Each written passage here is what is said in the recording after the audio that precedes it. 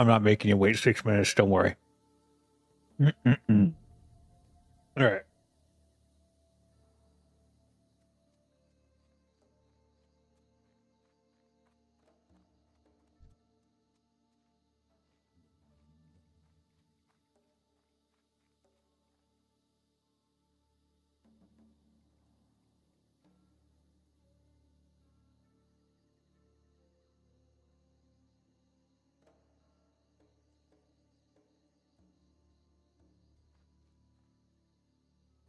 We are back, King Lich. We are back indeed.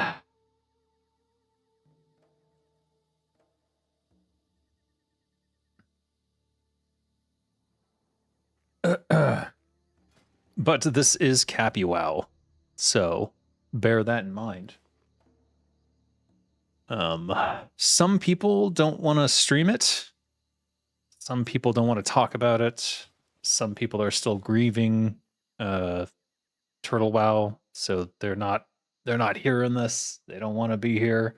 I totally get that.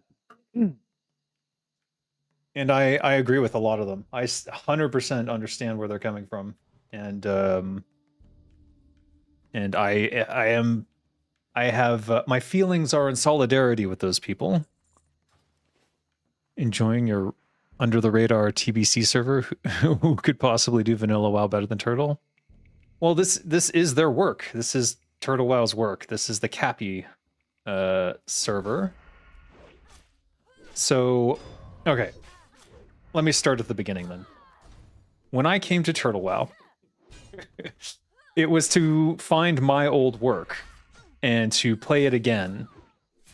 And it just so happens that it was the Turtle WoW server who had it in closest to its original format, and that I wanted to play.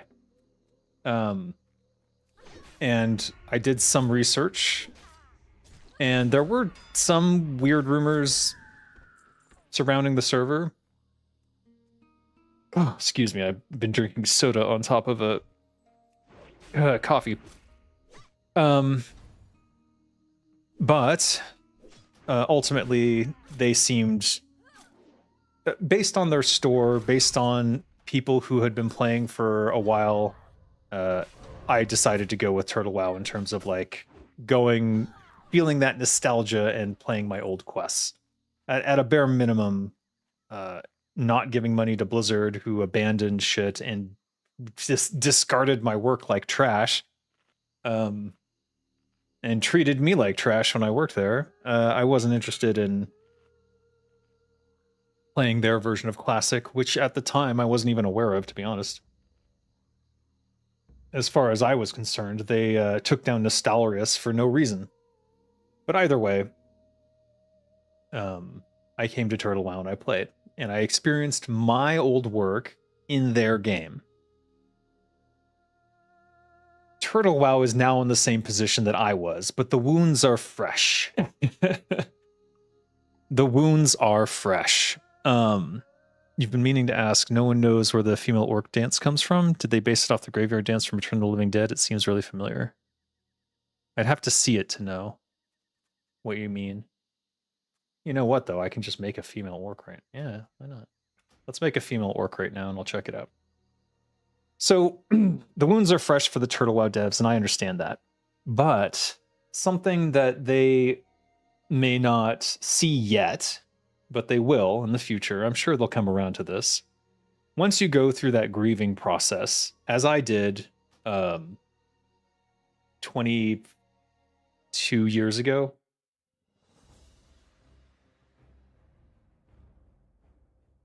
hold on, math is hard.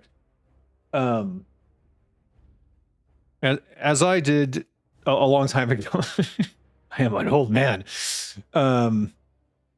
Once they finish that grieving process, they'll come to appreciate what all these servers stealing their work have done, which is that they've preserved their work.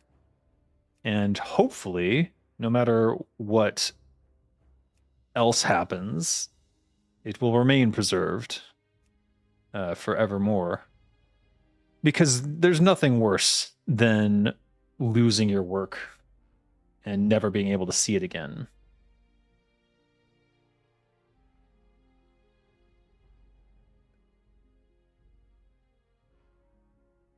Nah, it's not a good female name. What's a good female orc name?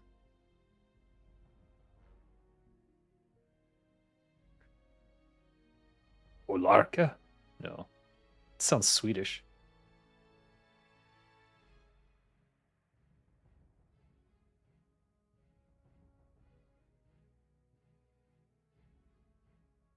Drala. Drala sounds good. They still have all the Turtle WoW challenges, by the way. And I've decided I'm playing everything slow and steady. Even if I don't play this character. Anyways, here's Drala. Let's go see the orc animation. This is not OctoWoW. This is Capybara Paradise or whatever it's called. Lorgasha? Actually, that would have been a better name, huh? All right, anyways. Long ago, the it was magical to play through... and lured to the world of Azeroth. For generations, the orcs made war upon the human kingdoms of Stormwind and Lordaeron.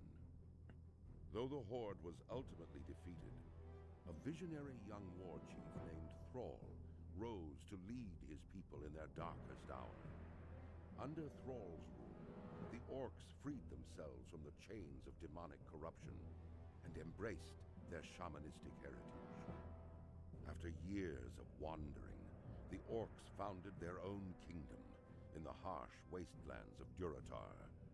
Based in the warrior city of Orgrimmar, they stand ready to destroy all who would challenge their supremacy. As a proud defender of Durotar, it is your duty to crush your enemies, both seen and unseen. For the nefarious agents of the Burning Legion still wander the land. Those cinematic intros, I'm 100% taking those. And they're just such a good way to start the game. They're something you watch once and then never again, but they're so good in terms of like setting up the world and making you feel like your character is important, but not like the most important thing in the world. All right, female orc dance. That's why we're here. Oh.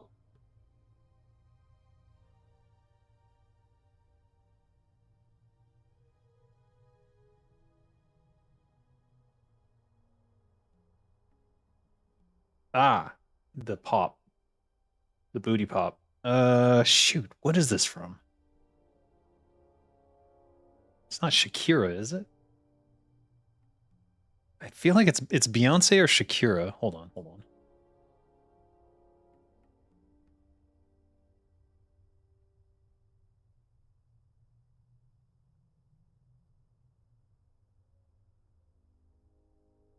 It would have to be a 2004 dance.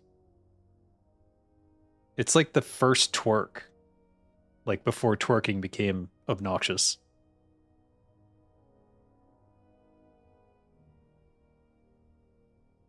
Yeah. I don't know. You know what? I don't know. We'd have to ask an animator. Anyways, if you guys know what that dance is, let me know. So Cappy is more legit than Octo. I heard Octo is still doing a lot of work to restore stuff. I don't trust any of them. I don't think you should trust any of them. I suggest waiting 6 months. There's only one reason that I'm playing the Cappy server. And that is that there's 3 reasons actually that came together. Number one, I'm using the Turtle WoW client that I already was using, so I didn't have to download their client. So right there, that's a safety issue. Downloading and executing someone else's exe always makes me nervous. I trusted Turtle WoW. I'm still using theirs. Number 2, all I had to do is update the realm list. And then when I went to their realm, they had my account information already, which gives a lot of legitimacy to the claim that they were the ones running the C server or something, and they went rogue. So if they already have my account info and I don't have to download a client from them, I disabled the patcher. For me, it's safe. For you, it might not be, because most of you, if you already deleted your client, you would have to go to the Cappy website and download their client. And I can't recommend that. I wouldn't do it. I absolutely would not have done that if that was the only way to play. But because I didn't delete my files, I still had it. Hold on. Anyways, so I'm not recommending. I'm not recommending you do what I did, but you can. And I'm not recommending playing any of the private servers at this point because some of them are just like so obnoxious with their monetization. And all right, here's the thing. Here's where Activision fucked up in such a big way. The only group ethical enough to even entertain the possibility of shutting down to save their own devs was TWOW. I think a less ethical group would have said F off and abandoned their workers in America. So TWOW had like what 400,000 users was the what they posted on the Twitter that one time globally. So Blizzard had access. Oh, thank you, Vinny. Jack. Okay. Jacko Cola. Be sure to thank Vinny when you get the chance. And welcome back, Vinny. And 2 gifted memberships. Timoteo Brazil. Be sure to thank Vinny when you get the chance. Thank you, Vinny. Appreciate that. So TWOW, they had Activision's lawyers had TWOW over a barrel. What they could have done is, okay, listen, for them to have allowed TWOW to operate further after they had them basically in their grips means that they must have given them a private license. So we know they could have given them a private license, right? And like legit, they could have. They can make that private license agreement whatever they want. They could have converted, theoretically, all of TWOW's players into subscribing members of Blizzard Entertainment. They could have done that. They could have offered it. I guarantee some large amount, probably, of people would have said, nah, no way.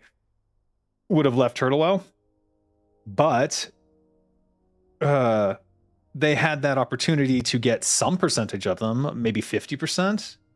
I mean, if I'm being generous, I would think it'd actually be 80% because no one wants to leave that community. That TWOW community was what made it such an amazing place to be. My experiences were shaped by the community that had surrounded and come together for TWOW. You can't recreate that, at least not in retail. So Blizzard effed up by shutting them down. And we're seeing the fallout of that.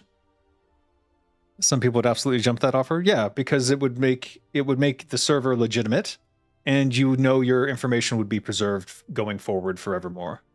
So of course everyone would have jumped at that. No one wants to lose all their stuff like we just fucking did.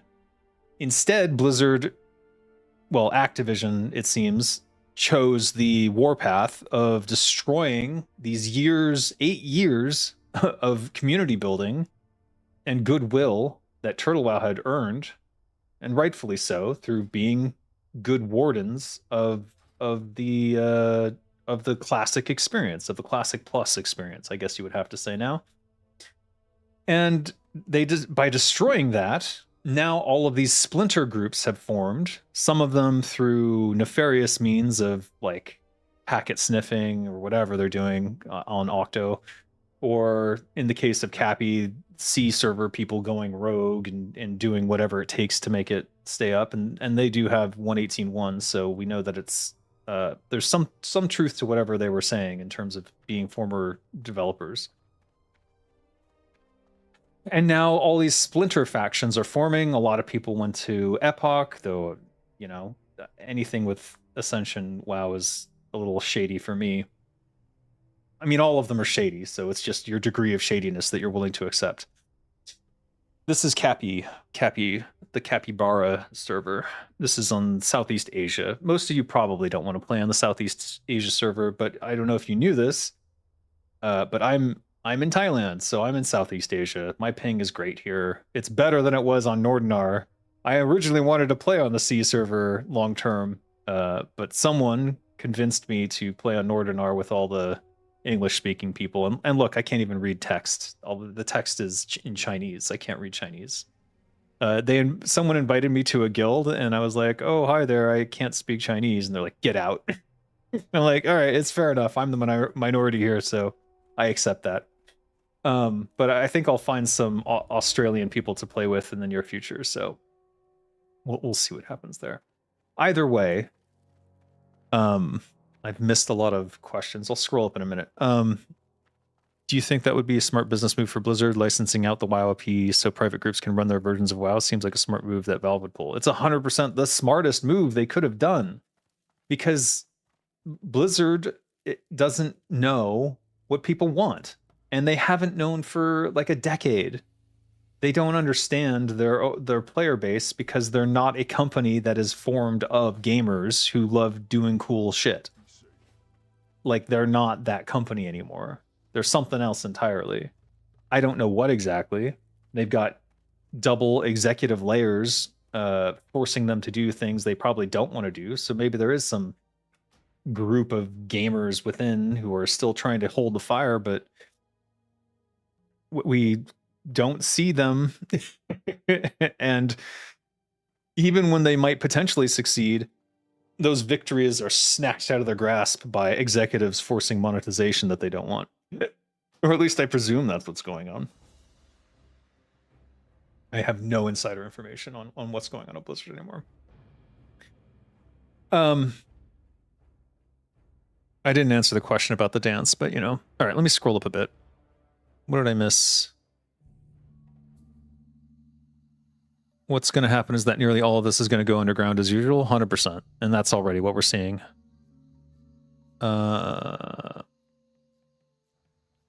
Caverns of Time Stratholme was such a disappointment. Not only did they make it so you only see undead already turned, and they make it about dragons. Yeah, that's weird. Well, that's part of the thing. Like, they completely abandoned Warcraft 3 lore for some reason at some point. Not even, I don't know when that happened exactly, but seems to be before Activision. You're level 64 on a private TBC server, your whole guild move there. I can't imagine restarting on Turtle right now from level 1. TBC has been logical for my RPG character progression. Yeah, fair enough. For me, it's the journey, and so I've begun a new journey as a goblin rogue. It was something I always wanted to do on Turtle, but never got around to for various reasons. So isn't that the Shakira dance? I think it is the Shakira dance on the orc female, but I'm not 100% sure.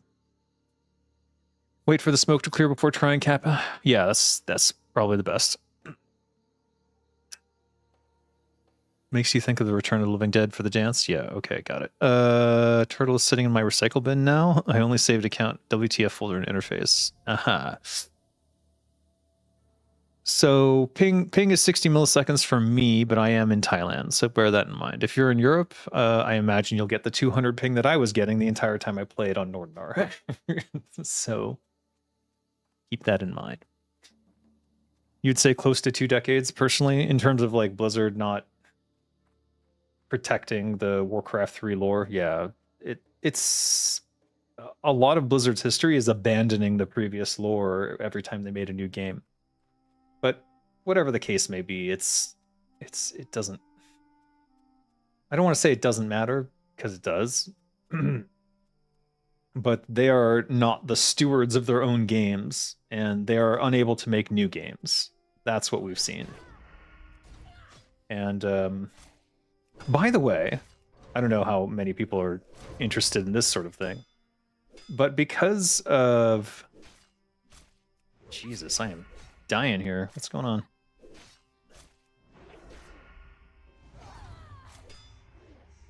I'm so used to being so extremely powerful that my brain is struggling to comprehend how weak I am. Oof. Can't believe he had poisons. All right, let's eat some food. Probably shouldn't have eaten that food. Servers are in Myanmar. Oh well, then Blizzard's never touching them. Must be good to play with low ping. It's nice. It's a nice change for me. Yeah, it was 200 to 300 ping the entire time I played on Sunrise. Entire journey was not the best experience. I do wonder, like, if I'll be able to become one of the top rogues here, given how much I learned with Zenrai and how much ping I was dealing with the entire time. I don't know. We'll see. You were fine with the Draenei change because reasons? Because female Draenei. I know why you were fine with it. You can't fool me. Pretty much every AAA studio is stagnant at this point, in my opinion. Video games got too big and then got corporate. Yeah, it's the corporate layers that are basically destroying creativity. Because back in my day, God. But no, really, back in my day, like, as a level designer, as a campaign designer for Warcraft 3, you know, no one's sitting over my shoulder going, you can't do that. Oh, that's offensive. Blah, blah, blah, blah, blah.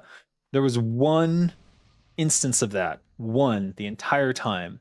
And it was because of a complaint from one person that the Culling of Stratholme got slightly nerfed in terms of its impact.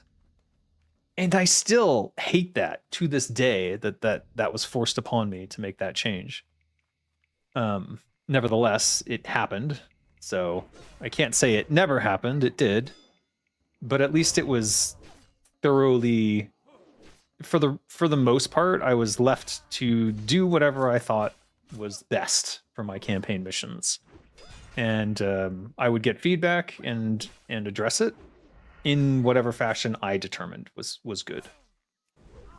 And we don't have that anymore, like it seems. It seems like Suspicious Goblin. What is this?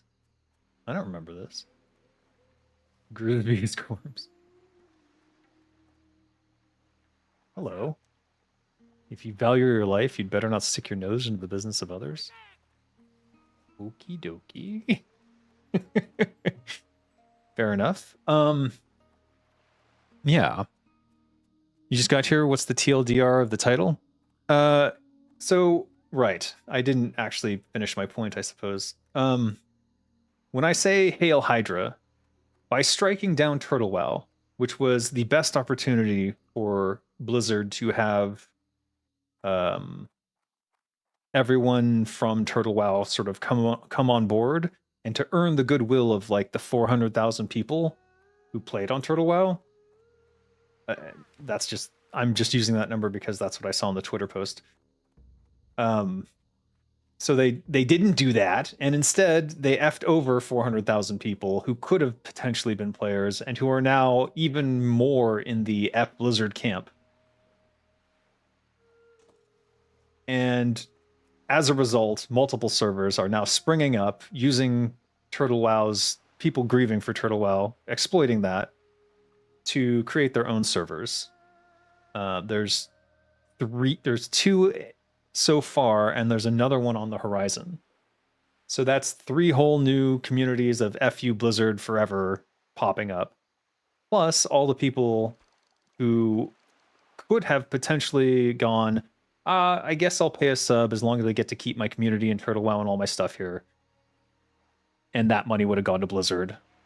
And instead, now they're on Epoch or Ascension or Warmane or whatever freaking servers there are. They're somewhere else.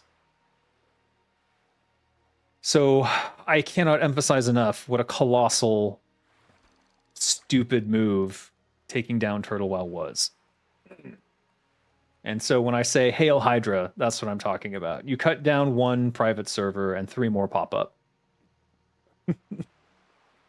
Cappy server is on the latest turtle patch. It's 1.18.1. So, and I'm using the 1.18.1 client that I got from the original TWOW server. Yeah, I just didn't delete it because I don't know. I don't know what I was thinking.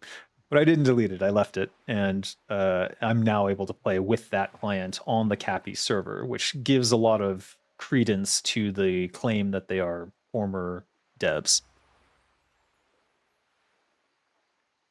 Yeah, you should wait till it calms down and then try one. You might even want to give it a year. I mean, it's good to give this type of game a long break. And that's kind of what Blizzard is hoping for. They're hoping that you'll wait a year, because by then their Classic Plus server will come out, or just about to be coming out. If you look at the pattern, Nostalrius goes down. 1 year later, Blizzard announces Classic vanilla servers, and then 1 year later they launched. So it took 2 years, effectively, from taking down the opponent, if you want to say it that way, to doing their own thing that they could charge money for. You counted at least 3. There are a bunch of turtle guilds on Chromicraft. Oh, I see. Ooh. Oh no.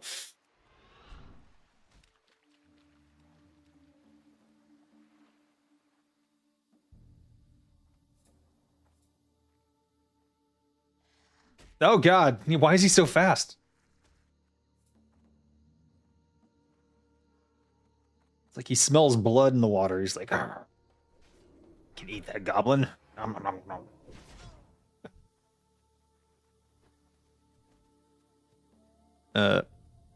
Nostralius devs made a deal with ActiBliz, though. I don't think there were any deals here. There was some sort of deal, yes. There absolutely was a deal, because there's a private agreement, a private settlement. And you have to think, how was Turtle WoW able to run for, was it 1 month? How were they able to run for 1 month after the agreement was signed? Part of the agreement must have granted them a license to continue running the server.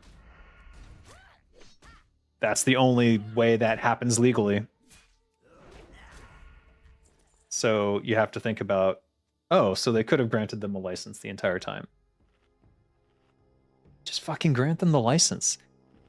I would even say maybe it's not too late, and Blizzard could go ahead and grant them a license now, but I don't know how many people would come back. I think most people are pretty bitter about what happened. And I don't blame them. I don't blame them at all. Okay, I don't need Tazan again. Do need to kill a lot of these brigands and shit, though. I think there's also something I'm supposed to loot on the ground. Ah, Quark's cargo. The respawn rate is so fast that it's difficult to get stuff.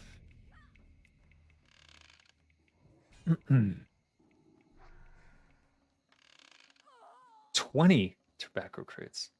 All right. It says Quark's cargo, but it's gone. Oh, no. Okay. I see it. Oh, he was doing it too.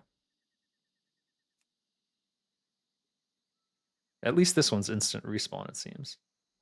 Not sure. No, that's tobacco. Not sure how that ended up in the air.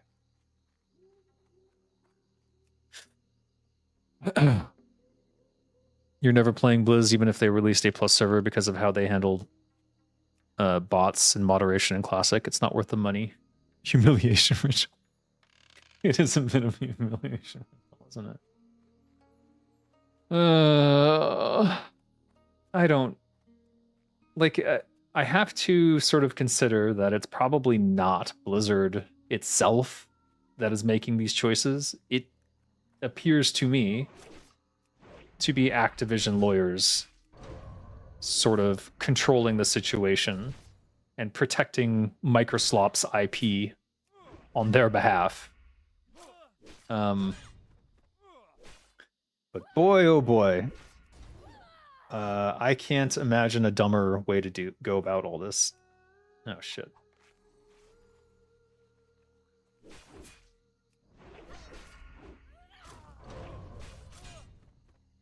I might be in trouble. We'll see. I forgot to put my sharpening stones on. Oh god.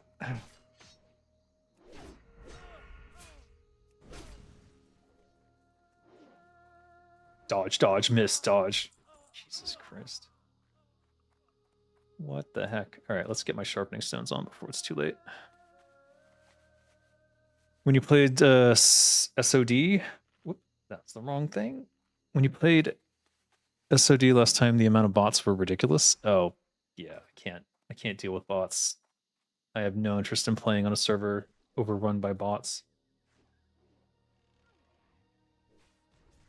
And RMT and all that shit, I can't deal with that.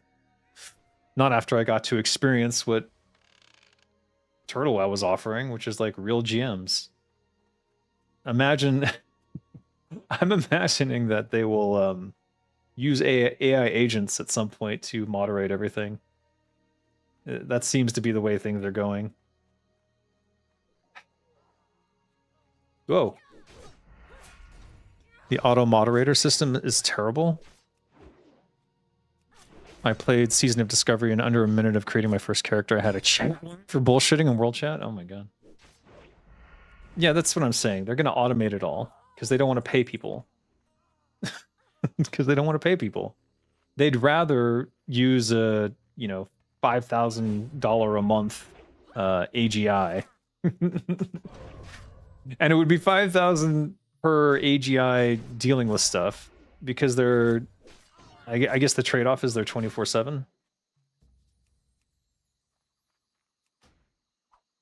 Trying to get my throwing skill up at the same time. All right.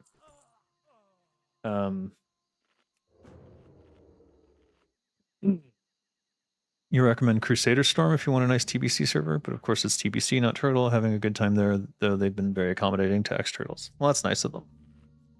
I saw some of the servers had like Turtle tribute stuff, like mounts and things that were Turtle related. Blizzard would need to literally apologize like a Japanese corporation, bowing. For me, I'm not even mad. The opposite of love is not hate, it's indifference. It's not worth getting upset at, but I'm still not giving Blizzard money. Totally fair, and I respect that. Automod is insane, and the player cattle over there are so conditioned they defend gold buying and bots. The gold buying, I don't understand defending that. And then the botting in particular, like, that's stupid to defend that. Because it's not, that's not. Nobody really wants that, do they? Like, one of the big reasons that I like Turtle WoW so much was simply that they prevented all that shit. And so the economy didn't go into hyperinflation. And therefore, through simple, what do you call it? I could do very light raid material collecting, I suppose you would say, and be ready for raids. Whereas if they allow that shit, the inflation gets out of control, the economy gets out of control, and then raid materials become unaffordable for anyone who doesn't buy gold. But that's sort of what they like, because the people who do the gold farming stuff pay for all the bot accounts. So they have, you know, legions of accounts paying a subscription so that they can have all that harvesting going on. Can I get all three of these before they get back?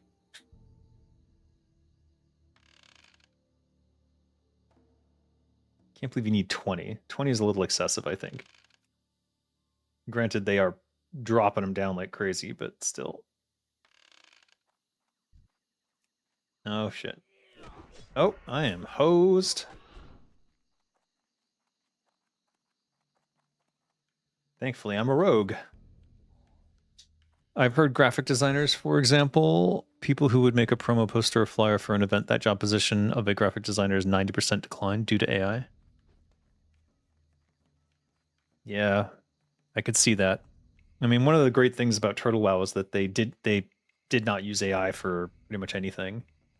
And so it all had a very human touch to it. Something which I think the corporate world is completely losing. Ironically enough, Bungie's marathon, the new marathon, was a commentary on that. And they stole it from an artist. Oh, you can't make this shit up. The hypocrisy. The just... It's so insane. Anyways, why are we living in this dystopian nightmare? Did I do something wrong? Am I being punished? Is this hell? God, gotta wonder sometimes.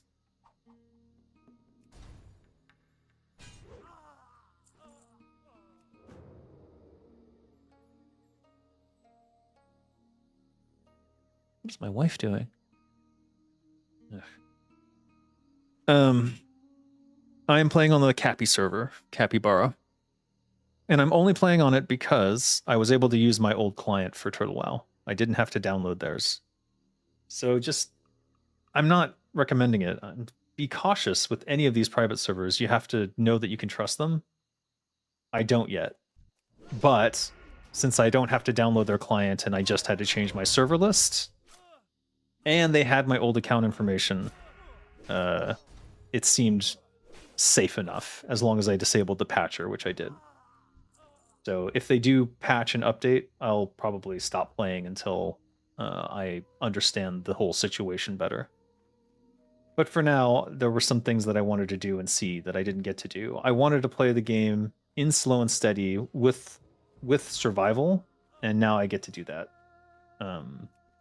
Because there's some things that I just wanted to make sure that that system kind of works the way that I think it does. And so far, I've been enjoying it. However, it is a fresh server, so you have to deal with it being overwhelmed by people all playing at the same time. Which is fine. It's part of the game. I do have to be cautious that these guys don't aggro on me, though. Crusader Storm is having a turtle event. Turtle mount drops, random world drop. It was cosmetic, now it gives 30% speed. Oh, wow. 30%. That's huge. Isn't that? That's freaking way... That's high. Oh, I see. It was cosmetic, so it didn't give any speed increase to movement. It was just cosmetic. And now it gives the normal. 30% is normal. I don't know if it is or not. They'll defend it vehemently while also complaining about paying 150 gold for flasks, then talk about how they're going to swipe for gold. Oh, jeez. That really hurts. Like, they're just... They know it's destroying the economy because they can feel its effects, but instead of, like, doing anything about it, they'll swipe their credit card to get money to pay for raid materials, and then they'll go, what are you, poor? Like, I don't want to say it's capitalist brainwashing, but it feels like it. Capybara server. So maybe I should just put that in a little text box with an explanation.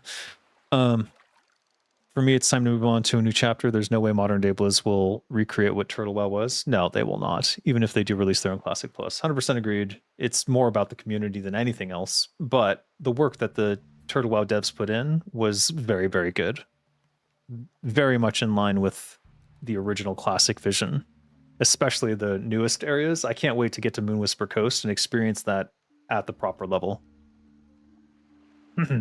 It's like watching the most epic decline in just one generation. You're 45 years old. I literally cannot believe how this has all gone down. I know. I'm right there with you. I'm 47 myself, so I feel it. And I'm going to be 50 in 3 more years. I'm like, what is happening? Am I the old man screaming at the kids to get off my lawn? I don't know. You're planning on going to other MMOs, such as Project 1999? I'll be there with you as well. I'm definitely going to be playing Project 1999. I'm also playing Monsters and Memories. In fact, I might switch to that in a minute. It's nice that it has the latest patch and whatnot before servers got closed, but it still doesn't have the US EU dev team, from what I understand. It does not. They are not part of this. So, and they're not happy. They're not happy about it. And I understand. I totally understand where they're coming from. And I honestly, I do agree with them. So I feel a little bit bad playing. But again, I'm not endorsing this server. In fact, I would warn against touching any private server right now. What am I going to do here? Frick. All right.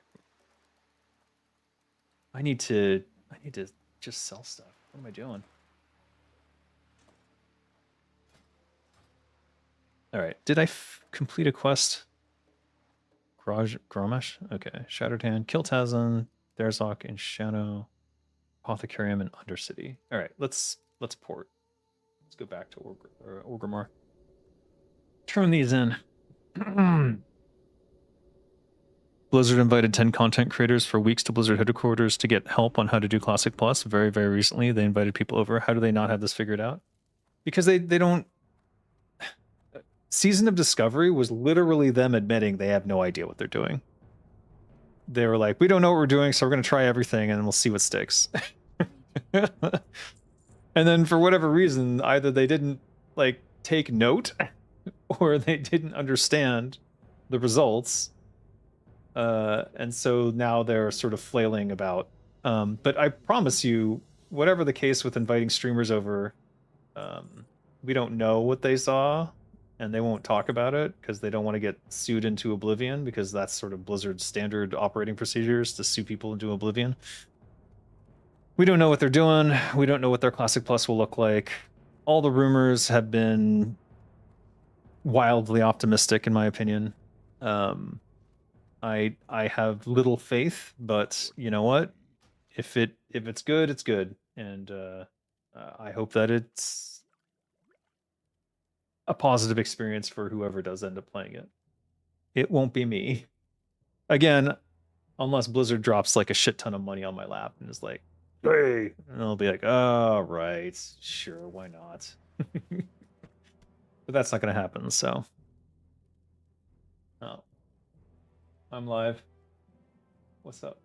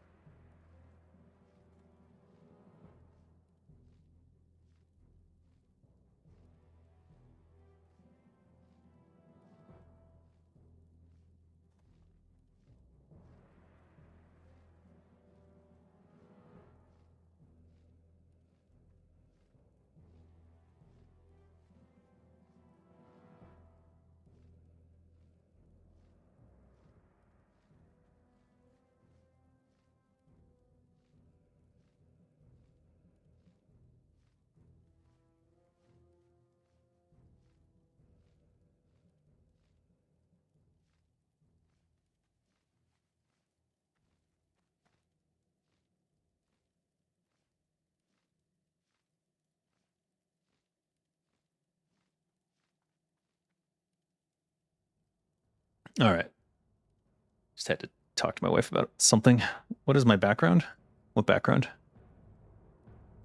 What the heck? All right. thing about being an old man today, if we had it better than younger generations coming up, but they won't listen. When we were younger, our future was brighter than the older people had it. It felt that way, but I don't know if that's just youth rather than the reality of the situation. You've heard about Monsters and Memories? You're also curious to check it out? Oh, we can check it out now if you want. Let me see if I can get it up and running. Ah, there's an update. Let's switch this over to Monsters and Memories. I don't want to get people excited about Cappy too much.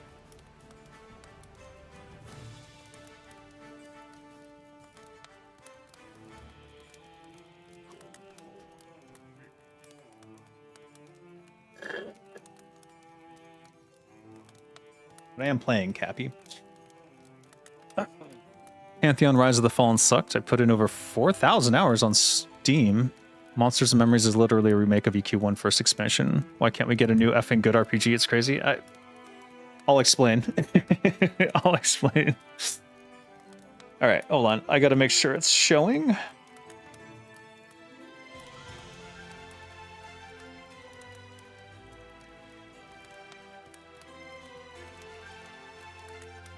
Oh, it is showing. Oh, I set this up correctly. Amazing. All right, we're on the beta. So I've been playing a multitude of characters because I kind of wanted to get a feel for things. I started with an enchanter, which was a big mistake. Don't start with an enchanter. Right now, the enchanter start is so difficult. So freaking difficult.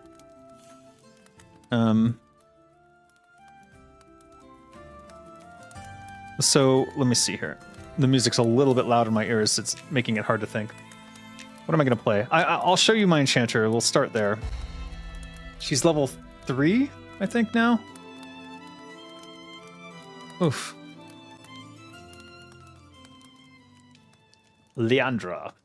So, yeah, I made it to level 3. So hopefully I'll get to 4. 4 has a bunch of new spells. But basically, the enchanter has one of the worst starts you can ever imagine in terms of like difficulty of playing, because you get one damage spell, and that's only if you pick a specific thing. So you might just be out there with a dagger trying to kill stuff and you're gonna die. Is basically what I've determined. But you with an enchanter, you want to play it safe until you get certain spells. So really what you want to do is, I'm trying to get my head back in the game of how this is played. You want to use your Torment, which does damage to pull them in, and then Enfeeble them, which reduces their strength and decreases the damage to you. You can see I basically took no damage there. And that's basically the Enchanter gameplay for the first 4 levels. That's basically where I'm at currently. Because your focus as an enchanter is on charisma, and therefore your damaging abilities early on are garbage. So much EverQuest vibes just looking at it. Oh, it's 100%. It's from one of the original EverQuest developers. So I looked into who was behind the project recently, and yeah, it's an old EverQuest designer. Old, around my age. I suppose. And they definitely are. If you look at the updates that they have, maybe I can show you one so you can see. But they are very much in line with what I would expect to see and want to see from people who are enthusiastic about what they're working on and really want to like fix things that they saw as broken. So let me show this web page. This is just on their website. You've watched 100 hours of dev streams. There are like 6 that stream their work. Oh, for monsters? It's not there. Currently, it's a remake of EQ1, but it's like worse because it's missing a bunch of stuff. But what's interesting is their plans. So let me show you that. Here we go. DDD Spellblade.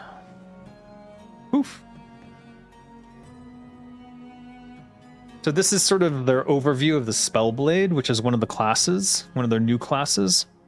I don't think you guys can read that, but either way, they talk about how they're going to deep dive into this class, and they're talking about the retheming of this class, that the core fantasy of a magic-imbued duelist was compelling, but the previous iteration relied too much on RNG and luck to get procs, or added flat damage to every attack that was heavily biased towards fast weapons. So I can tell from this that they, A, really care, and B, they're going to make these classes really differentiated and interesting. And so when they're done, I'm 100% sure this will be a different game from EverQuest. The question is, will it be a better game than EverQuest? That's still up in the air. I've been sending them feedback about the level 1 experience, because I've now played a variety of classes, and it's quite different. But there are some things to appreciate about this game that maybe as a WoW player you don't recognize how these things changed when it came to World of Warcraft. But EverQuest was the inspiration for World of Warcraft. If there had not been an EverQuest, there would not be a World of Warcraft. So we have to sort of look at these things in that context and sort of think about how these systems translated from one game to the other. If I missed a question, let me know. You can always repeat it. If I missed a pressing question that you really want answered, put like 3 asterisks next to it or something so that I don't miss it. Yeah, this is a very punishing MMORPG, but if they smooth out the level 1 to 5 experience for all the classes, it can get better. So let's go into the problems with the Enchanter. The Enchanter started with this spell called Torment, and I only got this spell because I chose a minor trait that came with this spell, I think. But basically, it's the only damage spell you get as a level 1 Enchanter. And what does it do? It does like 3 to 5 magic damage. That's not a lot. And decreases their intelligence, wisdom, and charisma and mana generation. It's a anti-spellcaster spell. So you're fighting rats. They're not casting shit. So it's actually terrible for a level 1 spell. The other thing you get is a minor spell shield, which gives you health and armor and magic resist, which is good. The other spells, all these other spells that I've gotten, are on a vendor deep within the city that you will never find on your own. There's even a quest line to get to it, and it requires you to do some really outside the box thinking in terms of like there's a puzzle element to it, which I love. But for a level 1 Enchanter trying to just level up and learn the game, it's way too hard. Way too hard. One of the things that WoW did, where maybe they went a little too far, is like if you saw in the Orgrimmar starting area, all the class trainers are right there in the tents, right around the starting area, so you can't miss them. I do think that for this game, at the very least, I've suggested that they have like a couple people here and a couple people there or something, just somewhere around the starting area to welcome newcomers and go, hey, here's the things you need to know about your class. And like, you know, you can use this spell and this spell just to get them started. So the way that I've figured out how to play the Enchanter, at least for levels 1 through 4, you'll get new spells, so it'll probably change the experience there, is also you have to consider targets. Like you look at this guy, he's risky. White is supposedly the same level as you. The other thing I got from those vendors is spells that increase my strength and intelligence. These are actually important because the game is stats heavy in terms of like they determine outcomes in a big way. The other thing that I had to do at level 1 was kiting, which is literally you cast a spell, you run away. You cast a spell, you run away. I'm not going to do that too much because I should be okay to fight him. Also, I want to get to that skeleton as fast as I can, but I have no quick way to kill enemies as an enchanter, so it's just a very slow leveling process. You'll see how much XP I get off of this. The yellow is the overall XP, and then the blue is like that bubble. It's like an extension of that bubble. It's painful. Enchanter experience, not good. Not good at all. I want to get into the class fantasy faster. But one of the things that they inherited from Dungeons and Dragons is that casters are just weak. They're just weak at level 1. It's part of the game, quote unquote.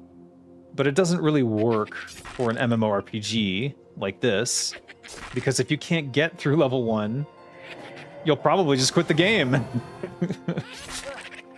Talk about deaths? Ah, yes. So in this game, if you die, your corpse has all your loot on it, including everything you were wearing.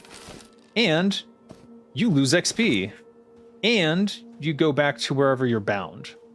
And you have to run all the way back to your corpse and pull it away from the mobs that killed you. If you died deep in a dungeon with a dragon nearby, you gotta go there and get that corpse away from him. There are ways in this game to summon your corpse, however. Necromancers have a spell, Summon Corpse. They can target you. Someone dropped this on the ground. I don't know what this is. Alright, I dropped it back on the ground. They can summon your corpse, and then you can loot it that way. So I'm playing a Necromancer. Necromancer is, by the way, the best starting experience, generally speaking. The other good one is the Fighter. But what makes the Enchanter interesting is you have spells like Minor Illusion. What does Minor Illusion do? That's fucking fun! This is something that I missed about EverQuest, is like you could just turn into stuff. And, yeah, I miss that. So I'm excited to play an Enchanter and get them up to a higher level, because you could... they do want to support the class fantasy of being an enchanter. You go to the dark elf town and you change into a dark elf, and then they're friendly with you. Like, that was the fantasy I originally liked about EverQuest. They don't support that yet, though. So I actually don't recommend playing right now, unless you want to give them feedback to improve the game. If you do enjoy that aspect of playing a MMORPG, of giving feedback and seeing those changes happen over time, then give Monsters and Memories a try. But for now, I think it's a little too harsh. See, this guy died. All his shit's on his body. I can't take it from him. But, you know... You assume Necros can res people? They can't resurrect you, but they can get your corpse. And, if you bring their corpse to them, then they can loot their body and get all their stuff. If you're a fighter and you can't get to your corpse, you're unarmed. You don't have your armor. You're effed. You can't continue the game until you get your corpse back. So necromancers are actually super powerful in this game because they can bring your corpse to you. But there is if you go to a temple, you can have the priest at the temple summon your corpse. I was gonna look for it, but I don't actually know where it is for my character because I worship a different god than the one who I saw that aspect of. Or maybe you can all go to the same one. Let me show you this town, though. This town is freaking crazy. There's no map, by the way. There's no mini-map. You're just sort of navigating by look. And I've gotten used to it now. There's also signposts. These help a lot. I know I need to go towards Twilight Harbor. So I'm going to head in that direction. But this class, the Enchanter class, is about crowd control. Literally, I have a spell called Mesmerize that knocks an enemy out for 30 seconds, effectively a ranged sap. And I can cast that over and over again to keep mobs away from the group. Now, EverQuest had Collision, and that separated mobs out a bit. So, or actually, no, they did stack on top of each other, didn't they? One of the reasons that Dead Gods will have Collision on is so that spells like Mesmerize are more effective. If a bunch of mobs are overlapping on each other, how do I target different mobs to cast the spells? That's one of the biggest issues I've seen with the old school MMORPGs and even new ones. They don't take that into consideration, how difficult it might be. So that's why I want collision on, and I want that to be a big part of how the game works. So my enchanter spells are on... I can't even find them. I know where they are, and I can't even find them. They're in here, I think. Yeah, here we go. These are where my enchanter spells were. So imagine starting in a game like this and like having to find this guy. And you started like way over there on the other side of this. You're never going to find these spells. And these are your level 1 spells that you need in order to survive. This is where I got Enfeeble, which is a super critical spell for a level 1 enchanter to have. Like, what? So I'm... Oh, and also Polar Alignment North, which would have been immensely helpful for my level 1 experience. Just start me with that. If your class has it, just start with that. It's like so ridiculous that I have to go hunt this down. Also, they give you a pet as an enchanter, and then you have to get a summonable dagger spell from somewhere, or get... I haven't even figured it out yet. I don't know where to get it. This spell... Do I have it in my... Here it is. Shadowkin Defender Pet Tier 1. You do not have necessary reagents to use this ability. You require Ethereal Dagger. Well, where do I get Ethereal Dagger? Like, there's no information on that. The only thing I can do is ask an OOC, where can I get an Ethereal Dagger? And hope that someone lets me know. I think it's a summonable from another class, which is interesting, but also totally effed in terms of, like, I can't summon my level 1 pet, who is pretty critical to my survival early on. But yeah, once I found this vendor, I didn't have any money. So I actually made another character just to get money. There is no answer. No one's responding to my question. I don't think anyone knows where to get an Ethereal Dagger, to be honest with you. Why was WoW's combat system so responsive compared to other MMOs? Because you were using abilities for your primary damage, and other MMOs, they rely on the auto attack and very little on abilities. But let's play a fighter next so I can show you... Hold on, my monitor's a little high. Yeah! Okay. It's a little high for me. So this is Grekla, my ogre. Ogres have massive strength bonuses. And so as a fighter, at level 1, I was just mowing through everything. It was ridiculous how quickly I was just destroying everything in my path. I'm exaggerating only slightly, but compared to the enchanter experience, dear lord, night and day. How there was no delay in pressing a button in FF14, for example, there's a half-second delay. That probably has more to do with your latency and your connection to the server than anything. But I mean, it was based on an MMO. It was based on an RTS, so responsiveness is super critical. Kick doesn't do any damage in this game, by the way. But you can see I just mowed through half that guy's health. Granted, I am level 5 now, but what a different experience from my enchanter. And it was like that the whole way. Like, even level 2, I was basically mowing through stuff at about that rate. So if you look at the stats, you can just see health-wise, strength is 30. My enchanter's was, what, 12, 13? And it matters. It matters so much. Unfortunately, fighters are pretty boring to play because they don't really do a lot. I just accidentally used an ability. I really only have a couple things I'm going to do. I have to keep my battle cry up because that's damage. I want to use Rend whenever it's available. And that's about it. I did not consider that this rat might be higher level than I think. So even still, I might be in trouble. Because really what they want you to do is to group. That's what this game is based around. You have to find a group. And so me paired with a healer would be great. But I have a taunt ability, which I haven't even used yet because nobody groups until level, like, I don't know, 10? At least not that I've seen. Okay, that's a problem. Oh god. What?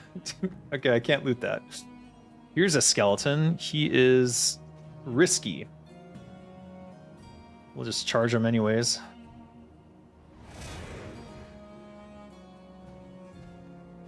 And we have this new ability I haven't used yet, Unnerving Shout, which supposedly reduces his damage. But you can see how this game is if I fight things that are equal level to me, it's still a struggle. And it's becoming more of a struggle as I fall behind on gear. But for an ogre who can do 13 points of damage in a single rend, or slash for 18, yeah. All because of my strength. Rawhide gloves. Alright. That just went right on, didn't it? Yeah, it did. So I'm slowly collecting pieces of gear for this warrior, and you kick a fire beetle, no damage. Hail Hydra, indeed.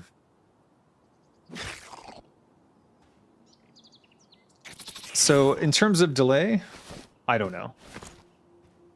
Some MMORPGs are just better at networking code than others. For me, on this server, it's not too bad. There's a slight delay, like I don't know what my ping is. I don't see a way to look that up. I'm not sure where their server is located either. But overall, it's been a fine experience, other than the difficulty of playing an enchanter level 1 and going through that whole experience, which was not great. That was not a great experience. If enchanter is anyone's first experience and they base their understanding of the game off of the enchanter level 1 to 1 through 5 experience, I think that they would probably quit before they got to level 3. So that's Grekla, my fighter. You can see I'm hungry. She eats a lot. I'm not sure if that's an ogre trait or what, but it makes some amount of sense. But Grekla earns money like you wouldn't believe. If I need money, I can just run out there, smash a bunch of stuff, and then turn it all in for cash. And it has not been a problem to get money on this character. Let me think here. Where would I go to get food? I think I have to go to the bazaar. If you pull 2 fire beetles, it will dynamically change the grammar to fire beetles. I don't know. I don't think so.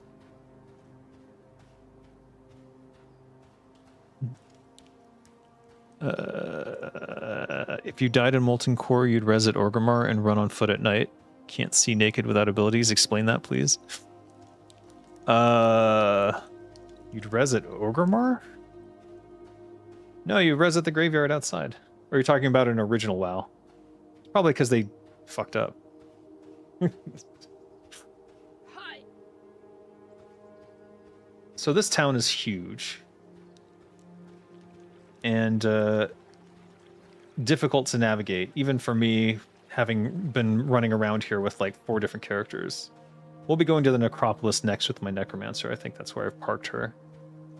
There's also the bazaar there, but I've gone in a circle now, I'm seeing. And some classes have movement abilities that help you get around faster, which is definitely an EverQuest thing. Spirit of the Wild, I think it was called. Spirit of the Wolf in EverQuest, and here it's Spirit of the Wind or Spirit of the Wild or something. There's 2 different versions. Night Market is what I need. These houses can be purchased. They're real estate. And then you can put your own thing on it, and you get it for 30 days. So they've already got a form of player housing. which is where generally you would park your character to sell stuff while you're offline. Twilight Harbor, Shaded Boom, Acropolis, Sage Side. None of these are what I want. I think it's this way.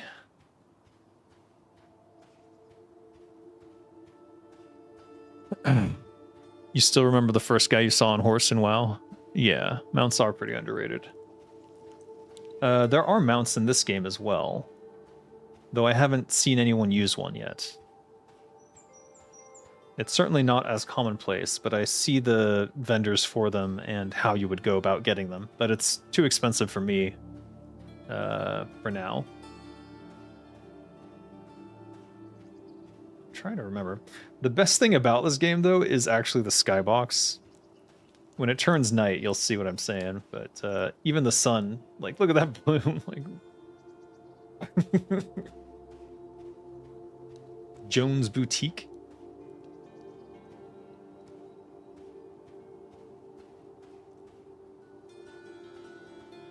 Here's some vendors over here. They were expensive too in Vanilla WoW. Yeah, they were super expensive. They wanted it to be a super prestige thing originally, and, well, certainly it was. We'll just sell this. We'll keep the cloth scraps. I think, what was I looking for? Oh, right. First thing you need to do is just go buy a bunch of pouches. Here, they're 50 copper. So they're expensive, but not that bad.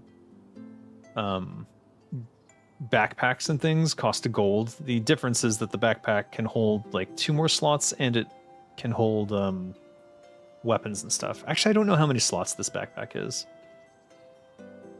10. So 10 is quite a lot. I think the pouch is 6. Yeah. Saddlebag is for a mount, as far as I know. Horse or donkey, yeah. Small field pack for... So you see it has a maximum size, large. Large is things like weapons and armors. Whereas the pouch, maximum size is small, so that's things like teeth and so forth, and necklaces and scarab carapaces, apparently. Let's move these over here. All right. I came here to find food. I think the food is back that way, actually. The hole. Someone bought this. Can't get inside, though.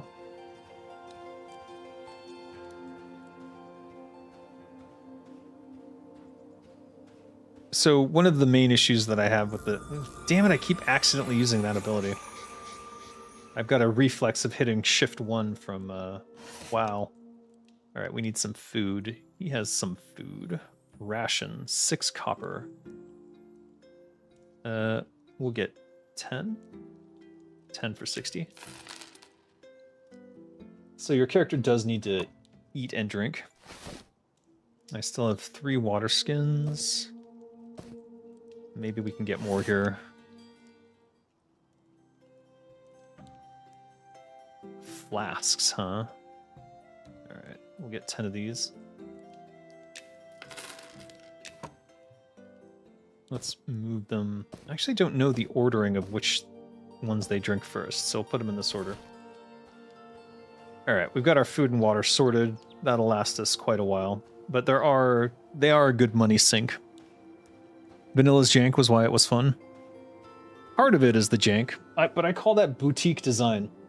That's my new term for that. Stray is a good example of boutique design. The whole game is like, the designer felt like doing this, so in this area you do this thing. Here, have a boss fight with a new weapon. Now never use that weapon again. I like that sort of stuff. Mostly in single-player games. For an MMO, it's a little more iffy, but it's still cool in general. So let's switch over to my Necromancer, and you can see why the Necromancer experience is so much better than all the other classes. I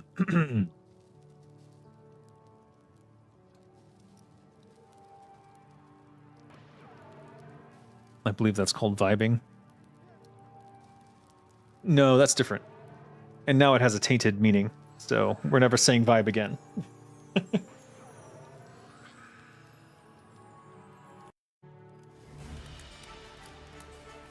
it's boutique design because the designer does whatever they feel like in the moment. And it's not really vibing because you have to plan it out. You're not just going with what you feel, you're going with what makes sense for the design. All right, the Bard experience is an interesting one. We'll get there. Jadzia is my Necromancer. This is the last one I was playing. And what's cool about the Necromancer is you get your pet, but also it's very easy to find your home where all your Necromancer stuff is, because there are signs everywhere that say go to the Necropolis, and you're a Necromancer, so of course you're going to go to the Necropolis, right? Let me see if I can find it. Oh, it's not, well, not right here, but in general. So this character just finished leveling to 4, so I got a bunch of new spells. You can look through my spell book and you can see this is one of the big appeals of being a spellcaster in EverQuest, is it definitely has that more, what would you call it? I feel like a spellcaster. I've got a spell book. I actually reported a bug, not realizing that your spell book only appears in your interface if your spell book is on your belt. So if you remove this from your belt, you lose all your spells. You're like, what? Where'd my spells go? I actually reported that as a bug. But that is apparently a feature. Your spell book goes in your belt, or you don't get your spells. So the Necromancer has, for whatever reason, Holy Protection, a minor spell shield. You start with I think a life drain and a steal strength. So you get strength, you steal it from the enemy, and you drain their life. So you're at level 1, you're doing really good. After that, you get a spell to, here it is, Lift Bones, which is your first pet. And then you've got a pet who you can arm with weapons that you find, and it actually increases their damage. Just Necromancers have it so easy compared to the Enchanter. And then you have dots and other stuff. You can get cold protection, though. Why would you need that? And you're starting, your place where you get all your stuff from is very easy to find. It's the Necropolis, and it's basically in the center of town. So let's just put some defensive spells on me. And I believe I can even cast them on my pet. Let me just check.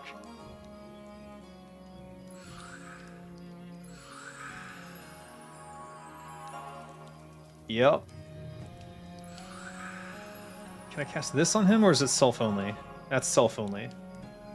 And then, let's say that I want to fight in this area, and if I die, I would be in trouble.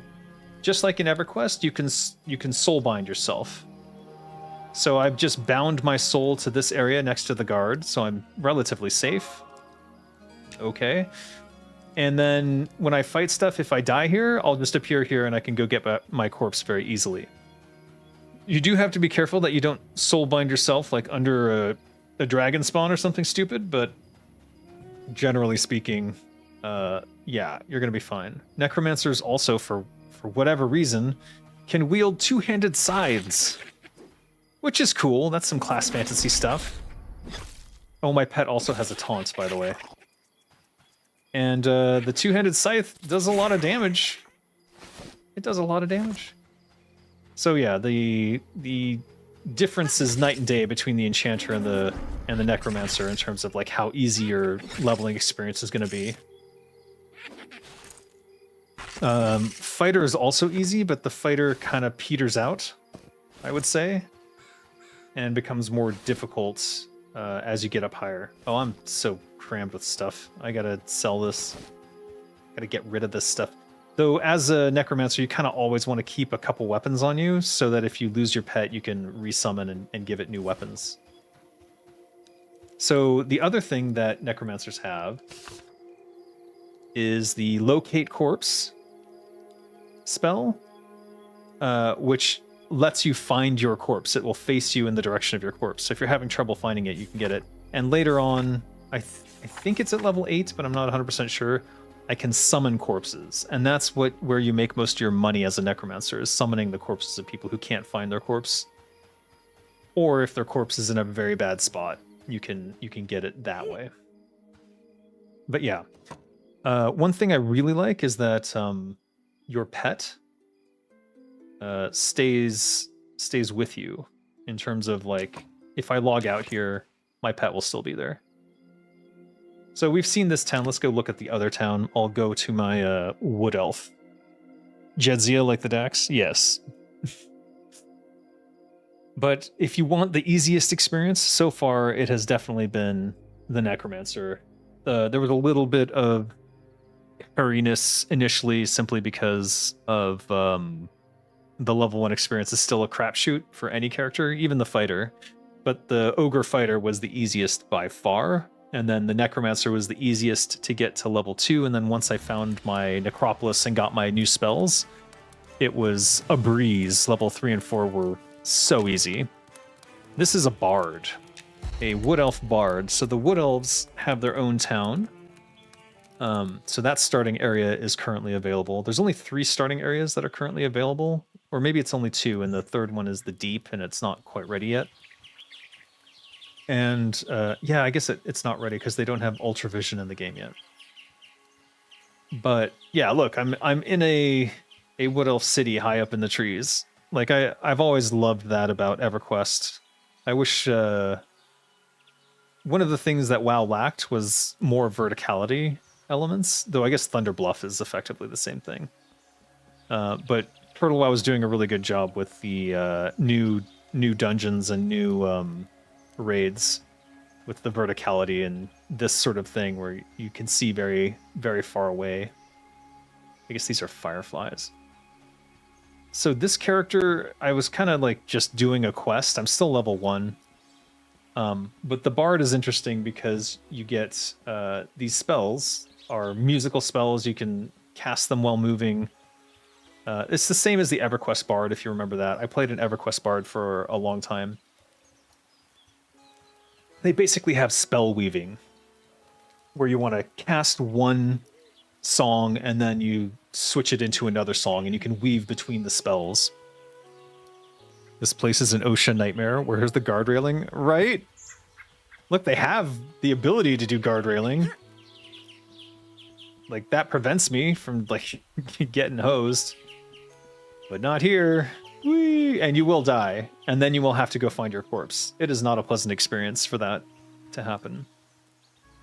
But what's interesting about EverQuest, and what they have sort of like expanded upon a little bit, is the quest system.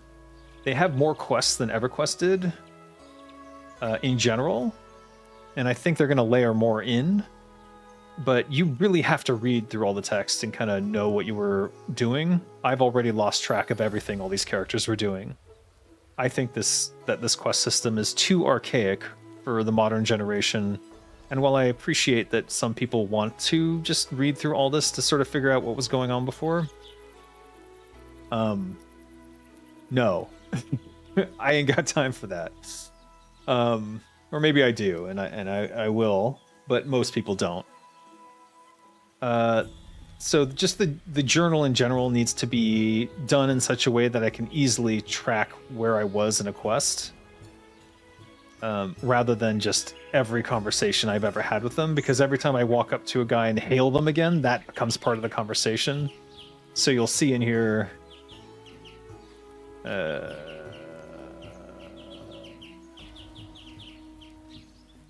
well, maybe not.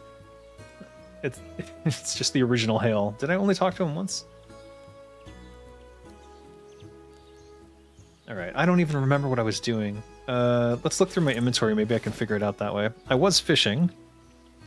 So they do have fishing in the game. It's less interesting than WoW's fishing in that you don't click on anything. It just sort of happens. So you cast and you wait.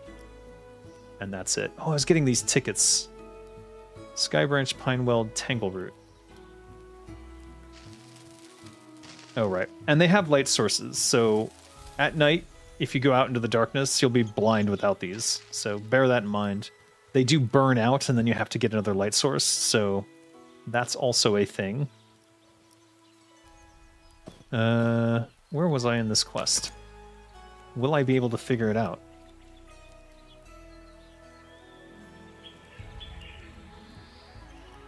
So I flagged this one. I think this is the original quest.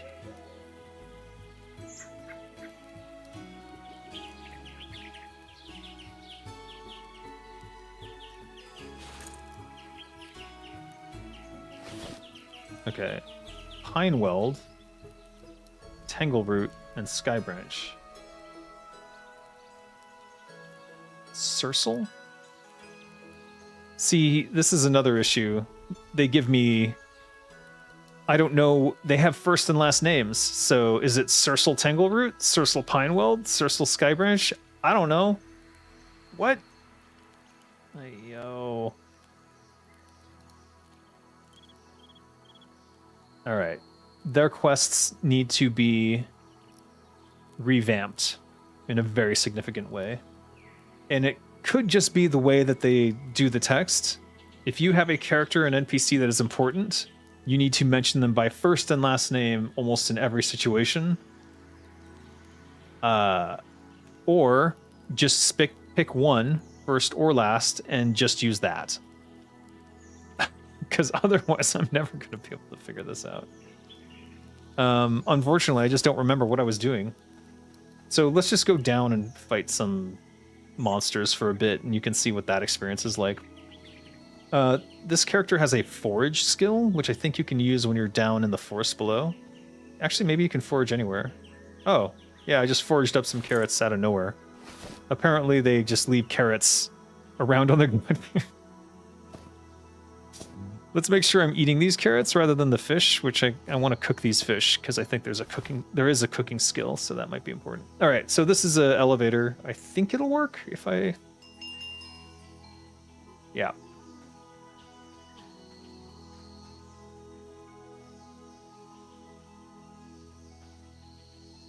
There's a certain charm to these ancient graphics, but it is a modern version of EverQuest, so I wouldn't mind if they updated a little bit and smoothed some things out. Oh. OG Duskwood experience? Indeed. You like the new Torn dungeon? That nailed it? Oh, it did, yeah. Windhorn Canyon? Windhorn Cavern? Canyon, I think? I liked that a lot. I would definitely, I will definitely be going there when I am the appropriate level. Someone cast Speed of the Wild on me. Oh, they called it Speed of the Wild. I wonder which class cast that. I think it was a shaman.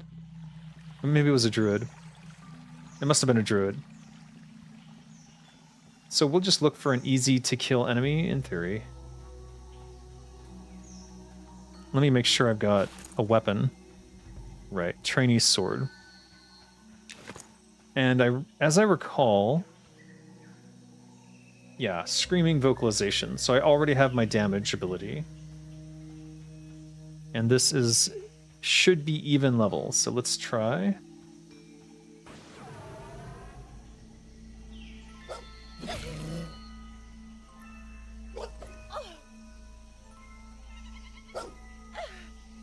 It's entirely possible he just owns me. 1 point of magic damage?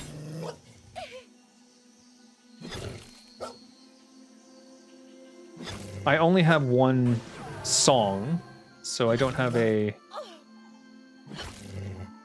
another spell to weave yet. A Dryad Fawn? Oh my gosh. That brings back memories of EverQuest. I think if you try to kill that guy, he like whoops your ass and he laughs about it. Like he's like a total badass. All right, so that took a lot out of me. So we'll sit and rest up, I guess. But you can see how like level 1 is a bit tough. But the bard seems to be okay. This is definitely, the enchanter was the worst. Because the enchanter, your strength, you put all your stats into charisma, just like, actually the bard does that too. But I balanced it out a little bit more on this character because I knew that was the case. And you have a high dex. For an enchanter, it's intelligence and charisma. And your first level spell, your damage spell, does basically nothing because it's for anti-caster purposes. There's charm if game is stylized like Warcraft games, but this just looks weird.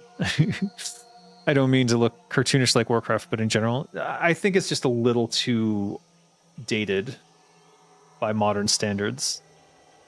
It is definitely EverQuest's baby, though. Let's see. He's yellow. We don't want to mess with that. We're looking for easy whites. When you consider them, yellow is higher level than you. Red is basically it's just going to kill you. And nope, definitely don't want that. And white is same level. Blue is like one level below, and green is multiple levels below. And then gray is like, don't even waste your time. See, there's the Dryad Fawn. He is yellow. All right, let's kill this wasp.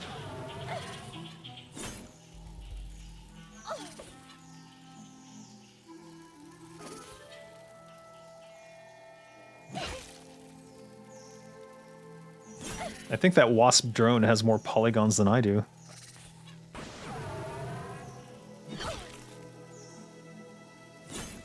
He might kill me. That is a distinct possibility. I haven't found any healing potions either, so it's sort of up in the air. Like I haven't found any tools to mitigate that possibility of getting owned. There's a lot of RNG involved as well. There we go. But this is the game. Also, I do have hide as a bard. Bard and rogue both have hide as an ability, I believe. So at the very least, I can stay relatively safe while on the ground. Hide is supposed to be better than invisibility, but as far as I've seen, invisibility actually ends up being better. So we'll see. Yeah. Whenever modern devs smooth out game design, it's kind of like smoothing out the wrinkles in your brain. What? No. In this case, it's just the level 1 to 5 experience is kind of terrible. So if they made that better, I think that a lot more people would consider this as a game they want to play long term.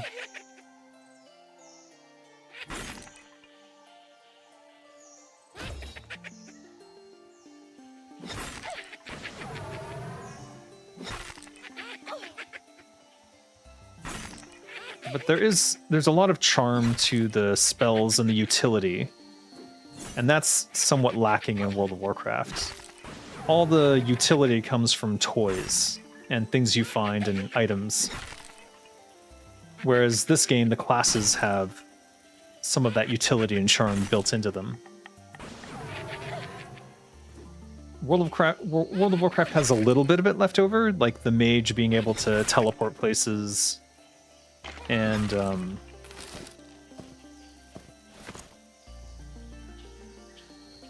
certain spells that give utility. But generally speaking, I'm trying to think, like, the utility of the classes in EverQuest and in this game, Monsters and Memories, is a lot more significant and a lot more interesting in general. Are these all, like, higher level? Yeah, they are. Actually struggling to find things that I can fight as a level 1.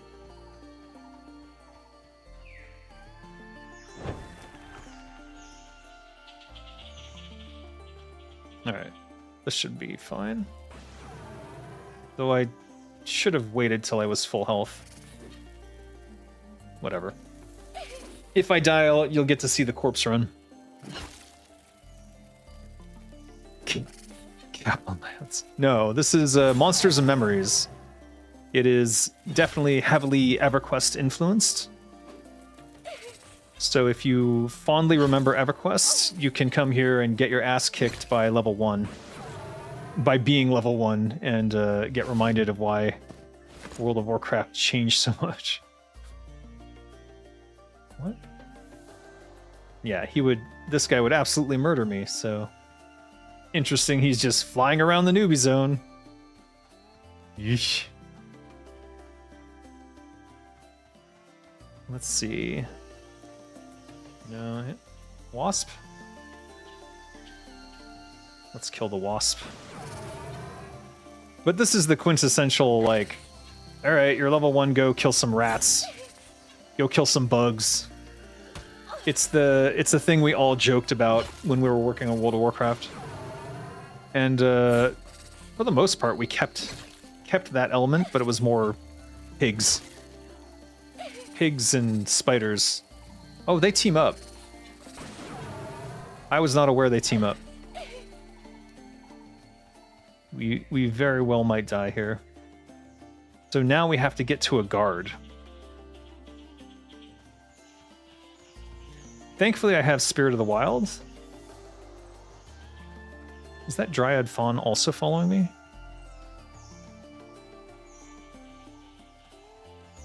The faction system in this game can be difficult to understand because, well, there are some mistakes that have been made in terms of, like, if you kill a rat in one of the major cities, like inside the major cities, there are little rats there for aesthetic purposes, but if you kill them and a guard is nearby, the guard will kill you because the rat is part of the same faction.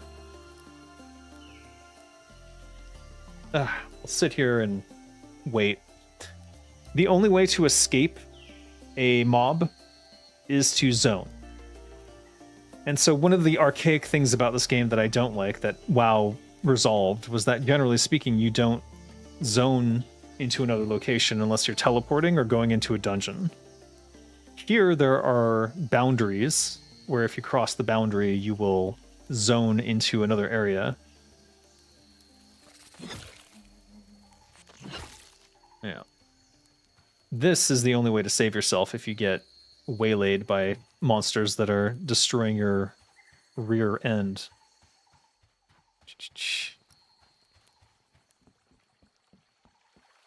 I'm fine being overburdened by work and 2 kids while trying to level my hardcore rogue. Thank you very much. Alright, let's go for these bats.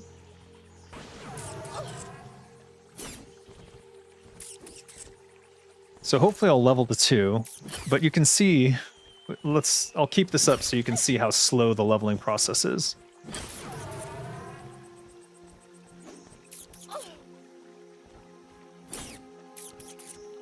One thing that sometimes players do in EverQuest and in this game is, if they have really strong buffs, they'll come to the starting zone and they'll just buff people to make the early levels easier. This character has no frickin' bags. I need to get pouches. I really should have finished that quest, huh? Alright, whatever.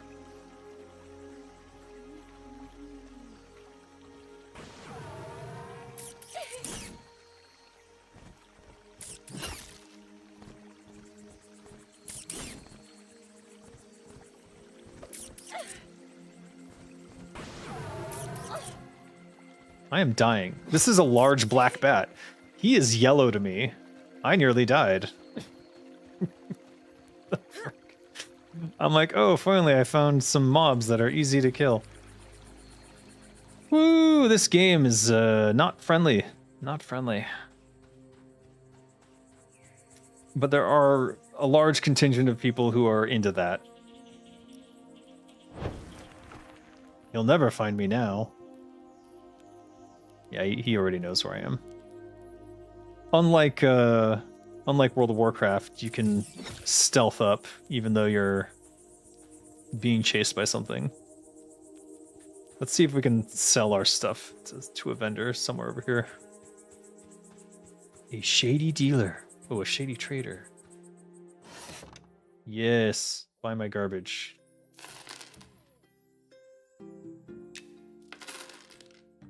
don't necessarily want to sell these raw. I want to try to cook them if I can. Let me see if I can find a cooking fire. No, that's not going to be it. I really don't want to lose my speed of the wild by dying, so I'm trying to keep that alive. But yeah, look at that. I killed 2 mobs, got chased away by 2 mobs, and, you know, we're no closer to level 2 than we were before. Level 1 is rough. Very rough. These are donkeys. I think these are purchasable. Yeah. But it's like 5 gold. So that's not happening anytime soon.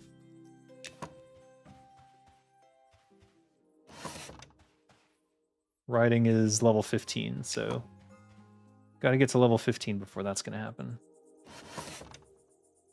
And apparently wagoneering is a thing. I don't necessarily know what wagoneering is for, but maybe it's for getting large amounts of loot.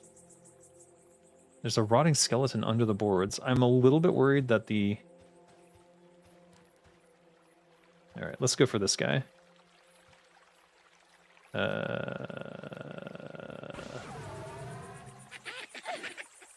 Now, as a rogue with Spirit of the Wind on me, I could kite and just run around shouting.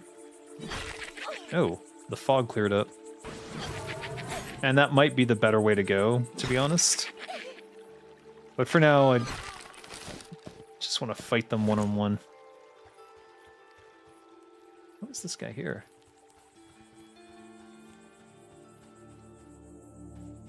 Is he stuck? Seems like he's stuck. You must be able to see your target.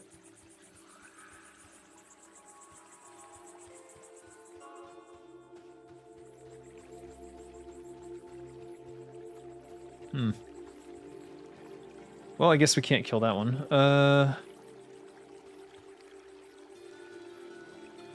Let's see, large black bat. I didn't pick up on that. He's yellow. Oh my god. Generally, you don't want to fight those. They cast spells and they can mess you up. Alright. Let's see if I can kite. I used to be able to do this.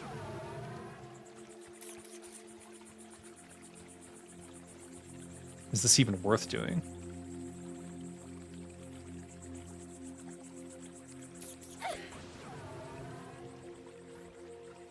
It takes so long.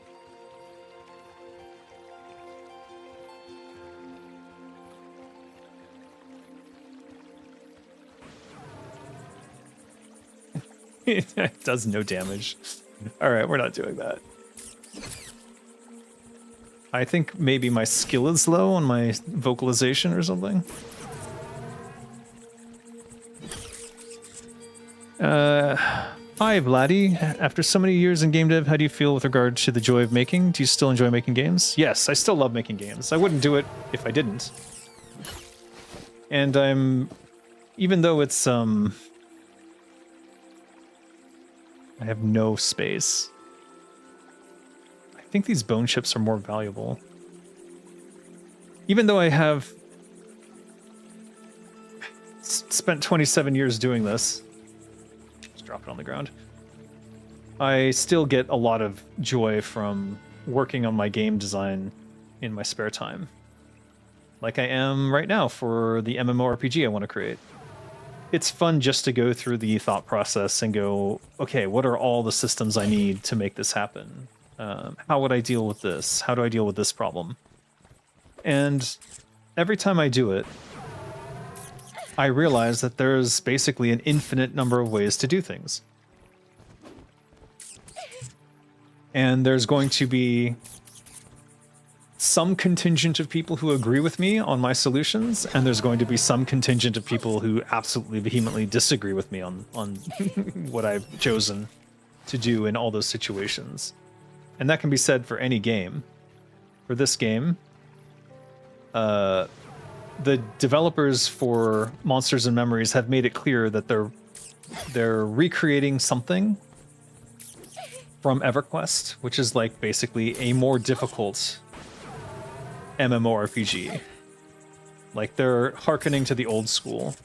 But when I look through their logs and their discussions of what they're going to be changing, they're definitely heavily invested in the class fantasy, and each class being super distinguished and different from all the others.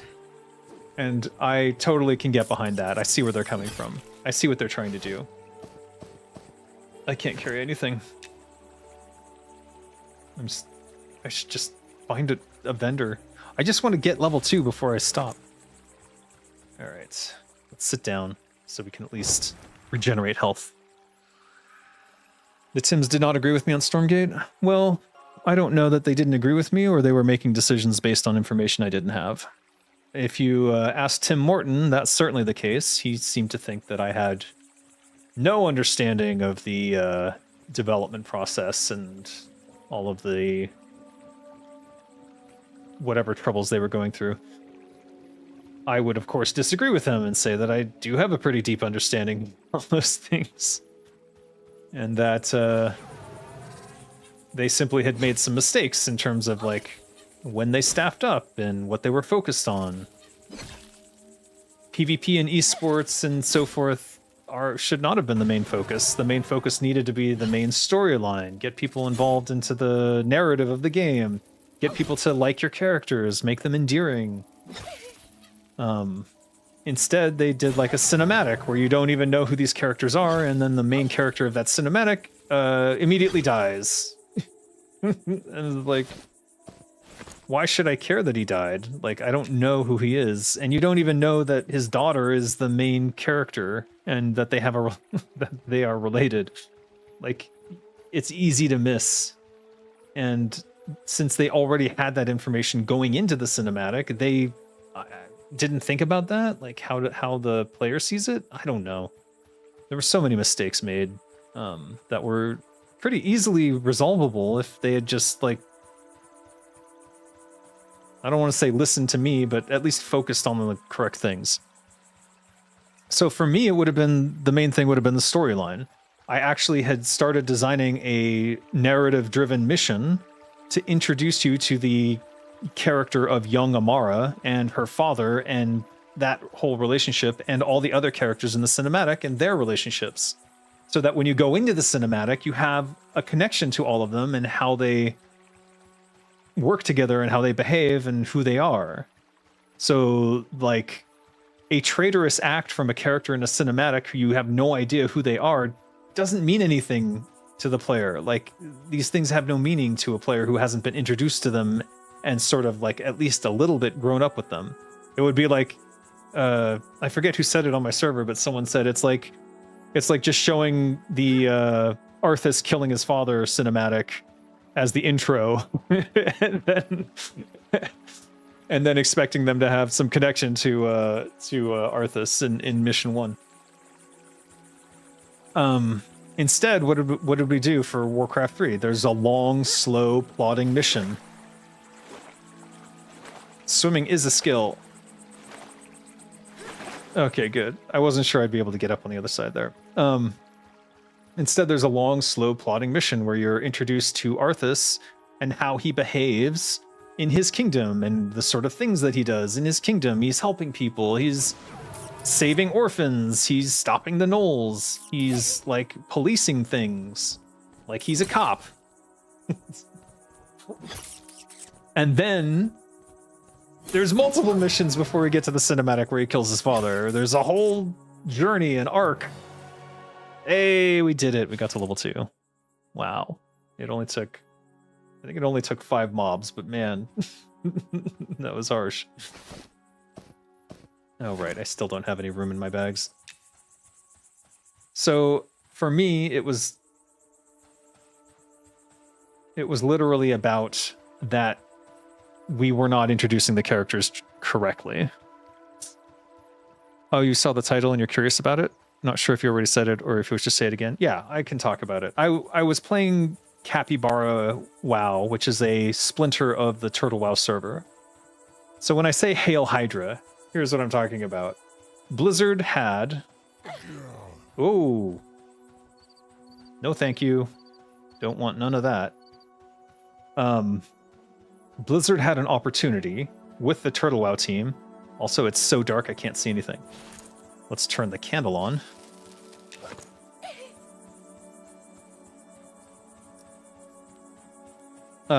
Blizzard had an opportunity with TWOW because those devs were willing to work with them. I have to wait here until this guy dies. Otherwise, he'll follow me everywhere. They had an opportunity with the TWOW devs to just grant them a private license and get that entire community of TWOW players on board and paying a subscription, or at least some percentage of them. I mean, like, let's say it's 50%, though I would argue it would probably be more. So what happened instead? They shut down TWOW, and then immediately after, OctoWow pops up, Capybara WoW pops up, and I've heard rumors of a third server that's going to pop up for EU. So they literally stopped nothing. They pissed off 400,000 people who loved TWOW and considered it the quintessential Classic Plus experience, when they could have had at least some percentage of those people playing WoW and giving them a subscription fee. And instead now they've stopped nothing. They've pissed off 400,000 people, and there's going to be more probably TWOW related servers popping up. Every time a TWOW server pops up, that provides an opportunity for another group of people to packet sniff it and like grab all their assets and like do it again. So the Blizzard stopped nothing. They pissed off a huge segment of what could have been fans of Warcraft anyways. And they've ruined the opportunity to have a private server paying them a subscription fee, paying subscription fees. So like they picked the worst possible thing they could do, and Hail Hydra. You cut one down, 3 more heads pop up. With no alternative, indeed. And they did this. They made the same mistake with Nostalrius, which is incredible to me. They shut down Nostalrius. Immediately, new vanilla servers were popping up everywhere, and private servers. And sure, they brought on the Nostalrius people to advise or whatever. I don't know what actually happened there, because that's private, and those people are never going to talk about it. But pissed off all those Nostalrius players too. And they learned nothing from it. There were people, they dropped in subscriptions in solidarity because of people canceling their subs in solidarity with Nostalrius. I don't know if people are doing that for TWOW. I have a sneaking suspicion that probably not, simply because most of the people playing TWOW were already never gonna pay a sub to Blizzard in the first place. But even so, this was a strong opportunity to get these people back on board by showing that they cared about that community who wanted that Classic Plus experience. But the only way that Blizzard will show they care is that the designers will make a Classic Plus, and then they'll monetize the F out of it. Because it's the executive layer is there going, you have to make this much money, blah, blah, blah. As we know from the Kaplan interview, though I already knew that, but him stating it explicitly helps a lot in terms of like explaining it to new people. I need an oven or something. I would have come to terms as Blizz and just say, all right, we are going to take 30% from the subscribers' monthly subscription and go for it. I know, like it was such an obvious win to basically anyone else. Everyone understands what they should have done, and they didn't do that. Everyone understands what they should have done, and they didn't. All right, I'm a little bit confused. Okay, turn off my candle. If you don't turn off the candle, you lose it. Okay, I cannot use this rusty war lance, so we'll sell it to the scrap dealer. That's good money. Bards can use scimitars. It's 10 silver, so that's not happening. All right, let's look for the oven because I want to cook these fish if I can. I think I have no idea. I've run around this town several times and I still have no conception of where everything is. These are defenders, so let's head in that way. I think that's where the inn is, and here's the bank. Let's go towards the inn. There's probably an oven in the inn or near the inn. This is Monsters and Memories. Monsters and Memories is being made by one of the original EverQuest people. I think they worked on... I don't know if they worked on the original game, but they definitely worked on the next 2 expansions. And it's definitely like everything down to the font is EverQuest. So if you have a fondness for EverQuest, you might enjoy this game.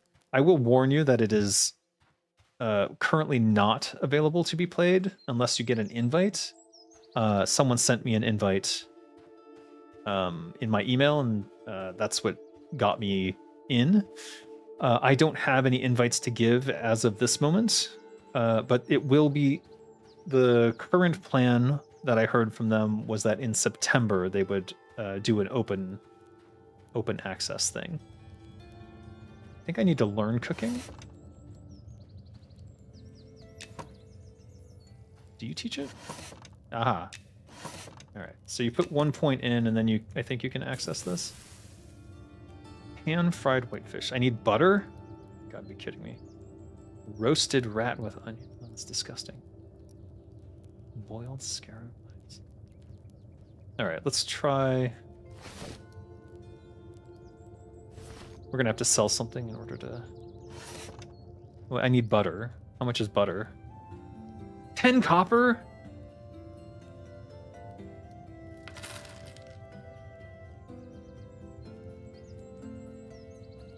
I only have like 20. All right, F you. We're not doing cooking yet. Maybe later when I have more money. That's a bummer. Shoot. All right, I need to find the bard because I think I can get another song, and I'd like to be spell weaving already if I can. I just can't remember where the bard was. This sounds like a bard, but it's not. Alchemy. No thanks. It's just the S tier bosses. It's not Blizz's fault. I mean, my perspective is Blizzard is one team. The higher ups, the shot callers, or whatever you want to call them, they are a different team. I agree with you. I don't blame the developers. Let me put it that way. I can't say with any certainty, but I imagine that forage. Oh, unable to find anything.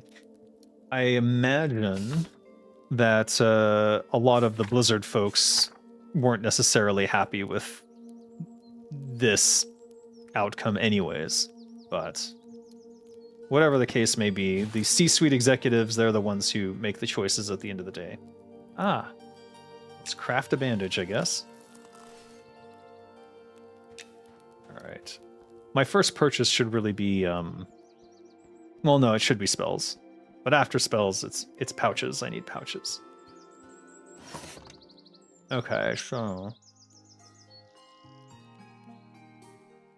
Dodge? Okay. And you?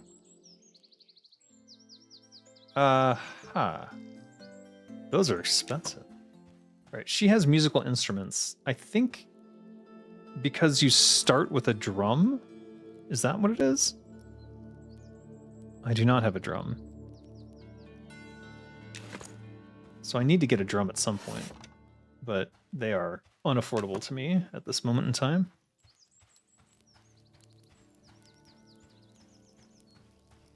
What's unique about EverQuest? You never played it, but remember being really excited about the one EverQuest Next that got canceled, where you could mine voxels on the ground. Yeah, that was a shame. I think they never quite figured out how to allow that sort of creative freedom without it becoming a problem.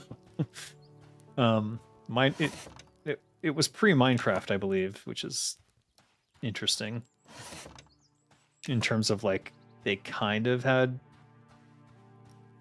Minecraft. EverQuest, or maybe they were inspired by Minecraft and had played it early or something. I don't know. Either way, it got canceled. They couldn't make it come together. Etiquette.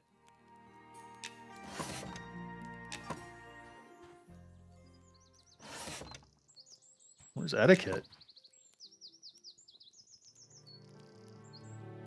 Slash bow. Yeah.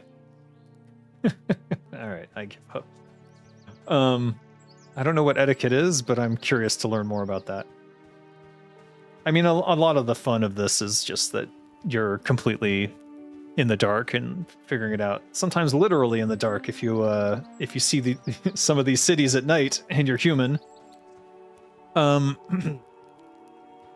So the unique elements of EverQuest is simply that the class fantasy is sort of the central conceit.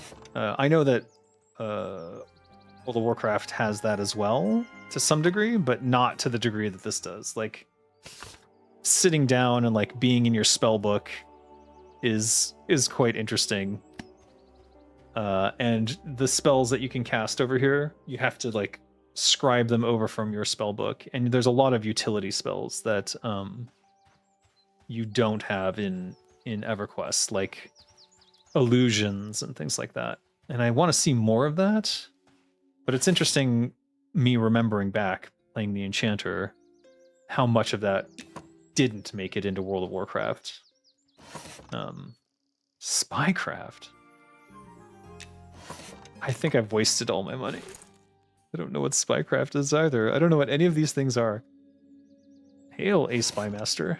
Charcoal and parchment for secret messages. Hail. Nope, no one's talking. Nobody's talking to me. Eldir Nightshade.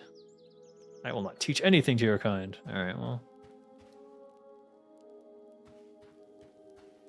What? Oh, she did say greetings. I want to become a Spymaster.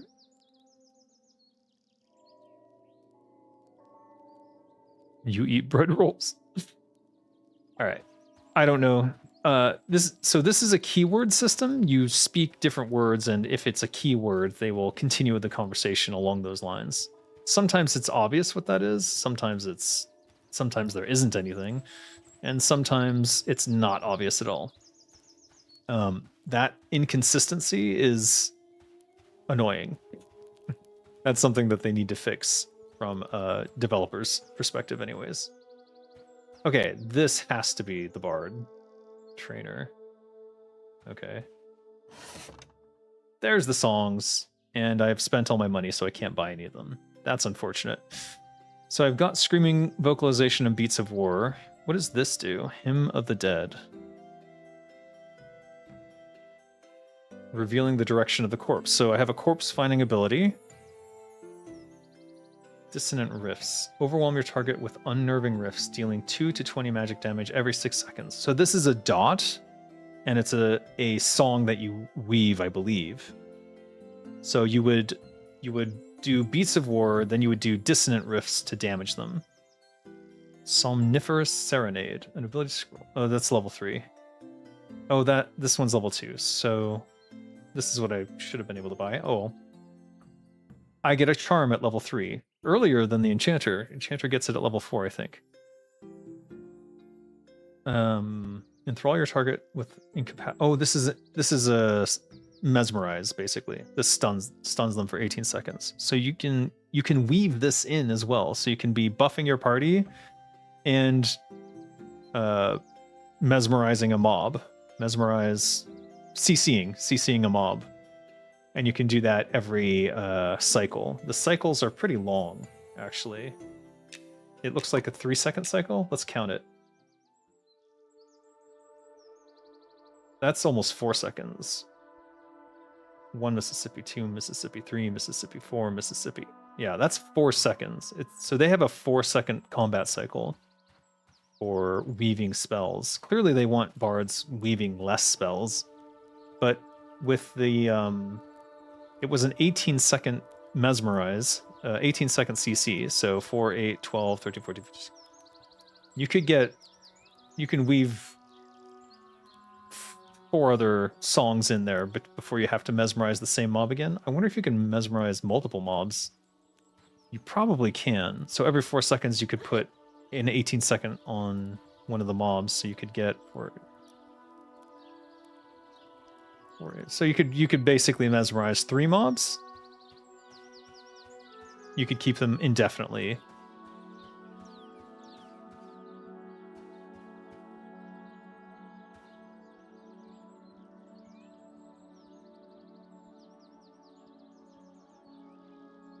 Yeah, 3 mobs for sure. 4 mobs inconsistently, which is interesting. Sorry. Anyways, nice title. Hail Hydra. Out of curiosity, do executives just look at botting as a plus since it's paid sub and artificial players to boost the number count? We don't know necessarily what they think, but I can tell you that they don't do much to stop them these days for World of Warcraft because there's probably a significant amount of money that comes in from those bot farms.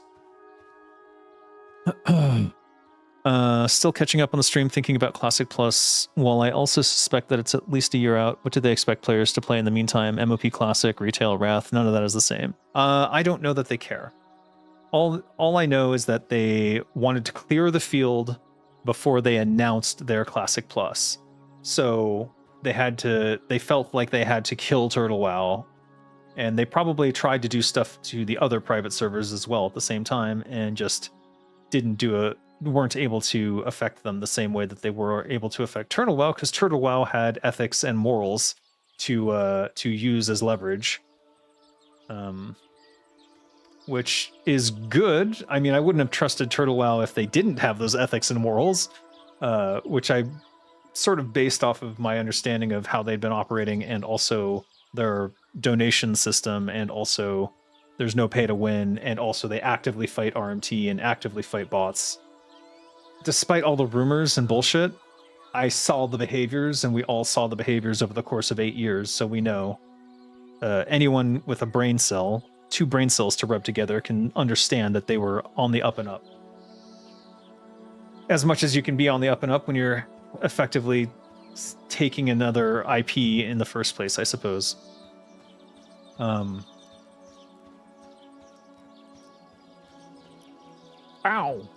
But either way, I don't know how Activision Blizzard didn't see this as a absolute lose-lose, other than they just didn't care.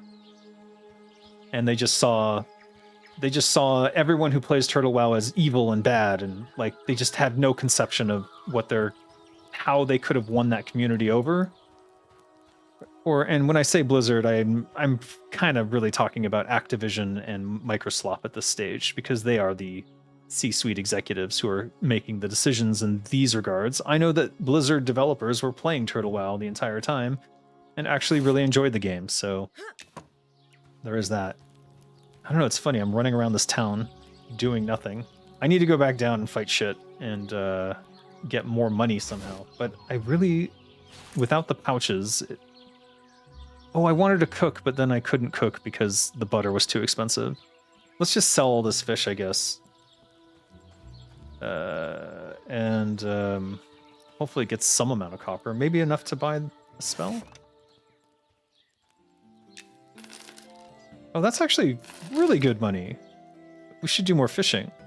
Why don't you want the raw bassa, though? That's weird. You want the other food, but not the raw bassa. Weird. All right, we have enough money for the spells, so now we have to run all the way back to wherever the hell that was. My bags are full? Well, of course. That is a character trait of Dave. In my opinion, making an Unreal port of WoW was an interesting choice, not one I thought was a good idea. It was an interesting choice. But it wasn't Turtle WoW making that choice. That's the Unreal Azeroth team, and as far as I know, they're still working on it.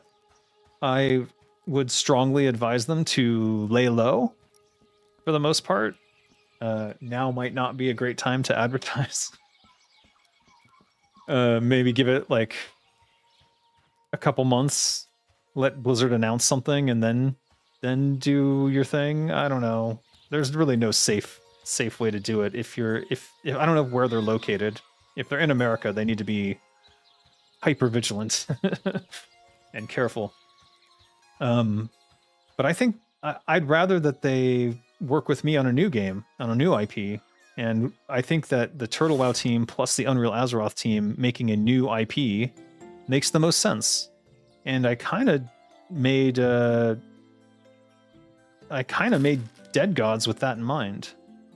So I'm hoping I can convince people to do that, but we'll see.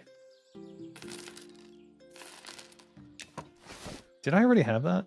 Oh, shoot, that's a waste of money if it... Oh, no. No available spellbook. Spellbook? Why would I need a spellbook for throw? That's weird. That's very weird. Russia should just make a Ministry of Warcraft and publish classic Plusky. Yeah, why not? All right, what does this do? All right, this is my damage. This is my dot that I need to weave in. So for weaving this spell, it's going to be my second one. Hymn of the Dead is to find my corpse when I die. So we'll put this down here on F because I died. F.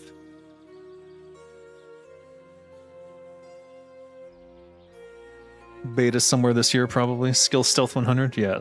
Yeah. They need to lay low. They need to lay very, very low. All right, let's go fight something now that we have our second damage spell.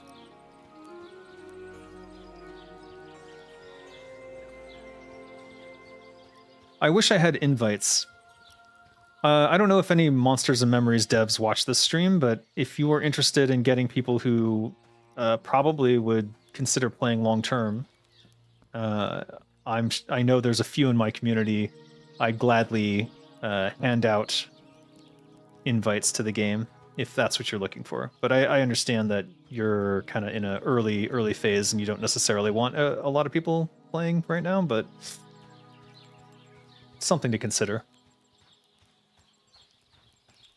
if you're out there. I don't actually know.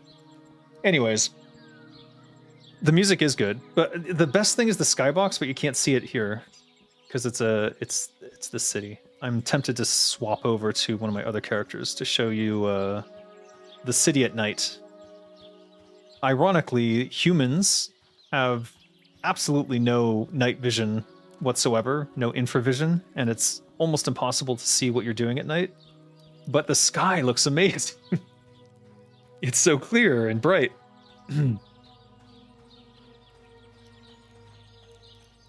The skybox in contrast to the rest of the game is a little bit jarring, I will admit. But I wouldn't change the skybox because it is so beautiful.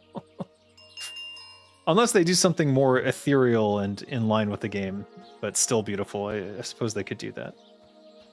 But right now it looks a little bit out of place, almost like it's from a different game. A more realistic game. Can you play undead? There is the necromancer. So you can play a necromancer and you can summon undead, but you can't play as undead. There's no undead race. You know, let's do character creation, and I can show you some interesting elements and give you some tips for later. I guess we'll just camp out here.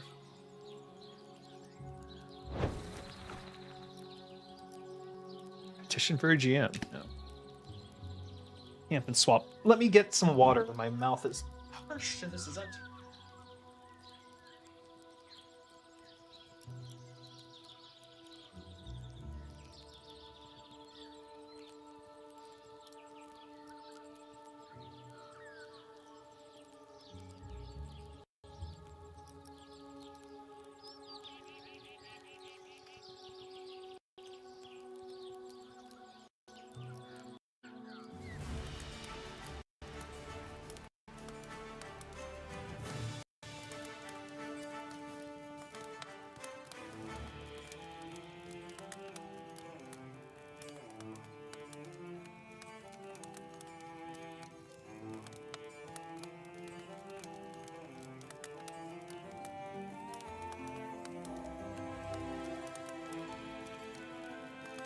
Oh, music is great.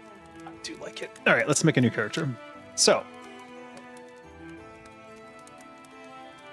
For races, these are the deep stuff is not currently available. I think they're still working on how Ultravision is going to work and the starting area for them. So we have Dwarf.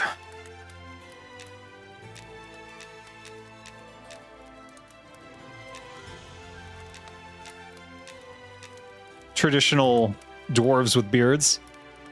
We have gnomes.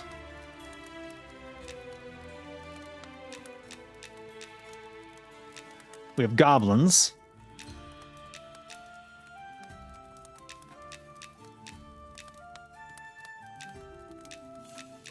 We have halflings.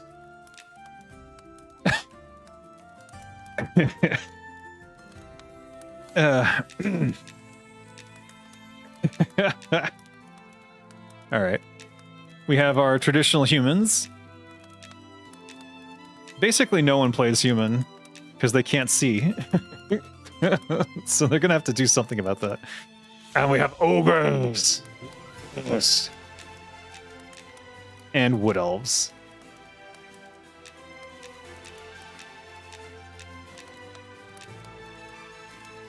Ripped. Look at them abs. Holy shit. Whoa. Oh, jeez. Gotta have six-pack. Then those are strong birthing hips. Anyways. So, no undead. I don't know if there's a way to become undead in the game. That's probably something that they could do with a quest. But either way,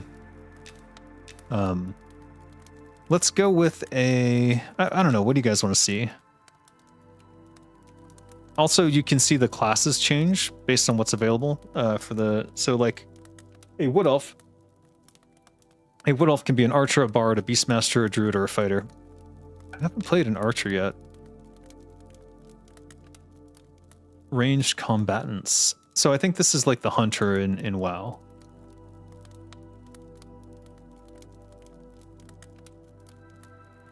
I think this is the ranger from D&D then?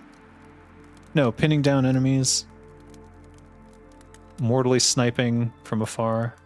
Interesting. Ogre paladin. I don't think paladins are available for ogres. They're not. Ogres are an evil race. Or not necessarily evil, but on the side of that. So you can do beastmaster, elementalist, fighter, monk, or archer. Probably an ogre monk would be pretty damn strong. I mean, literally strong. They've got a +4 to strength. The only thing that's unfortunate is they lose some agility, but not a big deal. Ogres definitely make very strong fighters. As you can see, they've got ridiculous amounts of strength. And like, you can just max it out right from the get-go and have like, my ogre fighter has like 30 strength. Halflings can be paladins. Dwarves can be paladins. Gnomes can be paladins. Goblins cannot be paladins. Gaze 0 out of 10. No Grogok the Lightbringer. Yeah. I mean, a dwarven paladin would be the traditional one. Let's see. Strength 1, Dex 2, Stamina 1, Charisma -1, Agility -1, Strength, Stamina, and Wisdom. You would think dwarves would be the wise one, but they have halflings as the wise ones, which is interesting.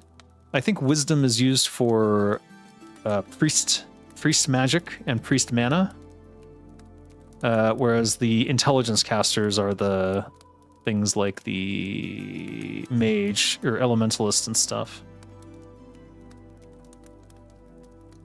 So in their game, halflings are the oldest of Ithor's race, and that's why they're probably the wizened old storytellers, I guess. Halflings were the first wanderers and storytellers of the world. So they've taken the basic thing and made it their own. I'm surprised they use the term halfling though. Oh, I see. No, halfling's fine. Halfling is fine. I was thinking Wizards of the Coast might have a issue with that, but I don't think you can I don't think there's a copyright on Halfling. So what do you say? Halfling Paladin? My strength will be a little low. Comparatively, we could have a Dwarven Paladin.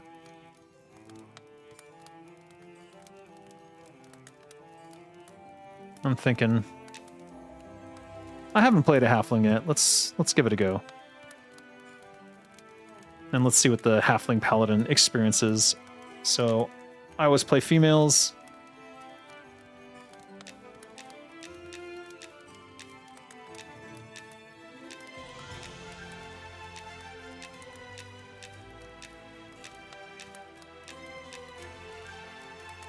It's Paladin-y, I guess.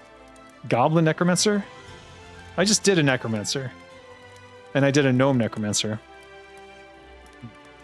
Let's try the Paladin. You have to choose a deity, so you can be agnostic. That's probably not a good idea if you're a Paladin. So you can learn about these on your own time if you'd like. So far, the only differences I've seen within the game in terms of effects is that the temple that you go to summon your corpse, I think, is related. You have to go to the one for your god. I don't know what agnostic people do. Or if they can summon their corpse that way, but maybe they can. Deity of art and craftsmanship. The goddess of plagues, probably not a great idea.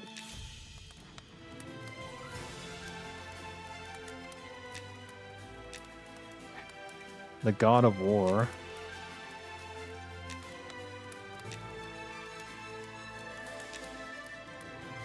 We'll go with the god of inspiration.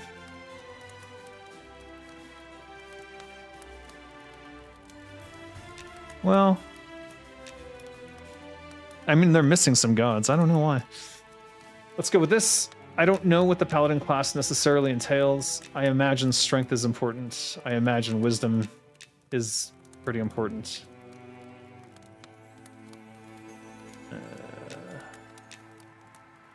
Stamina is always important.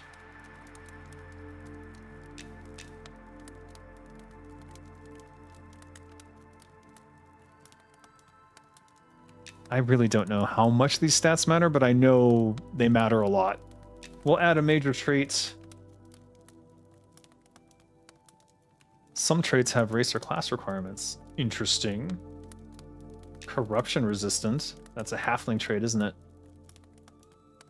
Removing all harmful corruption effects and greatly increasing your resistance for 15 seconds. Okay. I think what we're looking for is probably just strong or tough. Strength is increased by 5%. Stamina is increased by 5%. Probably strong or wise.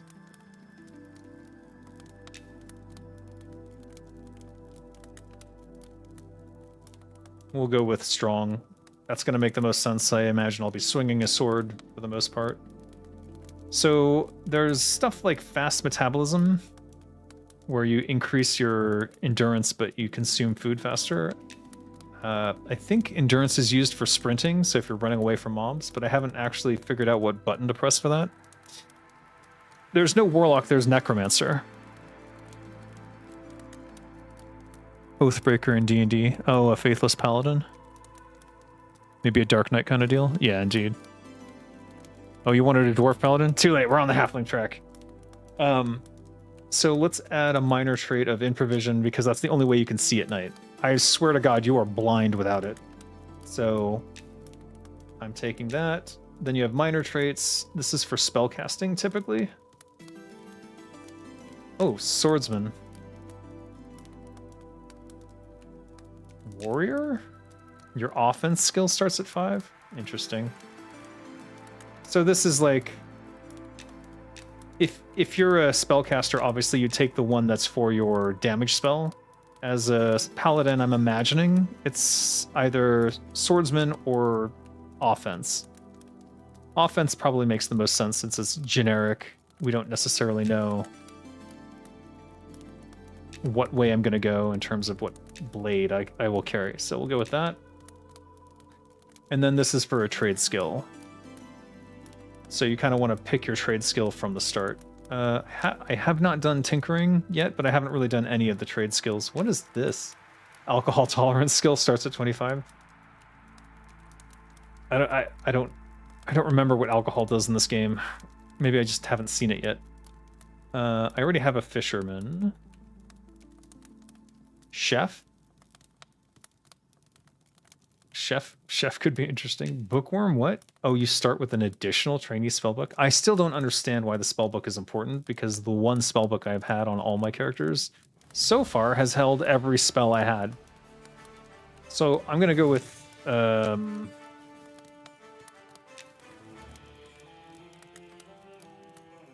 start with a trainee's tinkering toolkit. Alright, we'll go with Tinkerer. I think we're good there. I'm okay with her look. She looks like a happy little halfling.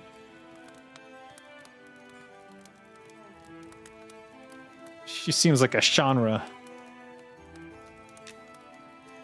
And we have to pick the Night Harbor as the starting zone. So there is a deep starting zone, but I don't think it's ready because none of the deep races are available yet. So we'll start in Night Harbor, I guess. Create. And you can see what a level 1 paladin experiences, I suppose. I assume a secondary book you could stash somewhere, then use it to recover your corpse as an emergency thing. You know what? You're right. You could stash the extra book in the bank and get your spells that way. Look at the sun. It's like so comparatively crazy. All right, what did we start with here? We've got some spells. Scroll weak heal. We are a tank class as a paladin, so we have taunt. I think I can sneak because I'm a halfling. That's probably an innate halfling ability. Slam is our damage. Our first damage ability, I think. 100% weapon ratio damage. Okay. And our last spell is what? I don't know because the book's in the way and I literally cannot get it. Aura of the Pious. Sounds like a defensive aura. Let's try that. Oh, it's just on. You know it's on. Wow, okay. I'll take it. I guess I don't have to put it on a... You do not need to memorize toggled abilities. Activate them through the aura bar. Oh, it's here. Uh-huh. Alright, let's go die. This will probably kill me.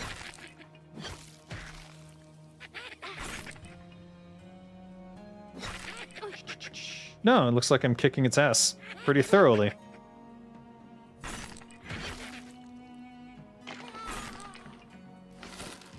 Once again, I'm realizing that my choice of the Enchanter as my first experience in the game was the wrong one. The wrongest one, you might say.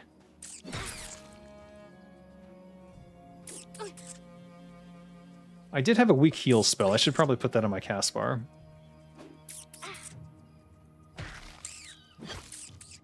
I am a Hobbit Paladin, yes. Add Blackguard class for Dark Knight. They have a Dark Knight planned. It's a Shadow... I think it's a Shadow Knight. But right now the Shadow Knight is going through like a big revamp. And I think that's only available on the their private test realm. Because I haven't seen it in this open... It's not really an open beta anymore, but it was an open beta for a little bit. Alright, let's get the heal. Where is the heal? There you are. Weak heal. It's a very weak heal. Just sitting down is probably enough for now. Let's just cast it and see. Yeah, that was... 6 health is actually quite significant. Level 1, you can see I have 47 health, which is not a lot, but is not insignificant either. What server to go to after Turtle got closed? Whatever server you feel like, or none at all. Maybe give WoW a rest. I don't know. Oh. Yeah, he would kill me. Let's not do that. I don't want to die right now. Or ever. You never want to die in this game, to be honest, because it sucks a lot. It sucks a whole lot. I'm currently playing on the Capybara server, but that's only because I was able to use my old client, and I just updated my realm list. Is Ashes of Creation even alive? No, it is dead. It is. It was a scam from day one, and that's unfortunate, but that seems to be the reality of it. The person who did that whole thing had no game development experience whatsoever, somehow convinced people that he could make an MMORPG, and then he just sank millions upon millions of dollars of other people's money into it. He is currently being obliterated in a court of law, and I strongly doubt that he will be doing anything except sitting in a prison cell for a significant amount of time. We'll see, though. People with money tend not to go to jail.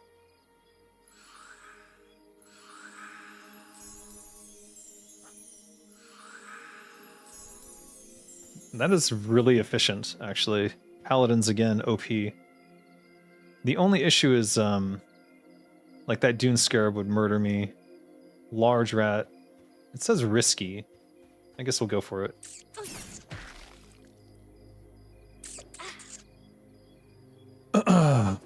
Yeah, so there's a lot of choices for where you want to go for private servers. I'm not recommending any, because I don't trust any of them like I trusted Turtle WoW, so it's up to you.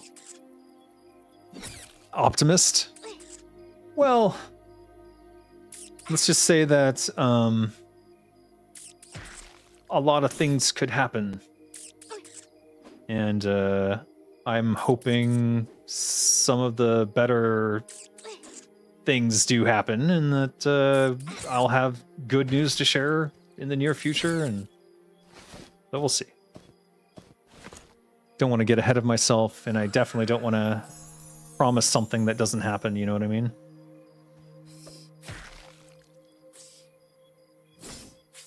So at level 1, what you're looking for is skeletons, the rotting skeletons, because they have pieces of armor on them.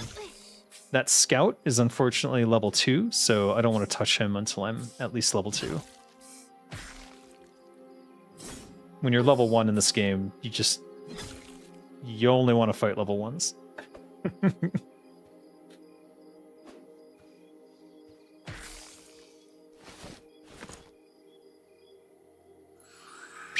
Retro WoW used to be cool. They had custom spell and AP calculations that made it so I could top raid DPS charts as a ret pally. Nice.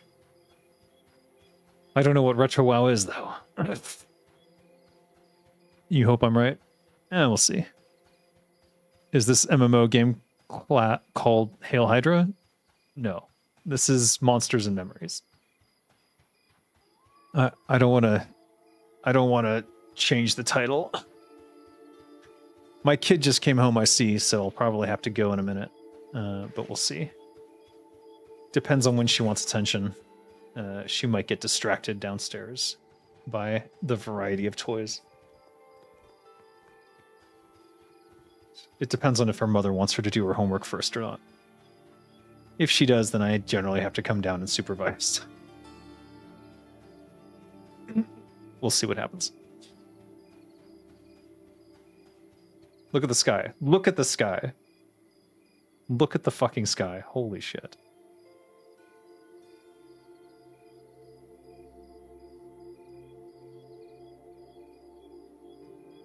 Ridiculous. Just ridiculous. They've done a good job with like the landmarks and stuff. I'm able to navigate predominantly because of things like this. Oh, hello. I remember playing EverQuest my entire the first year that I played it just like this in first person. Let's recreate my original EverQuest experience.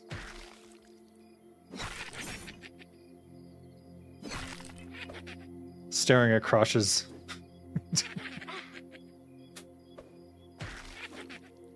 All right, let's not do that anymore.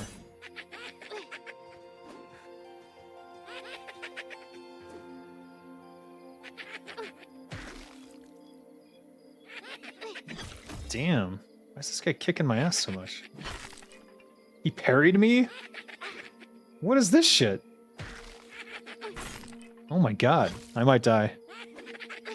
If he lucky crits, that's it.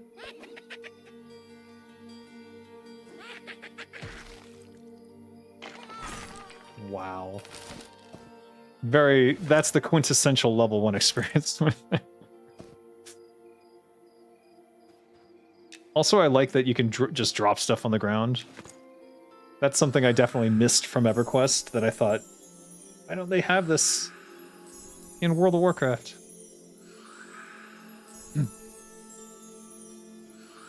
Staring directly at skeleton crotch? Yes, exactly. That is the quintessential EverQuest experience, I will say. Crotch staring.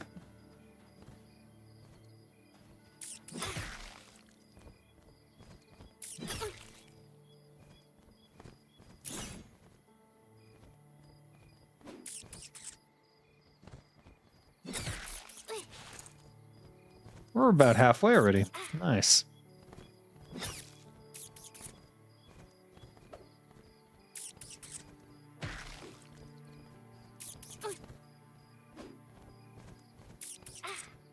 Yeah, I'm seeing my slam and my slash hitting for 2 points of damage.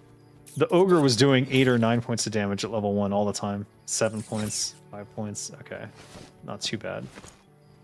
Not too bad. Hey, a skelly. And he's got a sword. Alright. This is going to be key.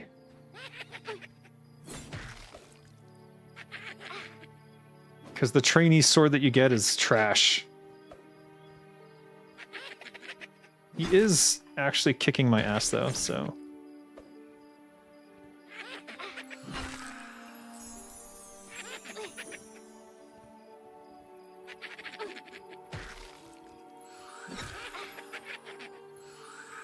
You have to time your spells in between the attacks, or he'll interrupt them.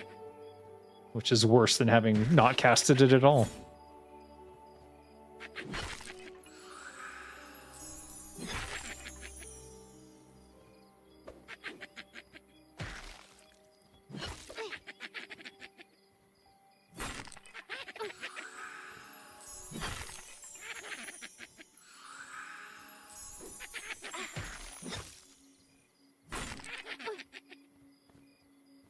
Ah, level 1.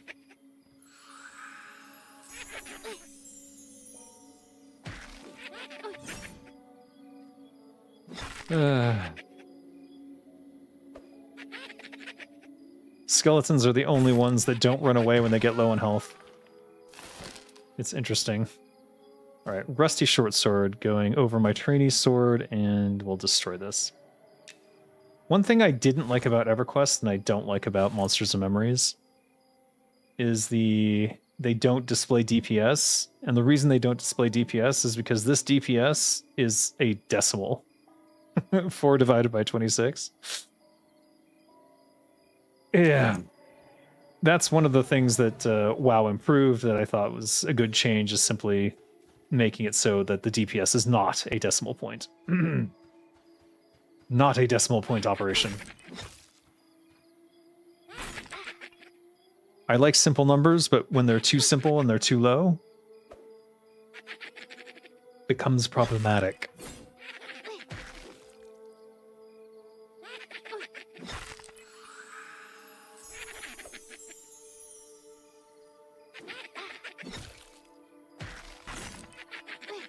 So the abilities have no connection with your auto attacks. You don't have to weave. You can just use them on cooldown. It's a little bit less interesting than WoW, where there is some connection between the global cooldown. But overall, it's just easier, I suppose.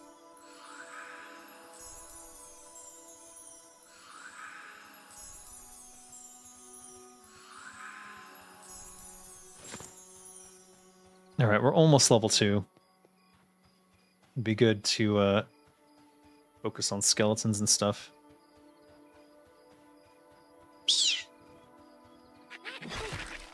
Resident Evil 4 measured its damage in the single digits. Resident Evil 5 was in the triple and quadruple. One of those games is better than the other. Totally agree. I think once you get into the thousands, and that's where you gotta stop.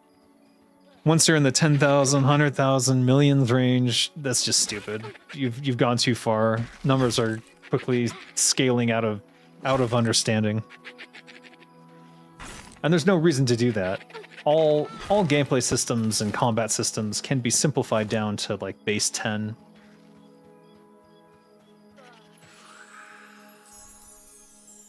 For the most part. The only time you want granularity in the thousands or millions is if you're having if you're going from the scope of ground combat on a planet between people to space combat between battleships in space. Like, that's the only time I can think of where you would want to have that level of scaling. There are tabletop systems that even solve that, though, and simplify it, where they have different damage types. So there's, I think, is it Battletech or is it Robotech? One of those two tabletop RPGs had SDC and MDC. I think that's what it was. Structural damage capacity and mega damage capacity? It was something like that. Or maybe I reversed it. Basically, it said if you're doing SDC damage, it does nothing to MDC armor. So if you're a dude with a pistol and you're shooting at a mecha, a giant mecha, you're not doing any damage to it. That's basically the conceit of that system, but it helped keep the numbers reasonable and within the realm of human understanding. And I rather like that idea. Though it does effectively give spaceships, invulnerability to anything except for other big cruisers. Which makes some sense, but sort of precludes the possibility of, what you call it? Get out of my inventory. Precludes the ability of, Star Wars element where small fighters take out a Death Star. You would have to design a specific vulnerability for that. Could still work, though. You're worried Capcom is too woke? And they'll try to make Shiva into Dever. What the hell? I don't even know what you're talking about, Scott. Capcom is a Japanese company. They have nothing to do with wokeness. Critical hits, even those don't do damage against MDC, mega damage capacity. EverQuest 2 with its billions EPS. Does it? I played EverQuest 2 for a couple levels, and then it was like a bad WoW. It was like they tried to do what WoW did, and then they did it all bad. So I just gave up on it almost immediately. I really love just dropping shit on the ground, leaving trails of garbage. Because someone else is going to come pick that up and make money off of it.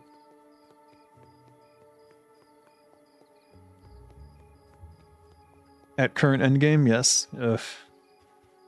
That's unfortunate. That level of scaling is just disconnects you from the world. It stops feeling like a real world at that point. At least for me. Some people must like it, or they wouldn't keep doing it, I imagine. Or maybe they don't even care what people think anymore. I'm sort of falling into that camp of maybe the development team has lost their way as well. I know that there are some mandates about how to monetize, and a lot of those monetization efforts end up in the mobile camp. And in mobile games, there's a lot of scaling of that degree to incentivize and encourage massive spending, which is shit. It's shit. Oh, I can use this. Huh.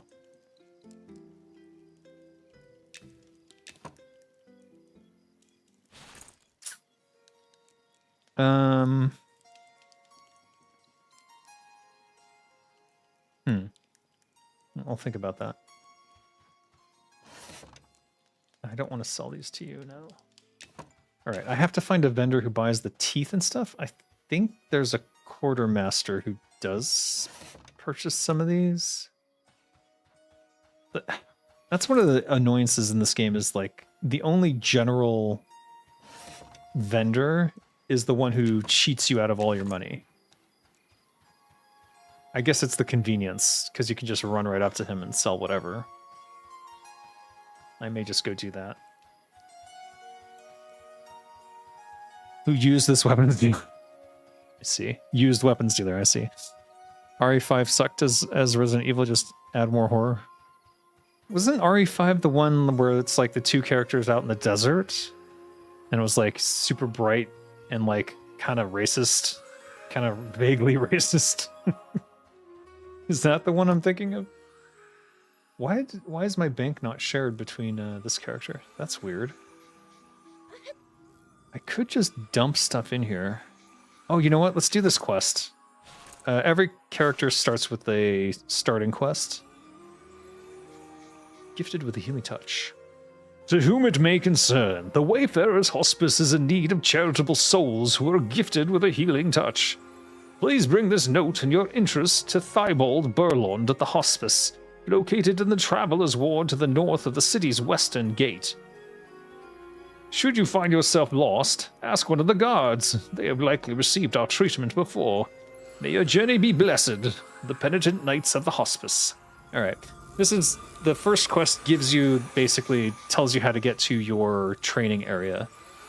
So, Traveler's Ward to the north of the city's western gate.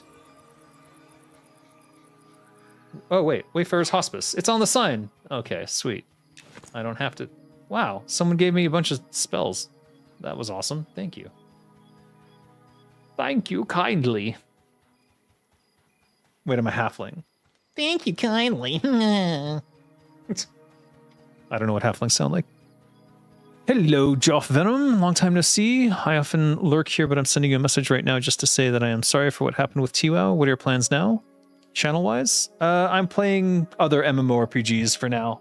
There's also a version of Turtle WoW that I'm still playing, called Capybara WoW. No, I'm not recommending it, but...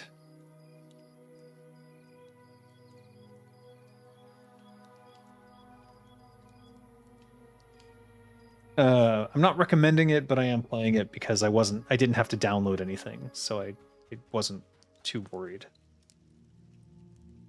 Hail, priest. Welcome to our humble shrine, friend. I see the patroness of travelers has blessed your journey here. How may I assist you? Can you bless me? Assist me. Travelers. Alright, whatever. Wait, I know. Slash pray? Okay. Never mind. I don't know what you do in these churches. Corpse? Alright, I give up. What was I talking about? You're a WoW addict? So? You're an RE4 addict. What? What do you want?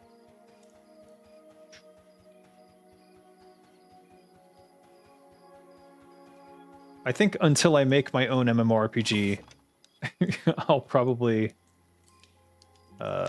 continue to play WoW and other stuff.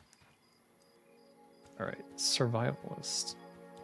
White horse. Where is this Wayfarer's Hospice? It said it was here. Old Beetle Wrangler? Yeah, work? If you were from around here, you'd know Holt's got the best bowls. What you need to know is I need some beetle shells. Beetle shells, question mark? Beetle shells make dang fine bowls. See, a beetle shell's got the most perfectly natural shape and sturdiness for making bowls. So go out in them dunes over yonder and wrangle me at least 2 of them. When you get back, Holt will see about Getting you something nice for your troubles. All right, I got it. Do you have any inside info on why TWOW actually shut down? We all have the same info on why they shut down. What do you mean? What about all those stories that Activision, Blizzard, a Microsoft company can't do shit to private servers hosted outside of USA? What happened?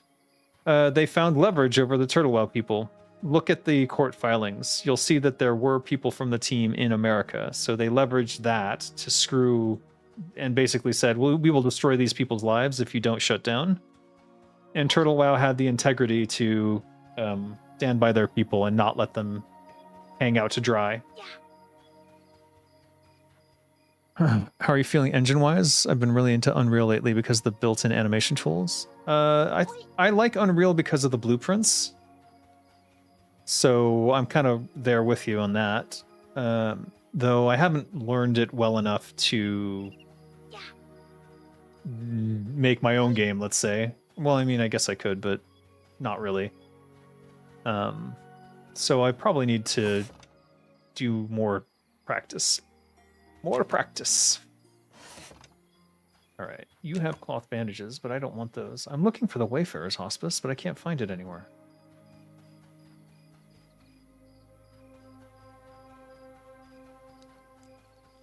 Oh. Is it this? Maybe it's this. A wise elder? That seems in alignment with paladin-y things, perhaps?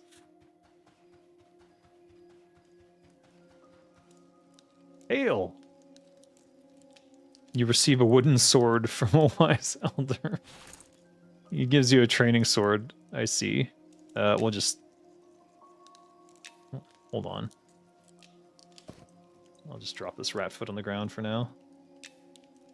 Check out what the wooden sword does. 428. 426. So it's worse. And I cannot dual wield. Alright, well. It's no drop. I'll just destroy it. You can always get it again from him. If you need a weapon and don't have one. How did you like Cappy Paradise? It's TWOW. It's 118.1, so I liked it great. I liked it as much as I liked normal TWOW. The only problem is it's not the same devs, so you gotta learn. They gotta earn my trust, and the only reason I'm really playing there is simply because I can play there without downloading their stuff, and I've disabled the patcher, so they can't patch something into my build. So I'm cautious, but because of that unique circumstance, I'm continuing to play. And if I see them doing the right thing in general, maybe I'll recommend it. I don't know. I guess I shouldn't. Leatherworker. Eh. Do I have insider info on the dev stack? I don't have any info. I don't know anything about these supposed C devs who went rogue, other than they had my account info, so there's some truth to it. Did you name your new character Zenrai? No, it's a gnome, or it's a goblin named Krizix. Goblin Rogue.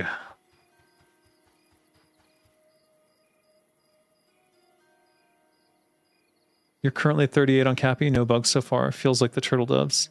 Well, it feels like the turtle devs because it's their work. But the turtle devs are not on it, so... These C devs, Southeast Asia, these C devs who went rogue were not the people making the content, C. So the question is, they might have... Sure, they've taken over, I guess, and they are keeping this running, but like, what are they going to... How are they going to add new content? Are they going to add new content, or are they just going to maintain what's there? Yeah.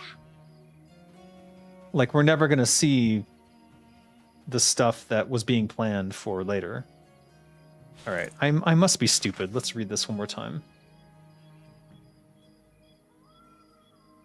Bibbled Burlond.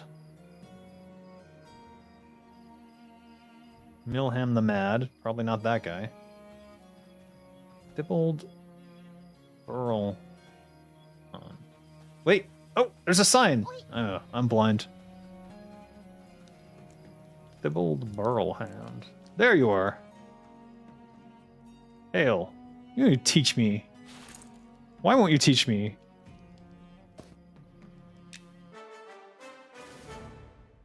Reads the note, gives you a generous nod. Suddenly stands up straight and straightens his smile. Welcome to the Wayfarer's Hospice. I'm Grandmaster Thibault Burland of the Penitent Knights of the Hospice. We accept all paladins who come to aid and maintain our order, no matter their background or faith. He pauses for a moment to assess you. This hospice is known to Night Harbor's citizens and authorities alike as a place of order and charity. Your faith and your history are of no concern, but do not besmirch our good name. Now please deliver the note you just gave me to Master Fulton. You will serve his needs. Master Fulton. Marius Stanton. Trey Fulton. What? Oh, Master Fulton is this guy. He trains you in things. Good to know. Hello. Trey Fulton takes the note without reading it and waves you closer. Our Grandmaster is a loud fellow, isn't he? It's a pleasure to meet you and all that, but let's cut to the chase, eh? You've got a lot of work ahead of us. An increasing number of travelers are coming through our city gates, wounded or worse. Most tell tales of Ashira ambushes and hordes of undead appearing in the night. But before we send you out into the night, I need you to show this coin to old Grimsel at the inn just across the street. This will be our first big mission. Trey Fulton winks at you. Penitent Knight's coin. A coin bearing the heraldry of the Penitent Knights of the Hospice. You said give it to who?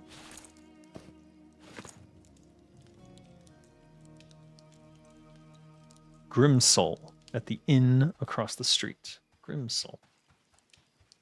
Across the street? What street? The street.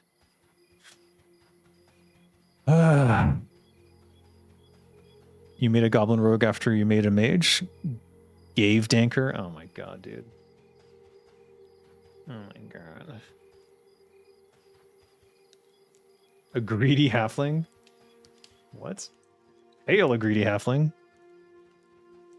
Okay. Whoa! Oh, he's the one who buys all the bullshit. Alright, fair enough.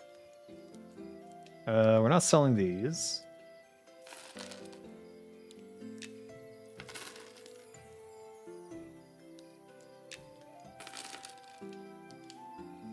These, I think, are worth more on the market because they're actually used for spells. I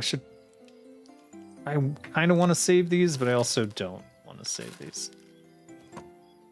What is all this shit? Advanced Surveying, Volume 1. What a bizarre conglomeration of gear. Alright, anyways, not our concern as of yet.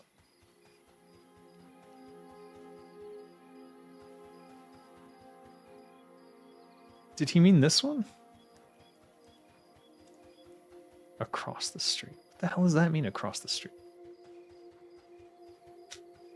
They gotta work on their descriptions. They could be way more descriptive in their stuff. Some of them are better than others. Like, a couple of them pointed out landmarks in the sky. But they're so inconsistent that it's frustrating. If you're going to rely on text, you need to be good with it. You know what I mean? Imagine this exact game with all the modern tech for animations, models, VO, and interaction in the world. Well, I mean, look at the sky. These clouds have no business here. They look like they're from a different world. Like... You look at this like polygonal shit, and then you look at the sky and you're like, oh my god. The twin moons. There's actually 3 moons.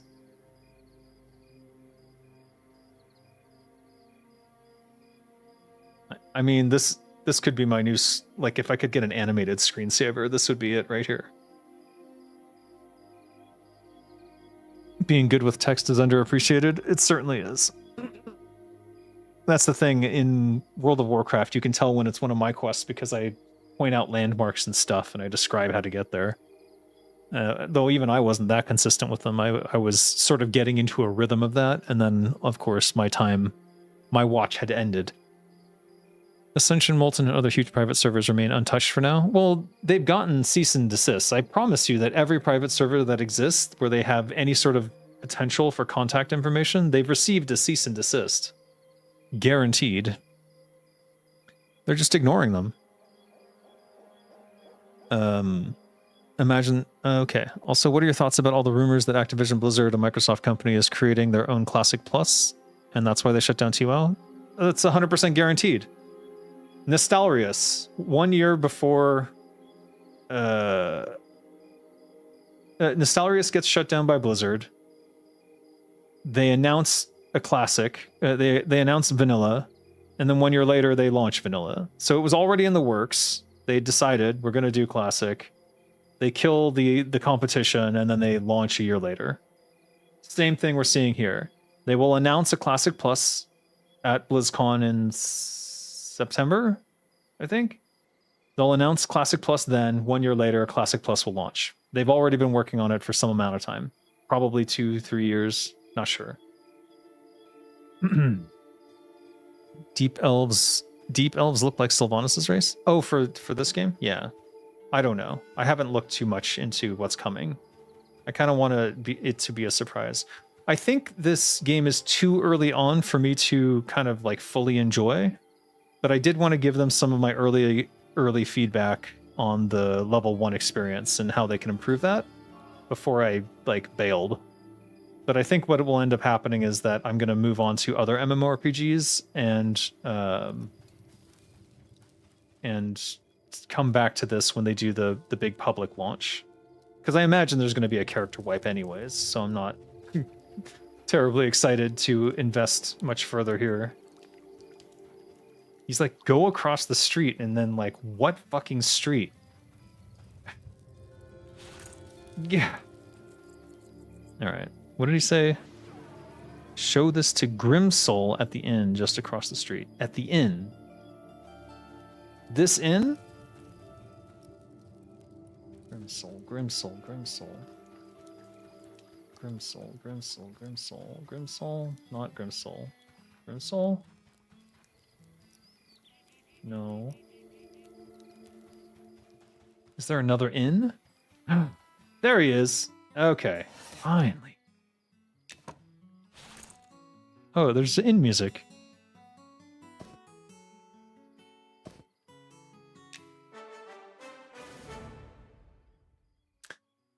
Well, it's good to see that old cuss finally found his appetite. It looks like you've become his courier, brave knight, but first you'll need to do other things he sent you here for. Grimsoul smiles at you and places a filthy bag on the bar. As a brave defender of whatever faith you claim to follow, I'm sure my task is a trivial endeavor. I'll need you to kill 2 birds with 1 stone, so to speak. We're short on staff, so I'm stuck up here for a bit while grain beetles gnaw away at our supplies in the cellar. Also, our cook is running low on ingredients for the stew. You get it, right? Fill the bag with their legs and return it to me. Then you can go back to whatever brave deeds you thought you'd be doing. Just make sure those legs are intact and juicy looking. We don't want any broken ones. Halrin Grimsoul laughs to himself as he wipes down the bar. Halrin's bag. Alright, he wants... beetle leg? There's a cellar? Oh, no way. Okay. Is this where... what? Oh, yeah. Wait. Hold on. Oh, it's blue. Alright, we're good.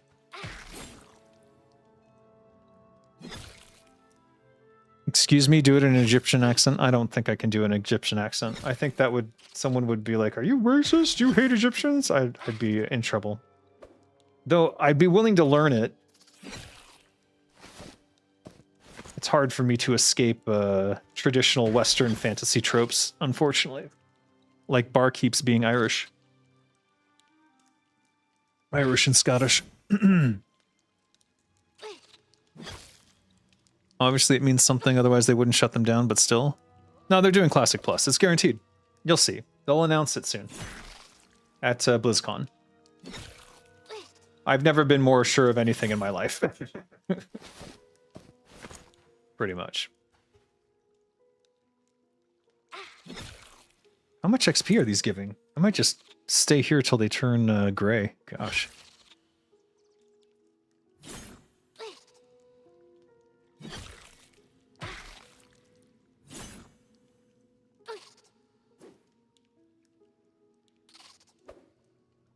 This one's tougher than the rest.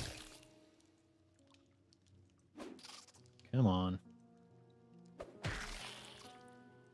Okay, not a lot. Still, very safe. The other ones don't even aggro.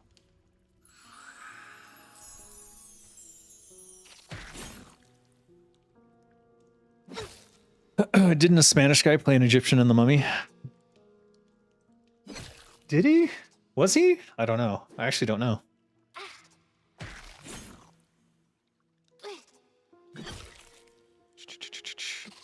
You want me to play RuneScape as the next one? Yeah, I will play RuneScape. I will play OSRS at some point. I haven't installed it yet. I'm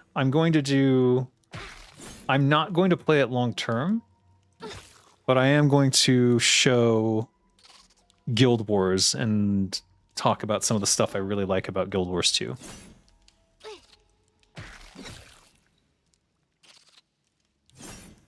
And then also Dungeons and Dragons Online. Because that's a different experience now. I don't know if you when's the last time you guys played DDO, but it's totally different from what I remember.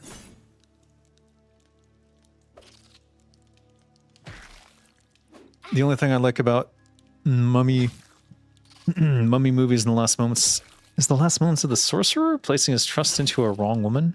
Epic example of how to not live. Mm-hmm.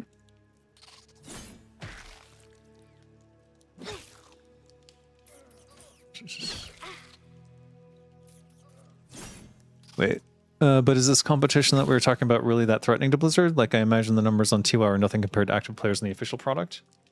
Oh, you might be surprised, sir. You might be very, very surprised. Here's the thing about Blizzard servers. They spike up during an expansion, and then everyone just bails after a couple months.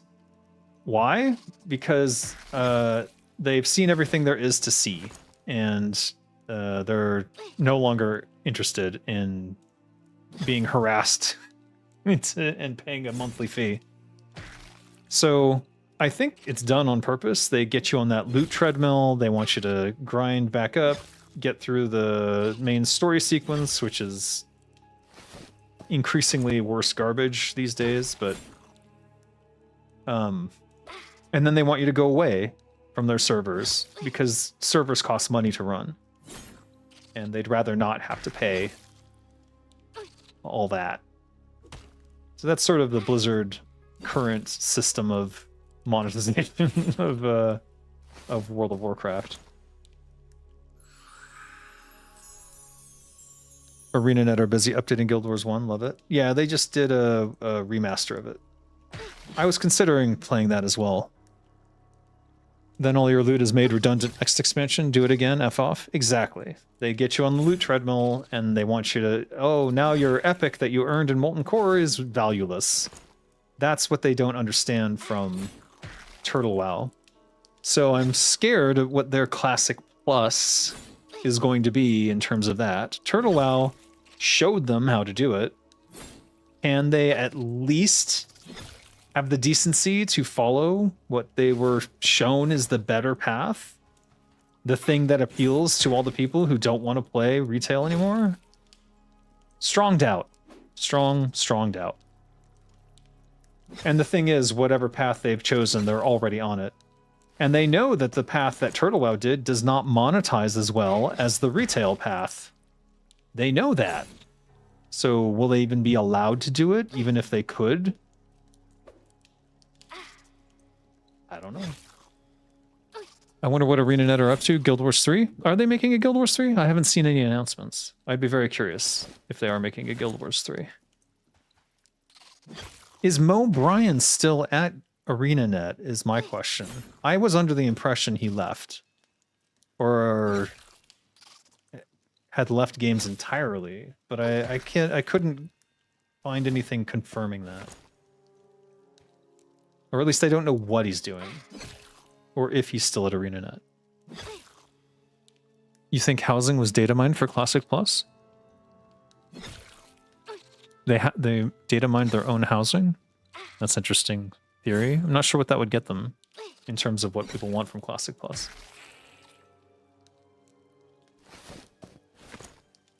Let me look at my XP bar.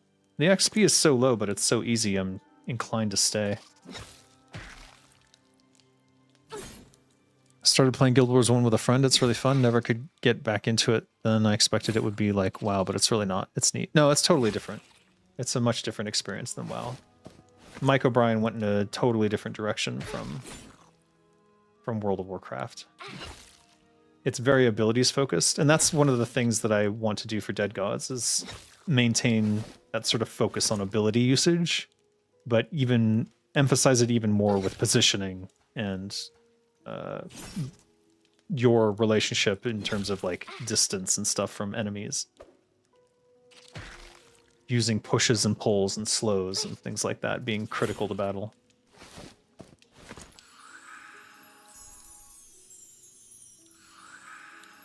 Oh, hey, Afixia, love your music. Been bopping since Monster Cat. What? Who? Do you remember Ion's first launch in US EU? The hype was surreal. Aeon? Oh, Aeon. That's the MMORPG, right? I remember the hype, but I couldn't play because the servers were too far away. The times before the West knew how bad Korea's monetization methods were, yes. And then they experienced it and they were like, oh, this is not for me. Never mind. I've changed my mind. I don't want this anymore. Oh, wait. Oh. Am I supposed to... What am I supposed... Oh, he only wants these. Now I understand.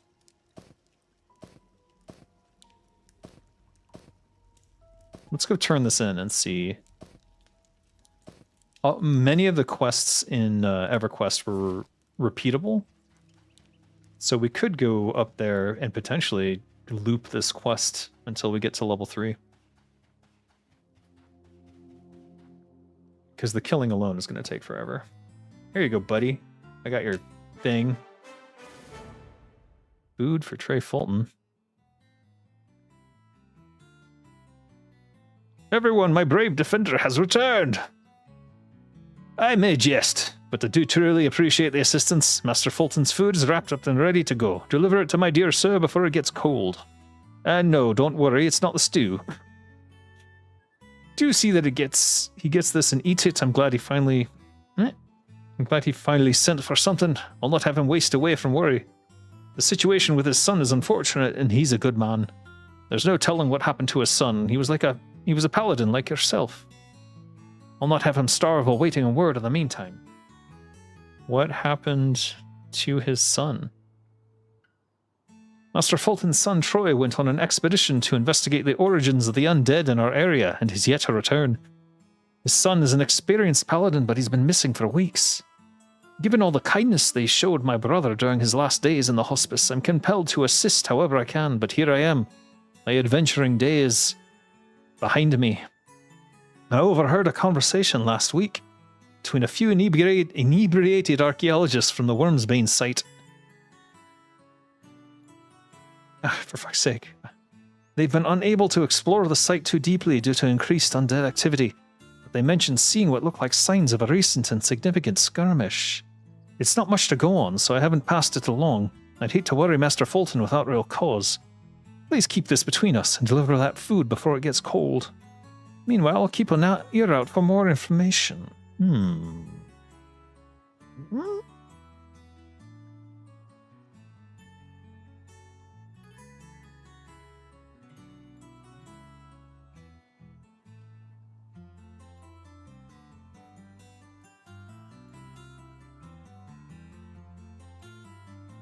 Wormsbane.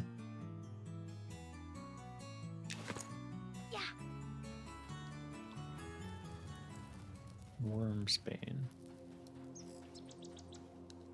Wait, where is the hospice? I think it was... Is it this way?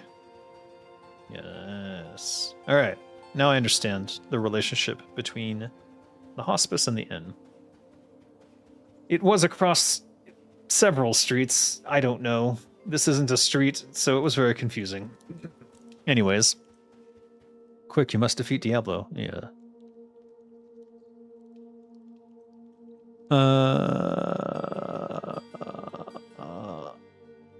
You were hyped, bought it, leveled to like 5, and dropped it like a hot potato? You must be talking about Aeon. Yeah, I think a lot of people had that experience. If you had to pick just one World of Warcraft content creator that is the best, in your opinion, who would it be? Chris Metzen. Is that even a question? I don't understand. What are you asking?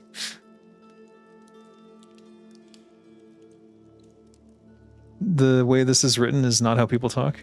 It's a little strange, but it's fine. It's like fantasy dialogue.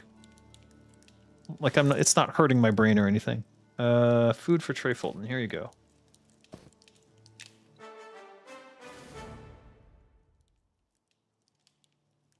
Thanks for this. I assume Halloran put you to work for it. Take this for your efforts. What did he give me?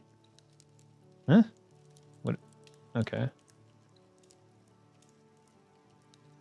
This place and our duty are a constant reminder that times move swiftly, eluding even the most fastidious grasp. Look at me getting all morose. Don your tunic and explore the city. Oh, he gave me a tunic. He did give me a tunic. Oh no, it looks like armor. AC 5, stamina 1, HP 3. That's huge, actually. For a starting item? Wow. Have you heard about Wormsbane? There's undead there.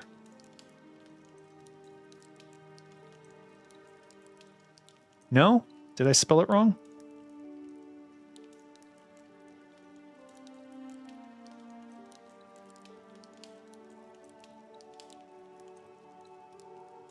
Wormsbane site.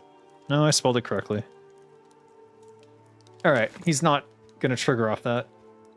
Maybe I can ask him about his son. Tell me about Troy. You can just do keywords, I'm just being pedantic. Nope. He is not responding to that at all. They dropped 2 threads that I think I should have been able to follow up on there, but oh well. Why won't you teach me? Alright, he's a paladin instructor. What have you got to teach me? Poison protection. Slam, taunt, weak heal, supplication. Cry out in prayer, increasing your strength by 2 to 10, mana regeneration by 1, and granting you a chance to activate fulfillment on melee attacks. Fulfillment. Your prayers are answered, increasing your attack speed by 4% for 30 seconds. It stacks? What? Give me supplication now. Alright, am I missing anything here? I think I have all these.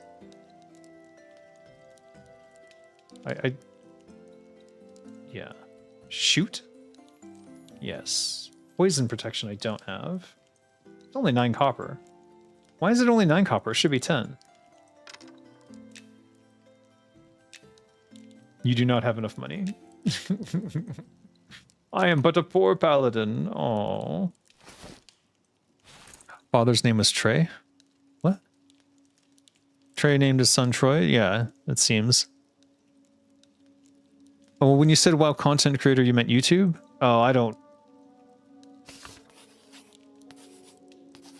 I was going to say something mean. Rograg Fish Lair. But I don't think he's a WoW content creator anymore. Sadly. Because of Blizzard. May they rest in piss. Hail Hydra! Anyways. Sorry, got a little mad there. Anyways, I was just thinking about the entire community around Turtle WoW and how this all affected them, but whatever. Whatever. How long does this last? Oh, it's a 60-second buff. So this is something I'll be doing frequently. I wonder if I should swap these then. No, it's fine. Q is fine. All right, we need money. So let's go... What's your story? How may I assist you? How may I assist you? Do you have any work? Do you need any help? Okay, fine. Mind. Where's my Necromancer class, Blizzard? It's here in Monsters and Memories. They literally have a Necromancer class. And it's probably the most fun to play right now. In fact, I would say it's definitely the most fun to play. All right, that's 14 copper. So... let's go buy that spell that I missed. Did I miss? Oh, protection from poison. Have I been poisoned? I'm trying to think if what enemies use poison. I think that's mostly... I think the dungeon has something that poisons you, but I haven't been poisoned yet. Oh well. If I can put it on my spellbook, I will. Alright, level 3 we get kick. Alright.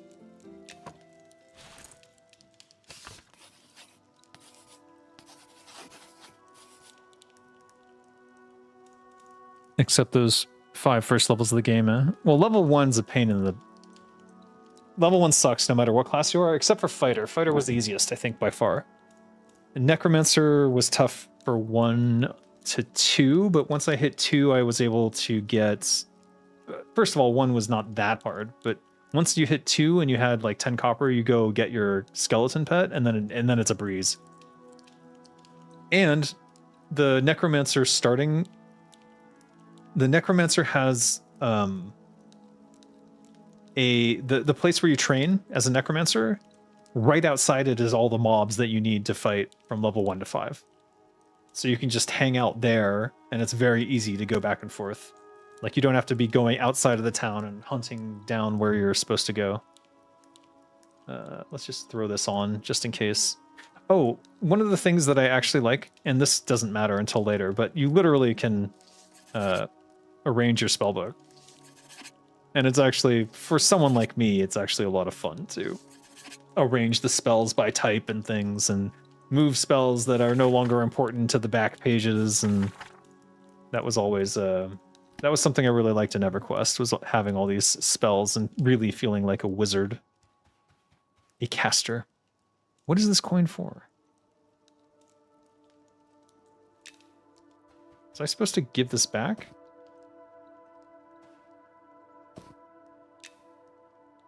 No. Hello? No. Alright, now I'm confused. Hail, Sir Alan.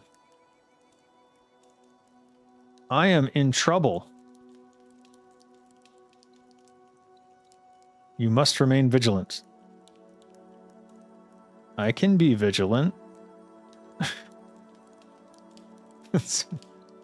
What? Oh, he's a trainer. Okay.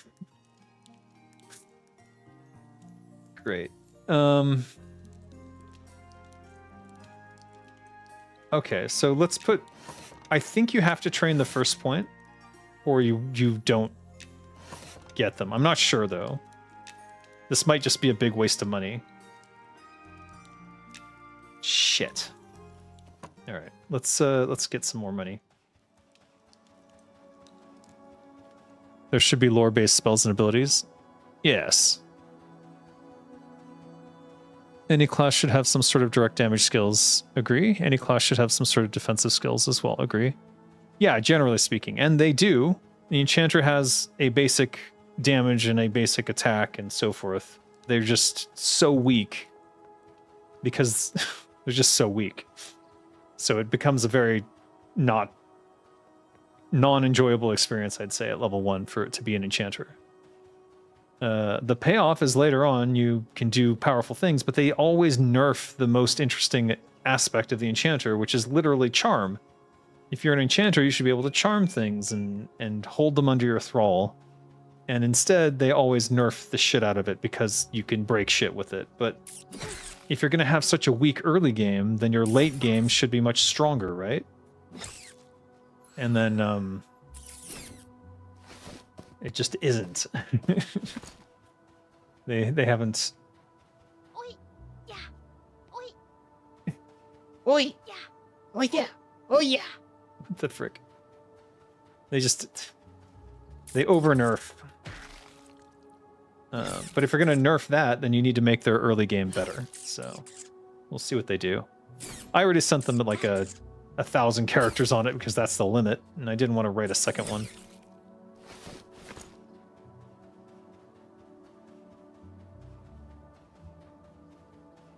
A blister beetle? Yeah, okay. Definitely don't want to mess with that. Why aren't you writing your own classes for your IP? I am. Do you want to talk about dead gods? We can do that.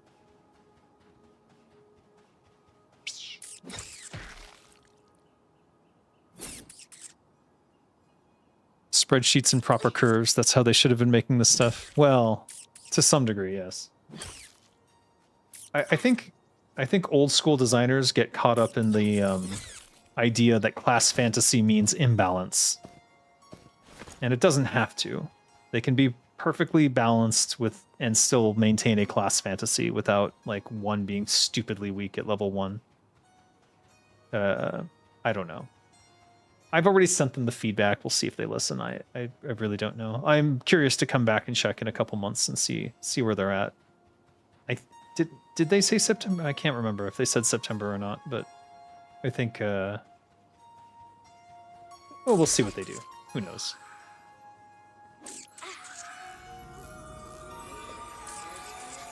Who buffed me? Oh, right. I was running by the town. What the hell? 35,000 hours? I won't tell if you won't tell. Clearly I broke something.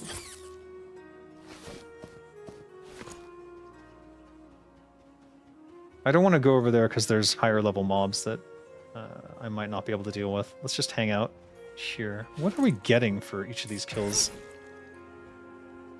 One thing they had in EverQuest, I'm not sure if they followed it here, is that certain classes and certain races had negative experience penalties, meaning you get less experience per kill. I don't know if they did that, but I'm inclined to think they did. I'm inclined to think that paladins have a pretty hefty experience penalty based on what I'm seeing compared to my fighter. Who are they to determine what my class fantasy is? Well, they're the ones selling you the game, so hopefully they figure it out. Let's be frank here, Dave. Majority of the class identity comes from available utility combat and interaction with other classes through skills. Lore should back that. Yes. It should be looking for the right word. They should work together, let's say.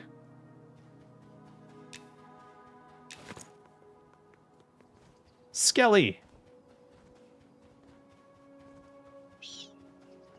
So I broke... Oh no, I see. Never mind. Wait, did that not cast? Am I not getting this spell? Oh, there it is. There's Supplication. I see why it has that much of a timer, because it's an aura. So apparently that's... They should probably fix that. Oh, let's get the free bag. There's a free bag over here if you do the quest. Synergy. Symbiosis. It's like synergy maybe, but like build on each other. Is there a word for that? Hail. Hail, a shifty gnome. What can we do for each other, friend? You know, I might have some work for you. Work? So, you're willing to help me with something? A shifty gnome grabs a dusty cloth bag. How about this? I give you this pack and you fill it with cloth scraps. Interested? I am interested. Wonderful! Bundle it up once it's full so you don't lose anything. You receive Shifty's scrap pack. Yay, more bag space. Looking for skeletons. And avoiding that blister beetle.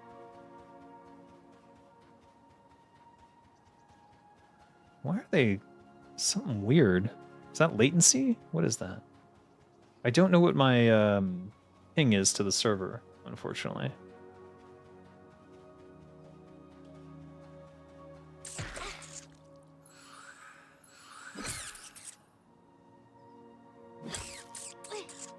It didn't go off. Okay, that's weird.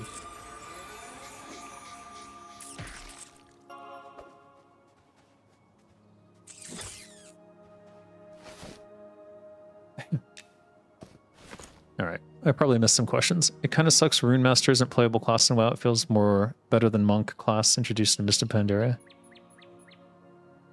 If they didn't make it, how would you know it feels better? I'm planning on having something of a Rune Master type.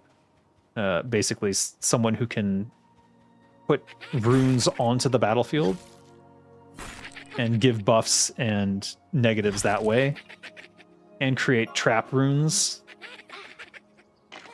that you can then push enemies onto, since positioning is so important in my in my conception for Dead Gods. So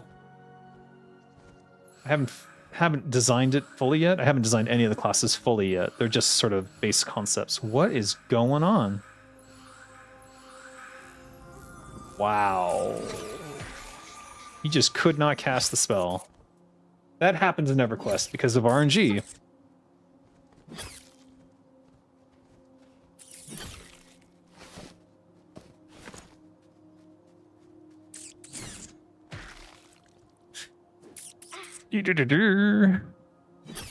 Why is there dead ogre?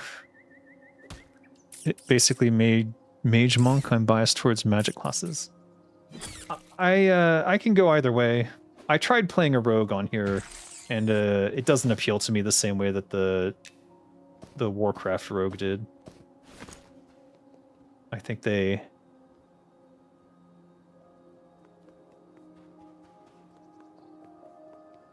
I don't know, it just didn't feel right. I'm gonna have to investigate why I feel that way. And probably play it some more to see if I'm correct in my assumptions. Hey, rotting skeleton, let's go.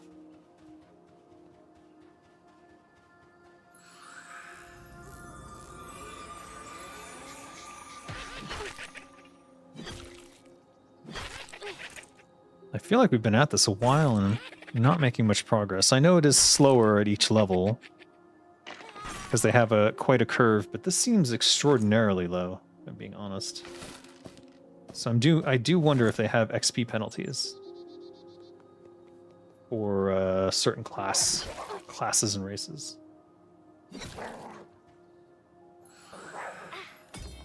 That was weird.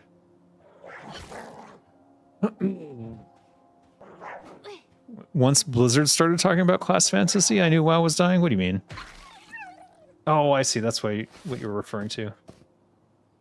Oh, this is some sort of quest. Okay, it's not going in there then.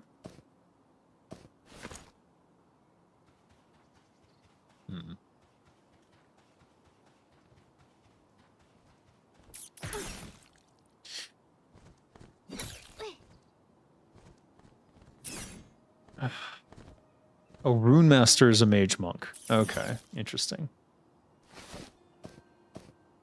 Probably won't be quite that in Dead Gods. Rune Master will be more of a spellcaster, a traditional like wizard, but who does a lot of precasting and planning. And then because of that, their abilities will be a lot stronger, because if you manage to use them effectively, it's almost like a trap builder, because some runes can push, so you can push them through other runes and things like that if you get them at the right angle. So when it works, it'll be very satisfying. Though I need to think about all these classes quite a lot more before I say too much about them. Because who knows what might change. Currently, the main thematics of Dead Gods is sort of a Roman underpinnings. He's so cheap. There's got to be a better place to sell these.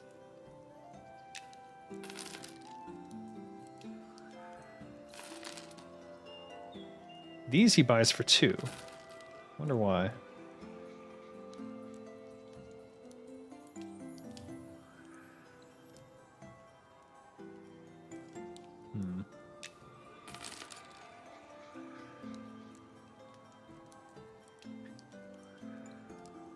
Am I going to learn cooking? I don't know. Probably. Also, this pelt. I remember...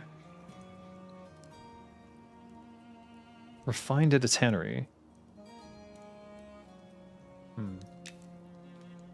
I think we'll just sell them. I could probably sell them on the marketplace, but they don't have, like, WoW's marketplace, so that you have to, like, turn yourself into a vendor, I believe, similar to original EverQuest. Runemaster existed in Warcraft RPG books, and there are Runemaster mobs in WoW. I did not know that. Which RPG books? Runemasters were pretty much consumed by the Shaman class in WoW, though. Yeah, effectively they did too much of the same stuff. I have played Heroes of the Storm, but a long time ago. Did they have a Runemaster in there? Alright, what was I gonna do? Oh, right.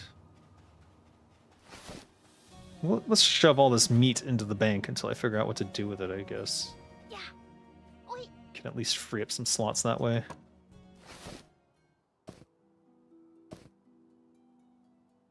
And I want to actually use this and see what happens. These can go in here. Bat wings and bone chips can go there.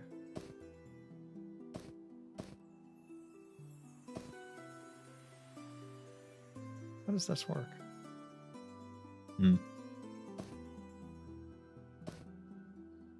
right, there we go. This should go in Shifty Scrap Pack because I need one more of those, and I can turn it in for some cloth armor. Woohoo! Fist wizards. Well, you just put 2 runes on your fists and you punch with them, right? Oh, sent a gift. Thank you, John Thomason. I don't know what these are. Sent a cheers. Thank you very much. 1,000 jewels? What is that? I did not know YouTube had their own currency. This is Monsters and Memories. You're still live hours later. I guess the server is good. Oh, the Cappy is fine, yeah. But I switched over to Monsters and Memories. People were curious about it, so I thought I'd play it for a bit. The music's stellar, and the skybox is amazing. The rest of the game could use an art pass. Let's say. All right. I think I'm gonna call it here. Actually, do you guys want to play Guild Wars 2 for a bit? Because I want to talk about Guild Wars 2, so let's do that.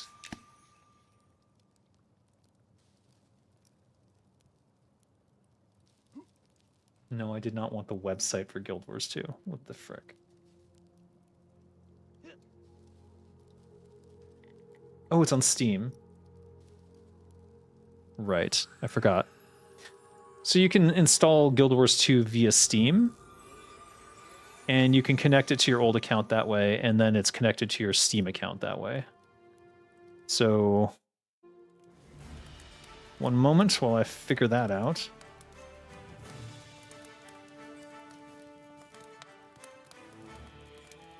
There you are.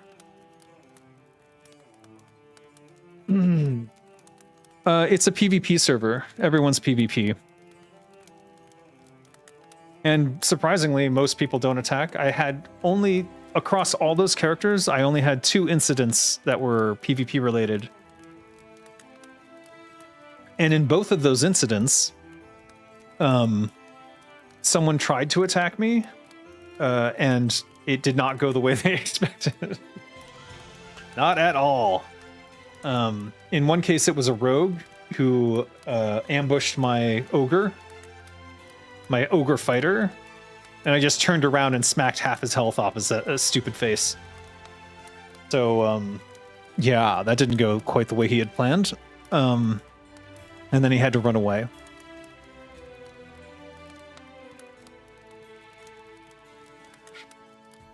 Imagine Karazim with spells on his punches and kicks.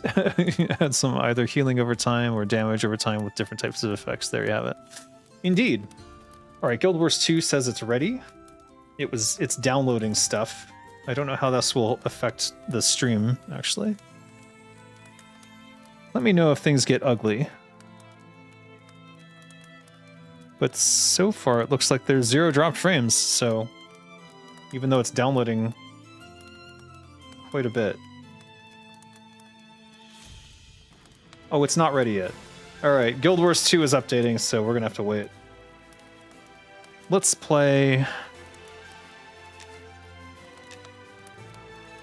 Well, let me show you the rogue, actually.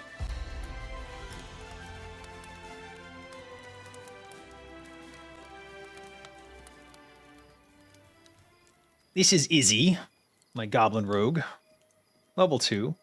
So getting from level 1 to level 2 was not difficult, because she does damage pretty quick. I don't... What does bribe do? This is going to get me killed. You know what? Let's try it. Okay! Our first corpse run.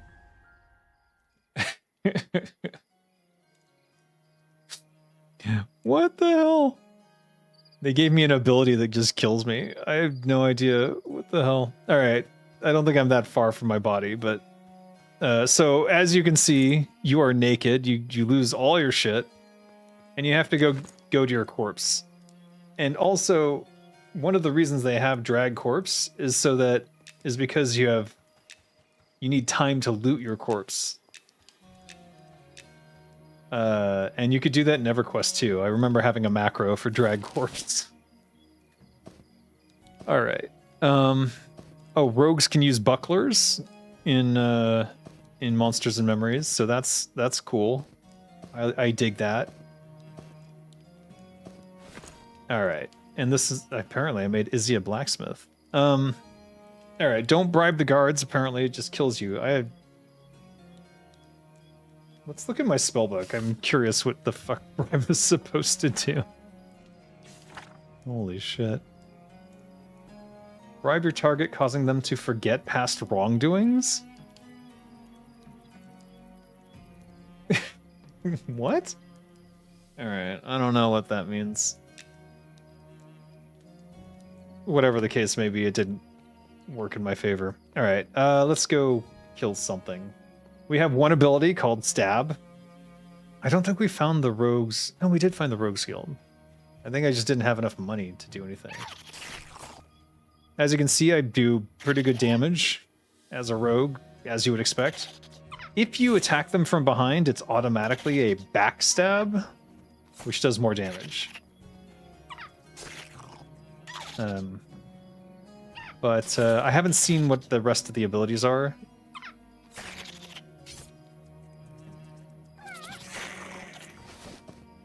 So let's see if I can do a backstab on a bat or something.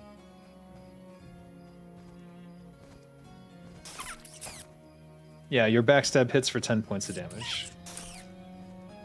And then if you stab from the front, it's just a normal stab. So positioning is important. Rogues are definitely... You want to be behind them. But I like that backstab or stab works regardless of facing, but if you're behind them, it does more damage. And becomes a backstab.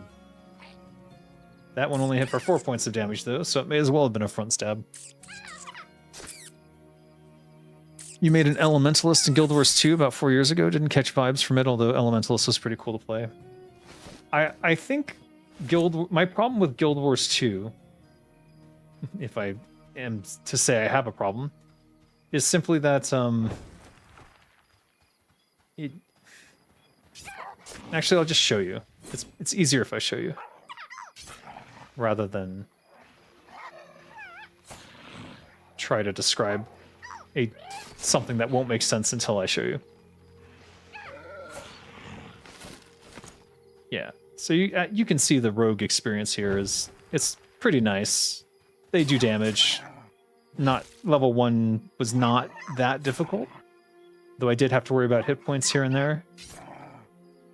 And then level 2 is easier than I would say the paladin, because damage matters a lot, and rogues also have high agility, and agility is used for dodging. He's ready to attack, is he? I don't think... Does hiding... I think hiding works against undead, too. But invisibility only works against the living, and invisibility to undead is needed to hide against undead.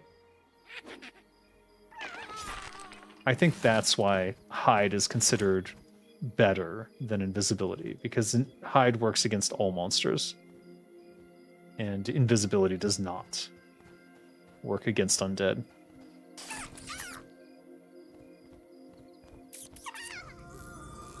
Using my dexterous ability.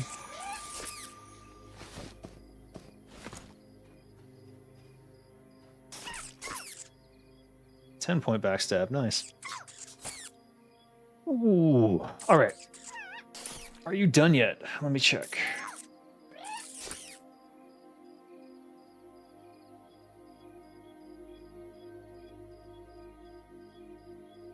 It says it's playable, but it's not letting me play.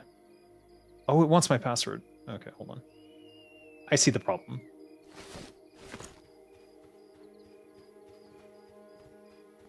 All right, Izzy, we'll come back to you later. Actually, I do want to see one thing before we go. I just want to see how much blue she gets from one of these. Because my paladin felt like it was so painfully low and slow.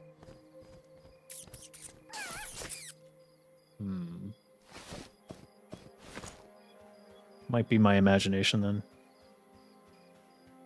Should bribe a guard. We're not doing that again. Still not sure what that means. I bet it doesn't work yet. All right. One moment while I figure out Guild Wars 2 here.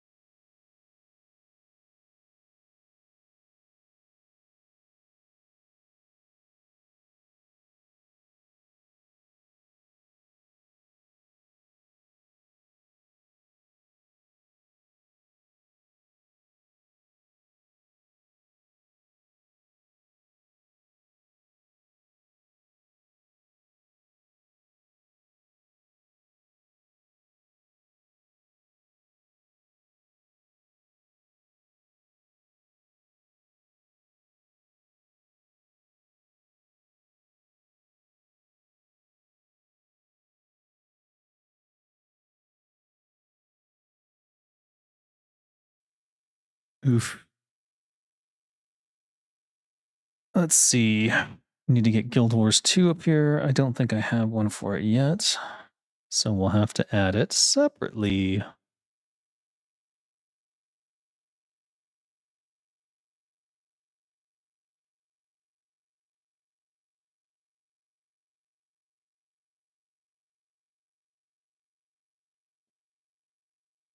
Hopefully this works.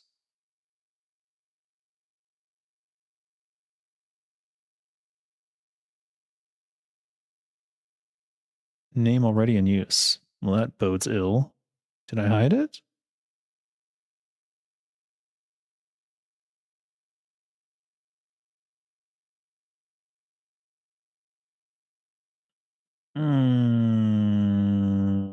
Uh-oh. OBS is not cooperating at the moment. 1 second.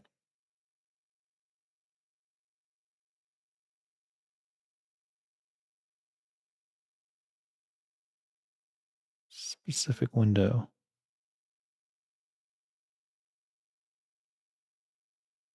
Ah, there we go. There does not seem to be any sound yet. I need to move this all the way down. All the way down. All the way down. I'm going to have to clean up this mess of a bar here. Okay, great.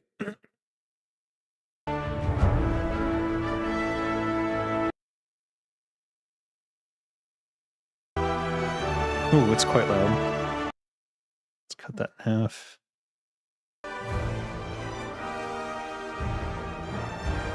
How's that for audio? Might be a little loud.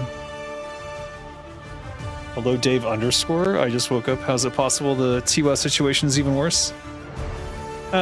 Yes. Well, let's cut that volume down. Maybe I can turn down my master volume here a bit. It's killing me in the ears. Killing my ear holes. There we go. And it doesn't play in background. That's why it's doing that. Let me know if it's loud now. So the TWOW situation got worse because Blizzard ruined the one opportunity they had to win over all the people who were playing Turtle WoW. And they chose violence. And so they destroyed Turtle WoW effectively. And now everyone's going to all these other different private servers. They're going to OctoWoW, they're going to Cappy WoW, they're going to whatever the new one is going to be. So you cut off one head and the Hydra grows 2 more. Hail Hydra. So that's all I have to say about that. Although I did discuss it a bit more in depth earlier. So this is my original rogue for GuildWars2 that I played from level 1 to 80. Apparently, they go to 80. So rather than do that, 5 of 5 character slots in use. Oh. What I wanted to do was show you character creation, because they did some really cool stuff. Now I'm thinking, how am I going to do that? I would have to, like... Could delete a character. Oh, Jesus Christ, what an eyesore. What the hell? I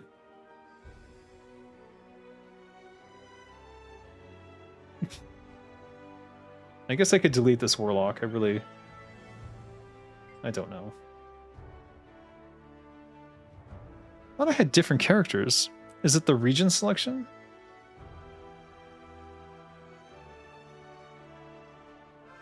Cancel. Whatever. Let's just jump in. Yeah, you know what? I'm deleting this. Delete. Oh, type the name below. That's on say. Delete. I want to show you the character creation process, because there's some really cool stuff here. There's also some really messed up stuff here that doesn't work. So right here, as a first-time user experience, I had no idea what was happening. I did not know I was in character selection. I did not know I was selecting a character. I thought I was learning about races and stuff. I didn't realize this was a character creation process, and they just dump you right into it. Also, why are their heads cut off? It's because I'm playing in ultra wide and they haven't accounted for that. Human. Norn. Norn is like humans but bigger. Human or Char. I'm gonna go human. I don't think I've ever... Actually, my first character is human, I think. I like there's an overall aesthetic, and it's quite interesting. So, the color palette swaps and stuff, it's all bright and vibrant. I dig all this stuff. So I've selected a human, I hit next. I'm gonna go female, of course. She looks great. That's a warrior, guardian, engineer. Thief is my original character class, so we're not doing that. Ranger, elementalist, necromancer, mesmer. Let's go with a ranger. I don't think I've played a ranger before. They get a pet companion. And then they go into body features. So you can be short or tall. You can have a different physiques. Thick or thin. However you like your muscle mommy. You can be pale as the driven snow or nice caramel brown.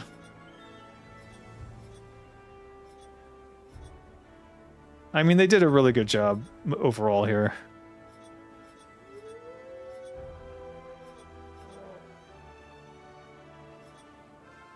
Yeah, the hair needs to change though. It's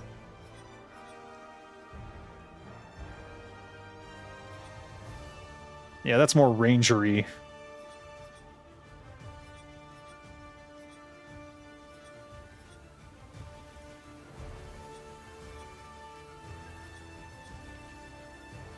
Maybe I'll just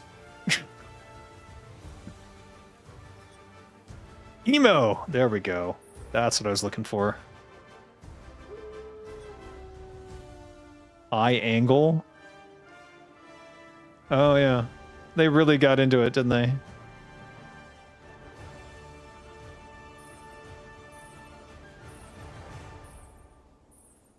Pale violet eye. There we go. We're going to be spending the next 10 hours here. The default faces are nice, though. I can't see what I'm doing because of the hair. She's too emo. She's too emo.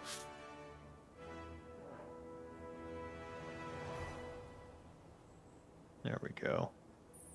And then you can dye your armor. Why not?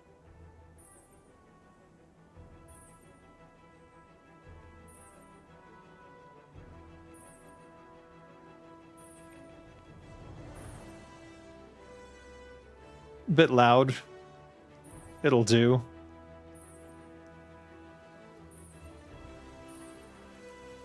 Alright. My pet blank fights at my side. Stalker, bear, Drake. Emo people are cat people, so we'll go with that. Trouble may follow me, but I use my ferocity, dignity, or charm to overcome it. You'll go with dignity. She's above all that. I was raised in the streets by common folk or among the nobility. You gotta be noble to be emo.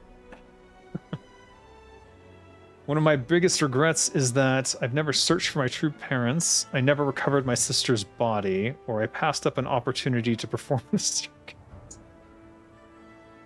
I never recovered my sister's body.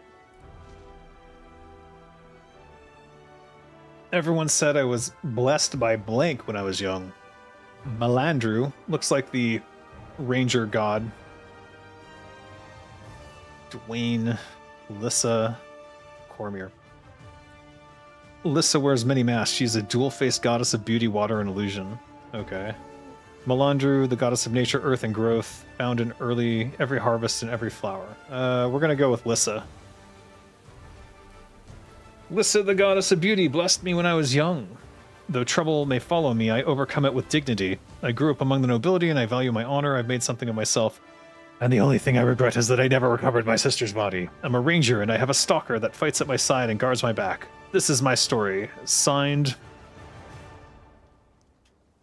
Alendria.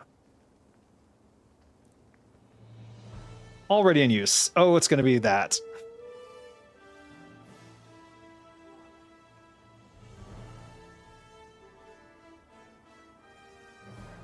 Linnea? Already in use. Then you get into multiple syllables. Telenia. Already in use.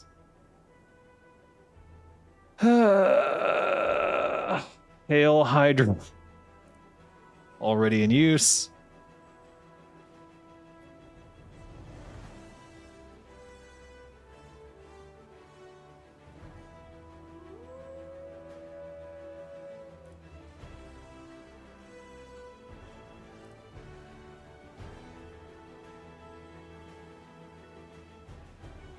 Minaselnia.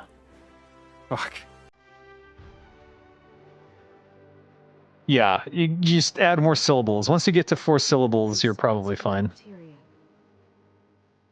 I like the way they did these animatics, because that's something that's relatively cheap to do. Now we struggle to hold If you have a good concept artist on staff. Cutting these into pieces and layering them is... surrender. I mean, you used to do that in Flash. I don't know what they used. But there's lots of tools that can do that. And then you can put effects over it. This is something that if you can't afford a real cinematic, a 3D cinematic, you can do something like this and it'll look good. In Divinity's reach. These little touches like the birds and stuff really add a lot too. They use them everywhere. I was born into luxury, a noble of Divinity's reach, and privilege comes with responsibility. I protect the commoners under my care. They believe in me. I'm grateful. Well, they threw in some 3D there. And I will not let them down. Those are just character models. Today I plan to venture beyond the gates of the city and see the world for myself. When I arrived in Shaymore, I found the town under siege by sentinels. Innocent villagers are in danger. Someone has to help. I will show the people that we can triumph, that there is still hope. There's always hope. This is my story. Well, it's my story. I wrote it. No, I'm just kidding. I just picked whatever options they gave me. But it's interesting. So each scene would be related to the story element you picked. Okay. We're under attack. Everybody get to the inn. We can protect you at the inn.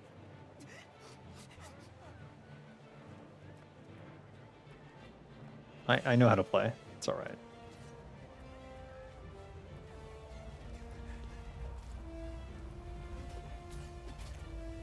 I actually don't know how to play this character. Oh, she automatically attacks. What's this? We heal as one. Heal yourself and your pet.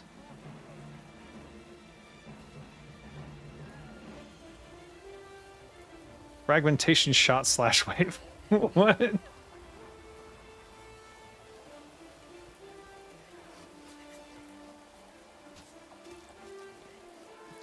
I think I'm supposed to go to the inn for the next part of this quest.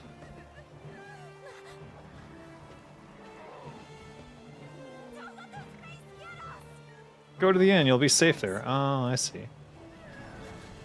I'm supposed to be helping people go to the inn, perhaps? Oh, they're doing it too.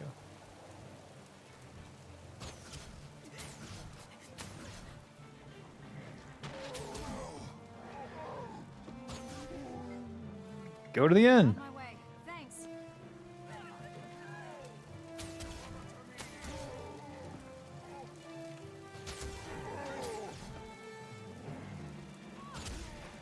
I forgot you can move. I don't have to hold still. Has anyone seen? Thank you so much. Talk to Corporal Bear. Visit the inn to receive orders. All right. I need to go to the inn. Where's the inn? I don't think I'm getting XP for this. No, I am getting XP for this.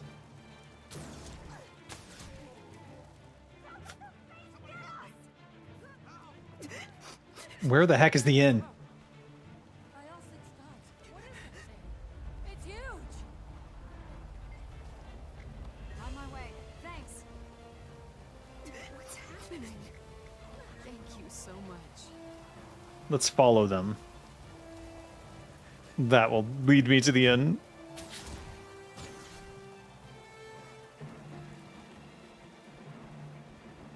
Why centaurs hate humans? I got Char in Guild Wars 1.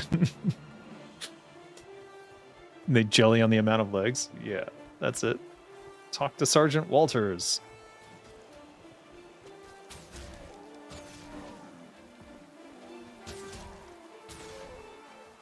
Hello, Sergeant Walters. Ooh. Sergeant, there are more centaurs on the other side of town. Captain Thackeray's calling for reinforcements at the garrison. If he's calling for help, it must be serious. But I can't spare anyone. I'll go. Captain Thackeray's I think if Guild Wars 2 had released recently, I will. they would be accused of using AI Bless you. to create these That's the spirit backgrounds. that'll win this war. Good luck. Upcoming level rewards, okay. Which way is the garrison? Go east. East, you say? Map! This way, big arrow. And there's the watermelon patch. Oh. Go ahead and kill this off on my way. Imagine being able to draw. In this day and age? Psh, what a waste of time. Can you... I mean, like, holy crap. I don't know what to say for obstructed. I don't know what to say to the modern generation in terms of, like... How do I explain how screwed everything is to them? My daughter's an artist, and I don't even know what to say.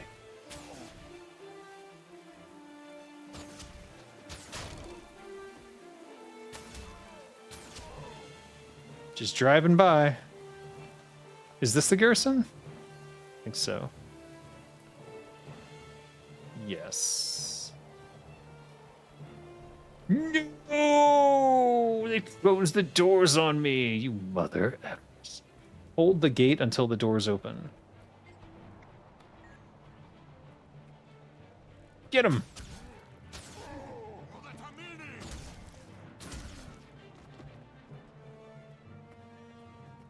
Let's go out on the bridge. Damn, the range.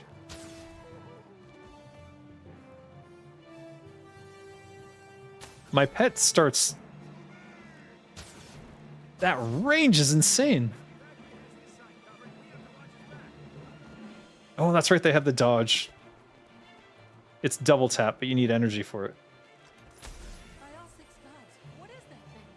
Super loot bag. Accept. I'll take a super loot bag. It's a threat. We're going to take it down. Forward! It says out of range. It let me fire, but I'm out of range?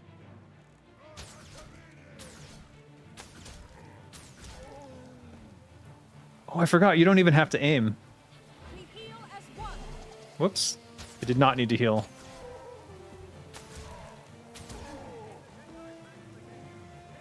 You just fire and it hits.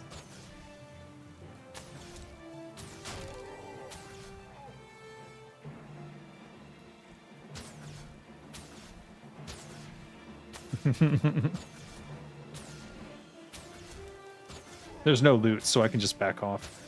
Anyways, when's this bridge gonna open? Did the doors open and I missed it? Hold the gate until the doors open. Alright, well...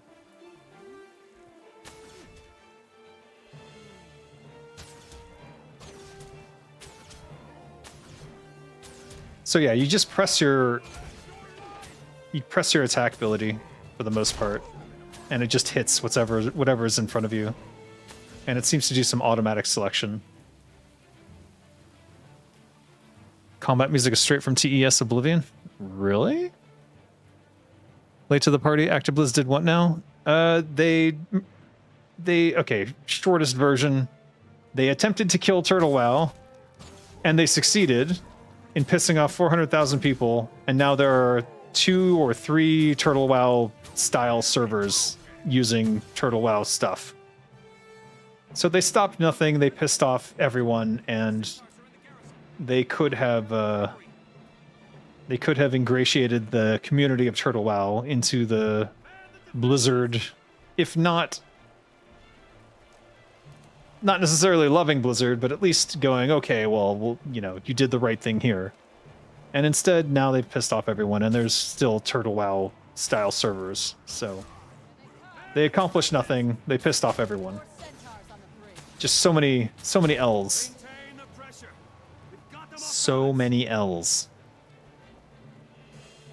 This music is Jeremy Soule? Oh, I don't know. I'm curious who the musician is, yeah.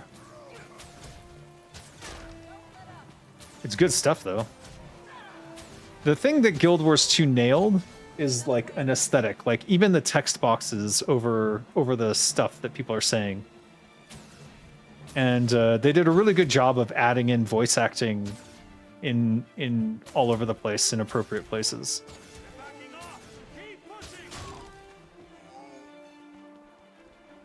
All right. We're good, I guess. Enough of this. Take down their leader. Yeah.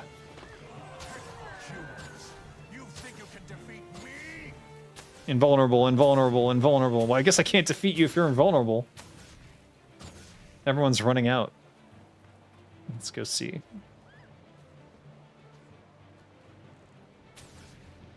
Uh-oh. That seems quite serious.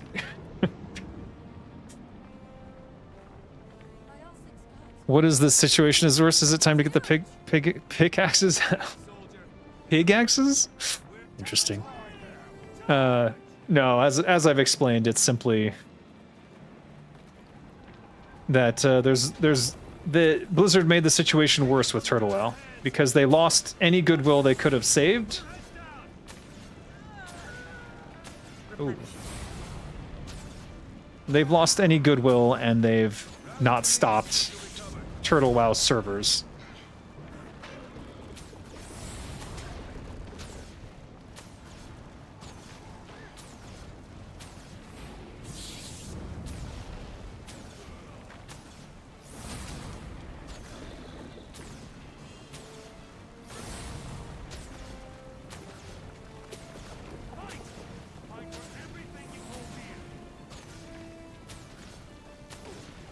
Ouch.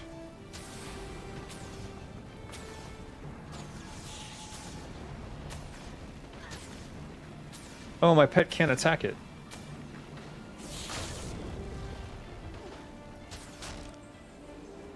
Guess we got him. There was another player as well in here. I saw his name as Jack with J-A-C-C-C-C-C-C. Poor guy. Off to Queensdale we go.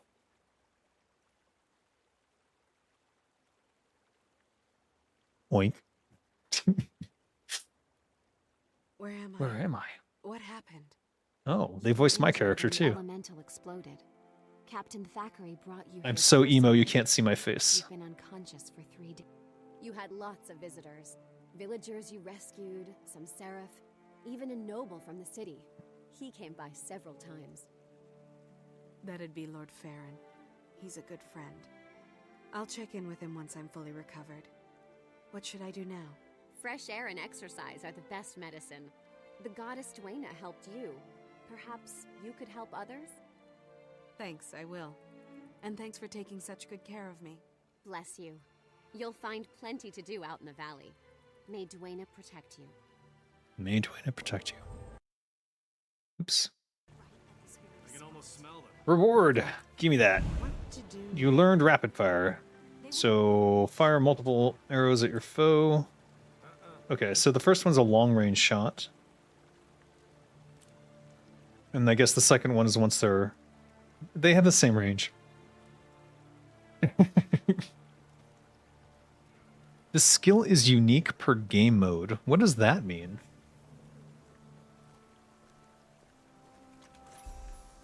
Level 2 rewards. Hero panel. Okay. So. This is clearly better, so we'll equip it. Let's open our super loot bag. Fancy furniture? Decorations in my guild hall that I don't have. Continue coin. Grants a player 5 lives inside the super adventure box. Okay. Deluxe gearbox. Click to open. Orichalcum ore. Mighty magician mantle of the grove. Armor class unusable by your profession. Retro forged weapon chest. Oh, you get to choose. So I imagine some sort of ranged would be the idea. A short bow. A long bow. Obviously, long bow. And this is legendary and requires level 80. Okay. Well, yeah, okay. Let's talk to the scout. The fields beyond Shaymore are Kryta's breadbasket. Since the Centaur attack, citizens are trying to rebuild their lives. But it's tough with bandits and dangerous wildlife roaming the area. Don't wait for an invitation. Jump in and help them. That's level 3, it says. Level 4. So 1, 2, 3, 4. They're basically giving you the overview of where to go. 1, 2, 3, 4, 5. That's funny. This is a waypoint. Waypoints appear on your compass, which is in the lower right corner of your screen. I know. You can also see them on the world map, which you can access by pressing M. I know. Press M again to close the world map. Okay, okay. That's enough. Sheesh. Is there a bank? Maybe I could put these items in there.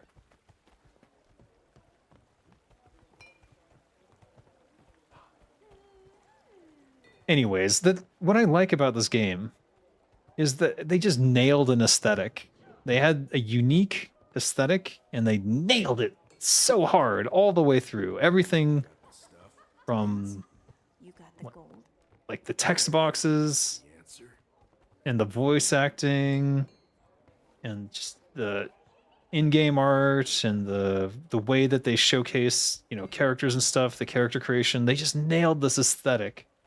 And it doesn't have a name because it's theirs. It's just the GuildWars2 aesthetic. I serve only the best. So it just feels unique. It feels vaguely Japanese influenced, like Japanese JRPG, like modern games, like Persona. But they made it their own for sure. And everything sort of fits into it. So when you play the game, it's very styled. Like, it's heavy style, and you feel it in everything that you do. From just little elements You seem friendly. like that.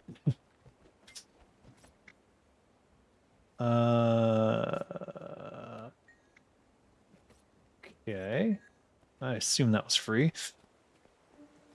And did they nail the pet control though? I didn't have to control my pet. Anything I shot at, it just ran straight off. So you don't even need pet control, and I don't think there's any situations in the game where your pet gets you into trouble. Oh, that's a player? Genosa Shadow Ogre? Feels like a player. I actually don't know. Alright. Level up for discovering the waypoint. Nice. Alright. So you can teleport to waypoints. It costs you a little bit of copper, but it's no big deal. Help Daya by tending corn, stomping worm mounds, blah, blah, blah, blah, blah. Basic bullshit. Got it.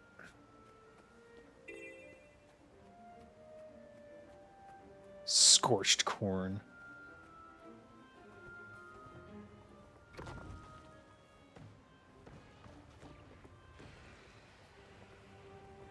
Oh, you're tending. Just hit F.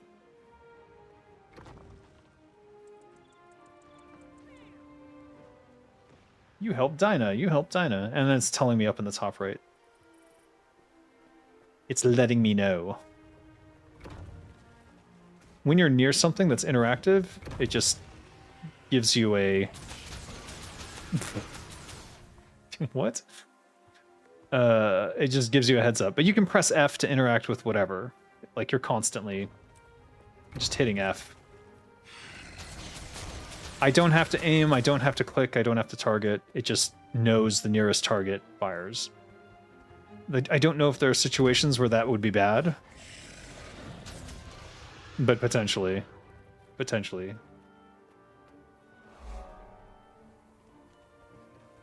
Queensdale completion.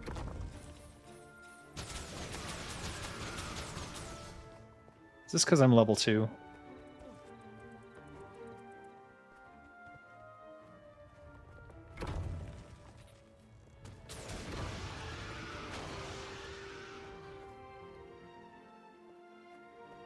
I'm hitting F to search, it's not doing it.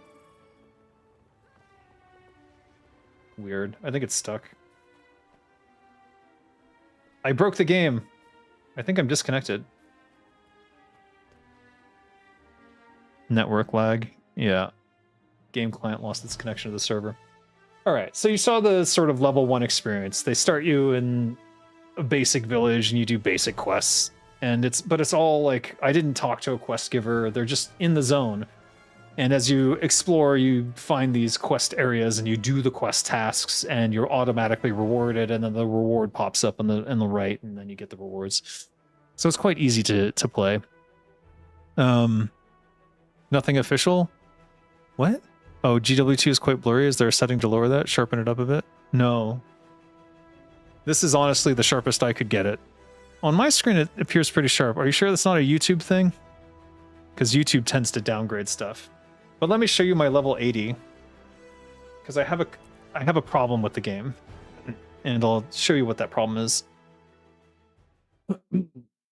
That's not what you meant about pet control. I want sometimes the pet to stay back or attack from a certain angle. That would matter in a game where your pet can like aggro stuff, but it can't in GuildWars2. They just removed all the potential downsides of your pet going off and doing whatever the F it wants. Unless you're attacking something, it doesn't care. Though if there are pet controls, I certainly don't know about it. That was my first time playing a ranger, but my understanding was they simply removed all possibility of your pet doing the wrong thing. So this character is... I mean, look at my inventory. You know what's going... you know what's going on. I am overwhelmed with stuff in my inventory. This is the character... I think this is the character that I took from all the way to the end game, and now I'm in some outer areas that I don't remember anything about. I'm tempted to go... No, I just want to show you something about combat, and this is what bothers me about the game. So, my character's got a short bow,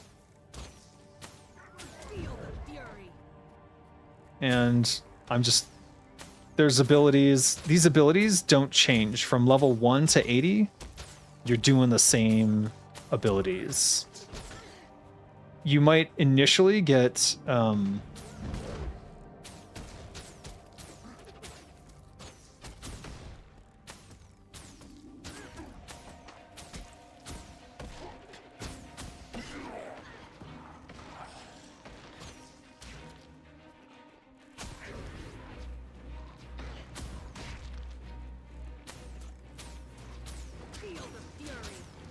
you might initially get some abilities that do different stuff, but overall you're playing the same game from level 1 to infinity. And that doesn't feel great. Like it's weird to me that at level 1, I think by level 10 you've pretty much got all the abilities for any particular weapon. And then no matter what you do for the rest of the game, it's going to be those same abilities. The way that you change the abilities that you're using is you swap weapons. So you can see here I have a... Oh, that's the short bow. Where's my other set? Hold on. Which is... frick. It's not inventory, it's not C, it's not character, it's... The ebb and flow of this battle And... What is it? Constant back and forth is exhausting. I've changed my billet O? more often than my uniform. L? If we're ever P? going to hold the outlying Eh. sectors for more than a U? decade, we'll need help. Y? H? H. We're running low on fuel again. Let's swap. After the ooze field. So these are different abilities. These abilities stay the same. They're like utility abilities. Prize for those So for example, I can hide in shadows and heal, much quicker. and then I'm stealthed and the enemy can't attack me. But my main abilities are the same for every dagger forever for the entire game. So if you have a dagger, these are the abilities you're using. And you do get some additional ones periodically, like level 10, 20, etc. But once you hit a certain level, these never change again. And so it's the same for all the weapon types. So if you have a playstyle you like or a weapon style you like, you just stick with that for the entire game, and the game never really changes in terms of like you're not weaving new abilities in or figuring out new things or doing different things in different areas. That like it's basically the same always. And that's sort of my frustration with the game, is that it's not even a class fantasy, it's like a weapon fantasy. I think it's a good thing to only have that few abilities. It's good for PvP and have everyone on the same leaf, in my opinion. It is to a certain degree, but I need some elements of customization in there. And the only customization I get is I pick a different weapon. Like I don't really like I get that you're picking your playstyle, but for 80 levels, that's a bit much. For Dead Gods, it might be okay, because I'm basically going to have half those levels, and the main core loop of the game is going through the cycle of life and death and trying different things. So it could be okay, but I want to be sure that happy birthday, happy birthday, happy birthday, happy birthday. What is all this? All right, there's just too much crap in my inventory to even get any of these things out of the bank. Like, I'm overwhelmed by junk. Junk mail. So when I first played this game, it didn't have this stuff. And now it's nothing but this stuff. All right, I'm gonna try and take a waypoint to where's the major city? The ebb and flow of this battle wears on you. The constant back and forth is exhausting. I've changed my billet more often than my uniform. Is Ascalon? If we're ever Is it going to hold Ascalon? the outlying sectors for more than No. a day, we'll need help. I forgot all the names. I don't even know what I'm looking at here. Is there even a city for me to get to? That looks like a city. Divinity's Reach. No, wait. I need a bank. Plaza. Think anything different Crown might happen Pavilion. today? You know what would be different? If you left me alone.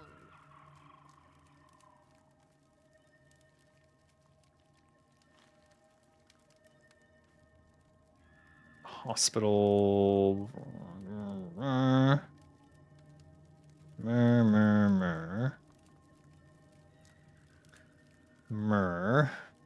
Chamber of Ministers. Battle wears on you.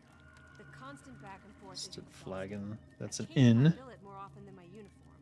If we're ever going to hold the outlying I haven't played in so sectors many for more than a day, freaking years. we'll All right. Well, let's see if I can find a bank. Or something. Something to store all this crap.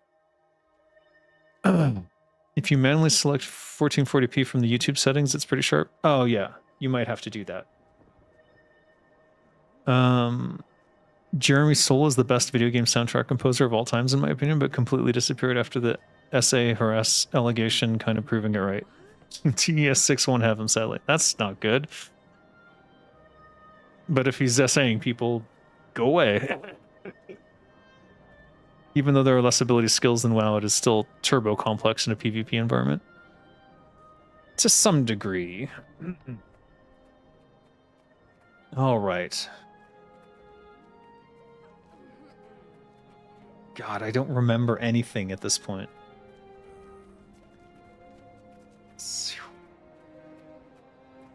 I haven't gotten to a major town with one of my lesser characters. Can I just sell you stuff? Signals of chilling. See, I'm afraid to sell anything because I don't know what its actual value is. Ghost peppers. Here, sell junk. Sell ghost peppers. Foxfire cluster.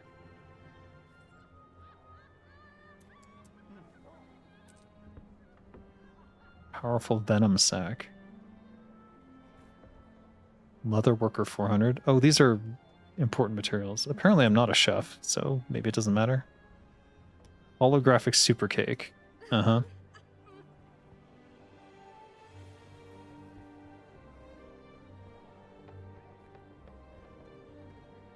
Some of the crap they give you in the mailbox is like, this is important crafting materials, and it's just a bunch of random crafting stuff. And I have no idea. I have absolutely no idea.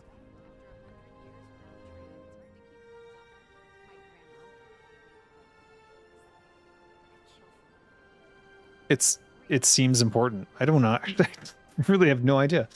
All right. I don't even remember what my character's trade skills are. Though it seems leatherworking. Do we agree in terms of how pleasing it is to look at graphics? WoW really is better than any other MMO, also does not have frame rate issues, which is extremely rare. I mean, yeah, but this game is quite pretty as well. And they're doing a lot of tricks to create this effect. This sort of parallax.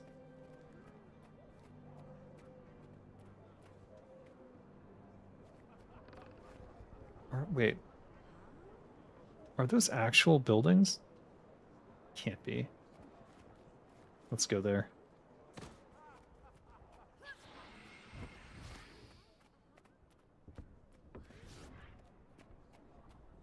Is there a sprint key?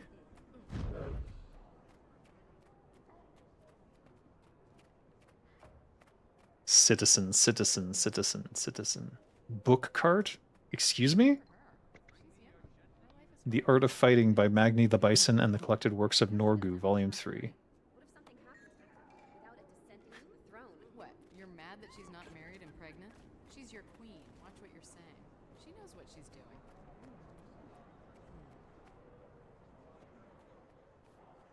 Those are 3D models.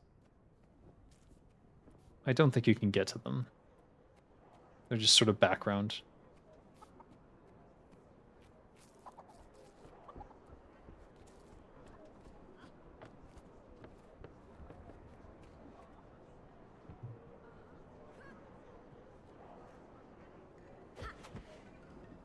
I can't kill the chicken. Very sad.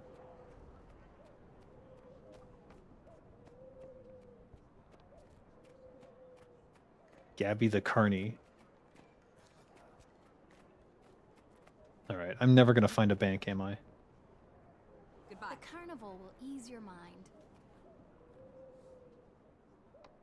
Cotton candy, yeah, okay. Whatever. So they have all sorts of foods that give you bonuses to XP gain, but obviously I think I'm max level? I'm not even sure.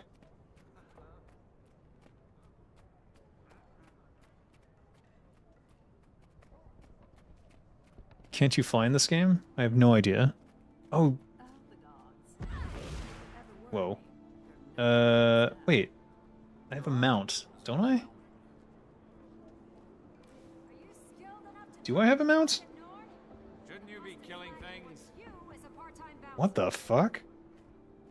Who the... Shouldn't you be killing things? What a thing to say to someone. Holy crap. Interesting how they did the signs.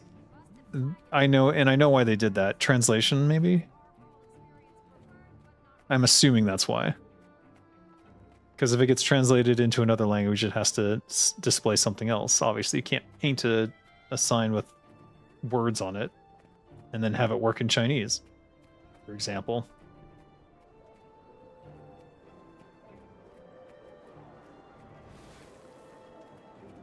Okay, this is a waypoint. I could have teleported here. Priestess Duena, speed bonus. I pray for the future. That's exactly what I need. The scriptures of Duena say her blessing will be offered to those who follow her teachings. Can you say with an honest heart that you have done so? You have to know the lore. Duena.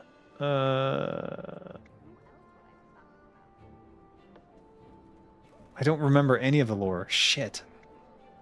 I use my strength to protect the weak. She grants you her blessing. There you go. Okay. Thank you. I am lagging like you wouldn't believe. I think the servers...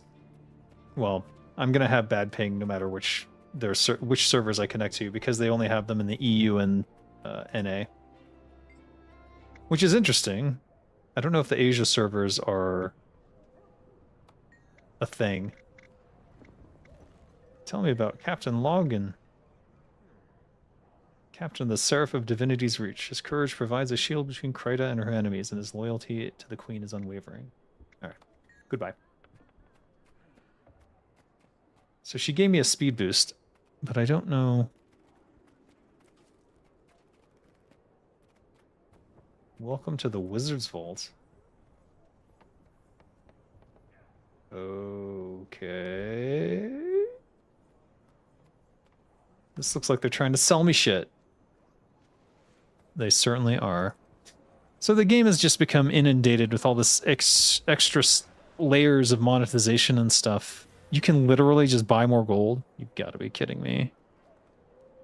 You've got to be kidding me. Get more gold.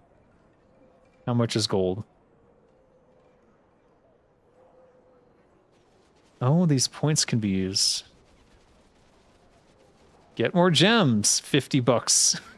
Wow, they just did it. They just did the thing. I mean, it is free to play. So if you're not charging a subscription, then sure. That's fine. Oh, it's an aquarium.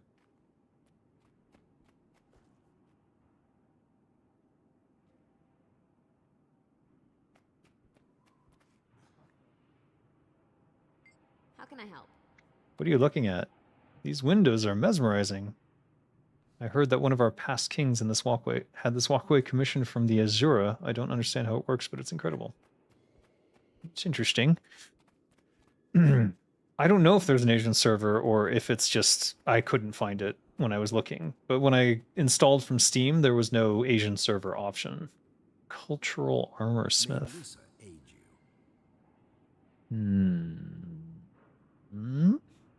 Aristocrats stuff.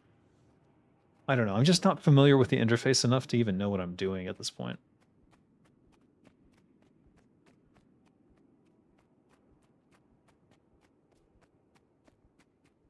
But it's cool just to look around. Like, they did some stuff. Like, it's lush. There's stuff everywhere.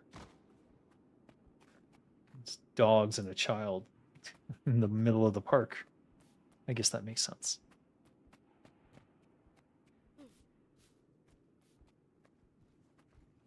Laurel Merchant? 2 pieces of warrior gear. See, I don't need any gear at this point, as far as I can tell. I don't even know what I would do to improve my character in regards to leveling up. Flame Ram blueprints. So there must be some siege mode or PvP functionality that I'm not aware of. So much has been added to this game that that I don't know what to do.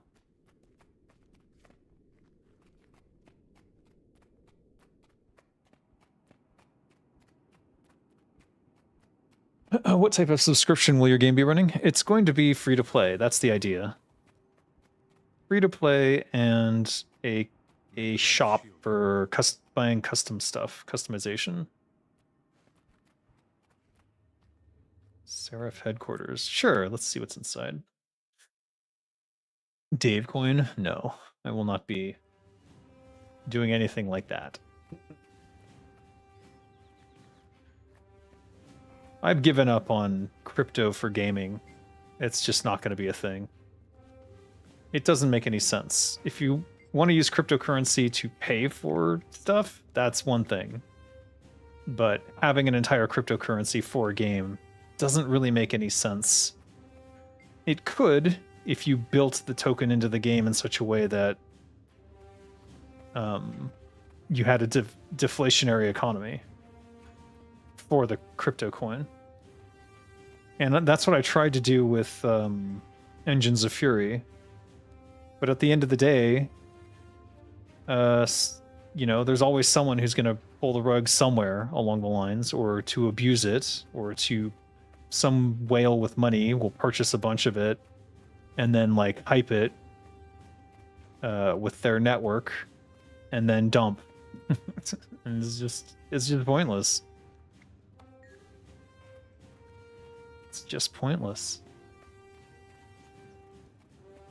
Why not quarterly sub? I just don't want to do a subscription.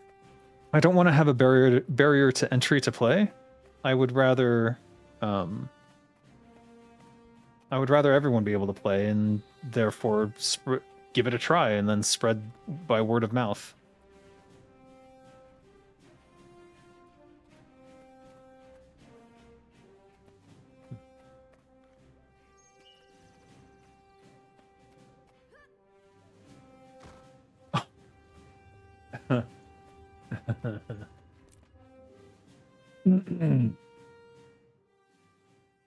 Whatever happened to Engines of Fury? They shot their own leg.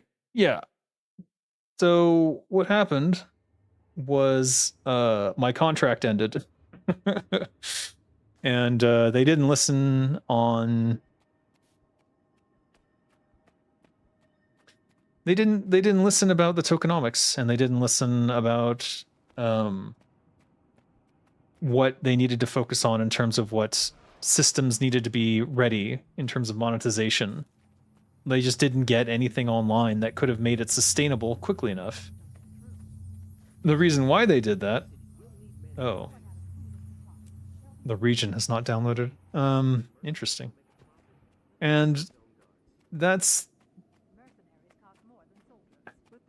I don't know why certain things happened that way. I warned.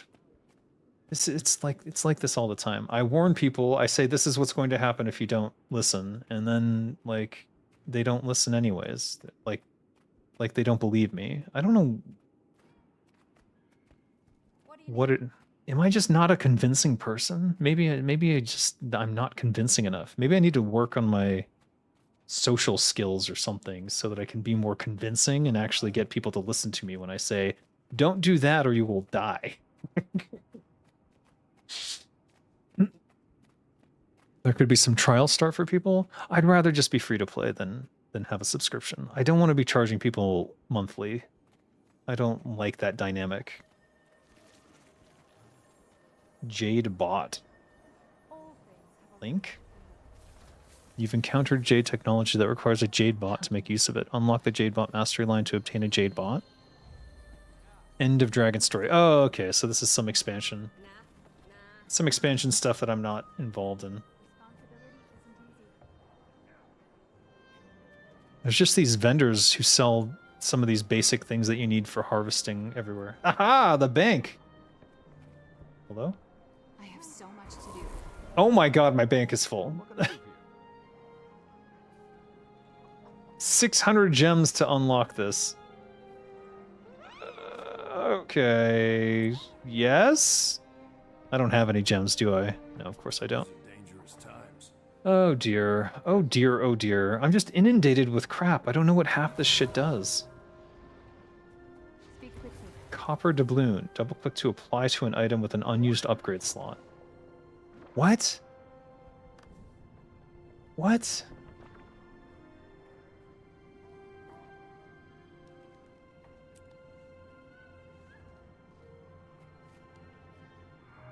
Ruminant tonics. Alright, let's open my inventory here.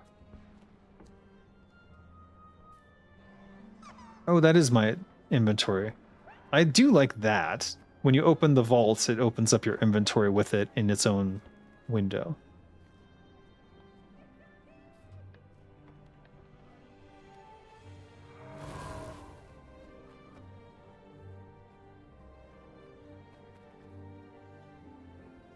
Rejuvenating privateer hat. Soul bound to another character, Grigus. What? Are the banks share? Oh, it's a shared bank. Okay. It's shared between all my characters. No wonder. Alpha Siege Golem Blueprint. I literally have no idea what anything does. I just don't know. This item no longer functions as siege equipment. It may be double-clicked to turn it into a new siege or exchanged in bulk at siege merchants.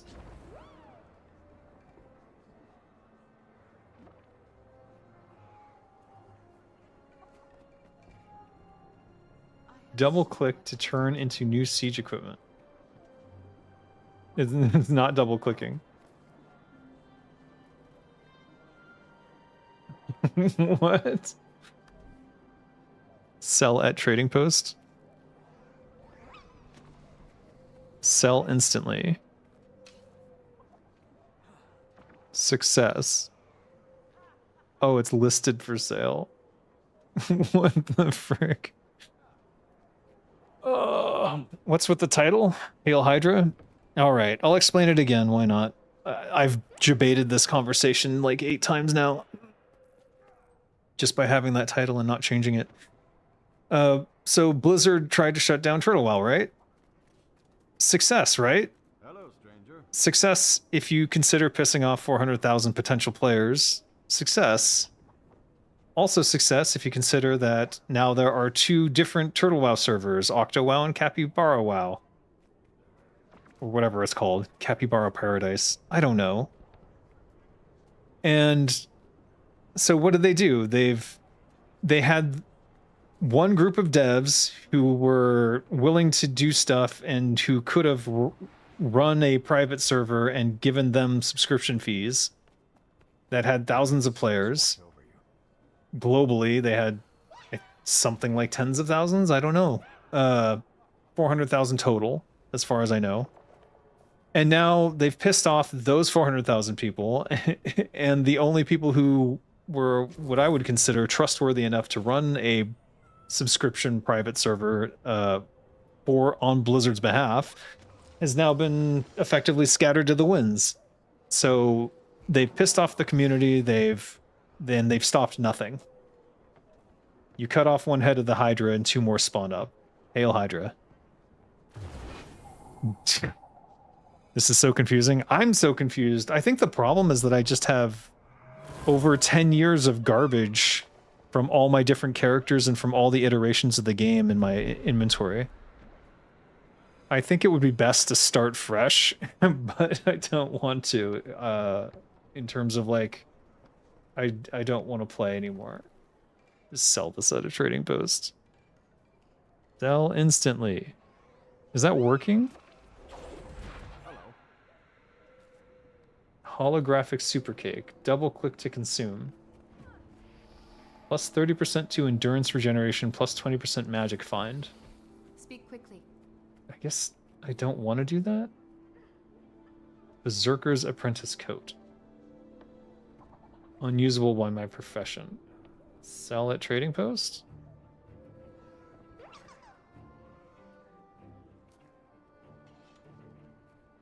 List this item. Okay. Am I even going to be able to come back and collect the money? I mean, I guess I can, but... I have so much to do. Alright. I don't know. There's just... I'm just overwhelmed by this game. And the irony is there's only one thing I actually want to do. And I don't know where to do it. I don't know where it is anymore. Let me see. Eastern Commons. Undiscovered point of interest?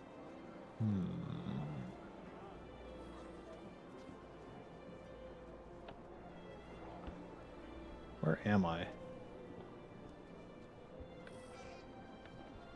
Victory or death? What? Can we just jump off the side?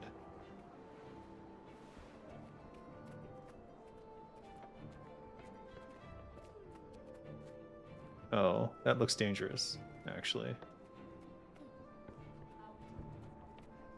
Let's see. I think if I jump this way... Nope! You were defeated. Consume a revival. Return to a waypoint.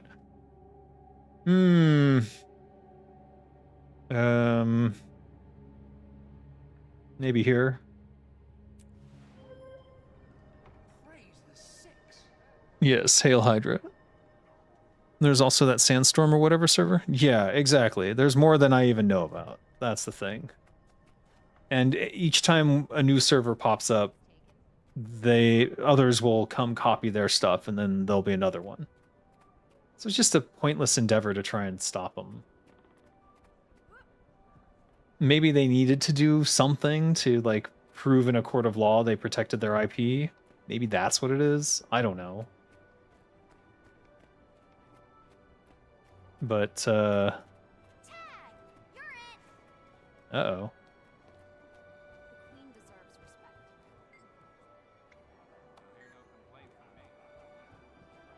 Oh, it's fake.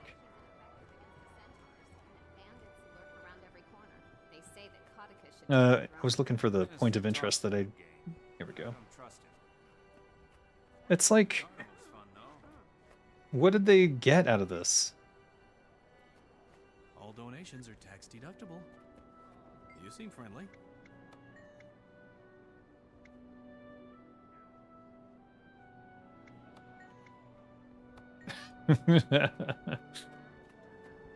Give him nothing.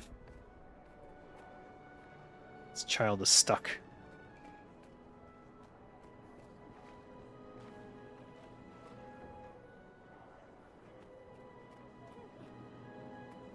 Ah.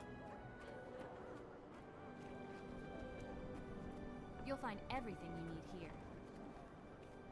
here. I'll find nothing I need. Dead end. Okay.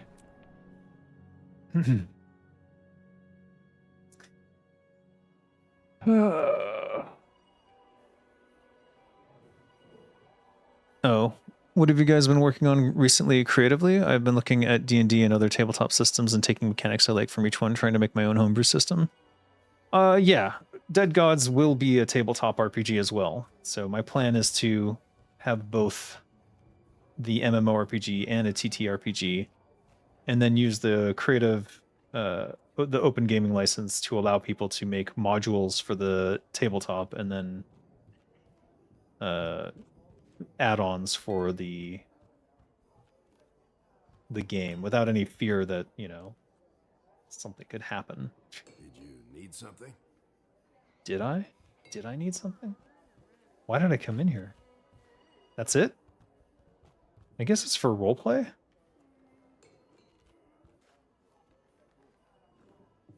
I guess it's a roleplay tavern. That would be my guess.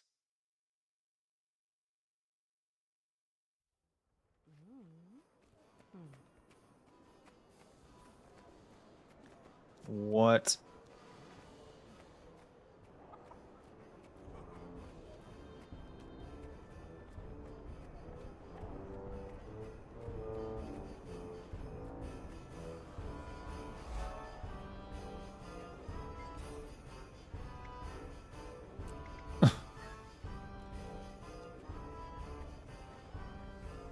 So this guy's flying around. What level is he? 222? Oh my god, I thought level 80 was high. Never mind.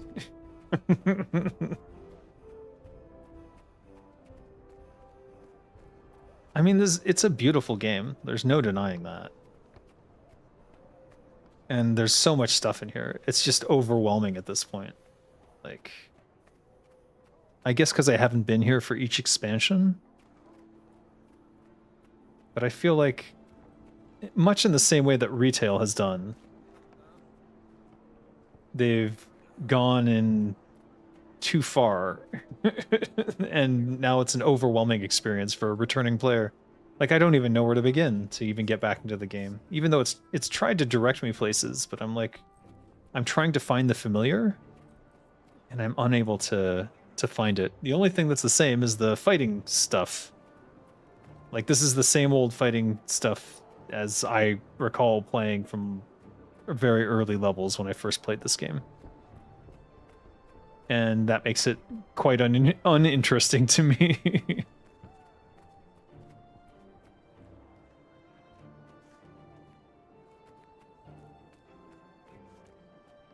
Do you recommend Capybara Turtle Wow Fresh? I'm not recommending anything.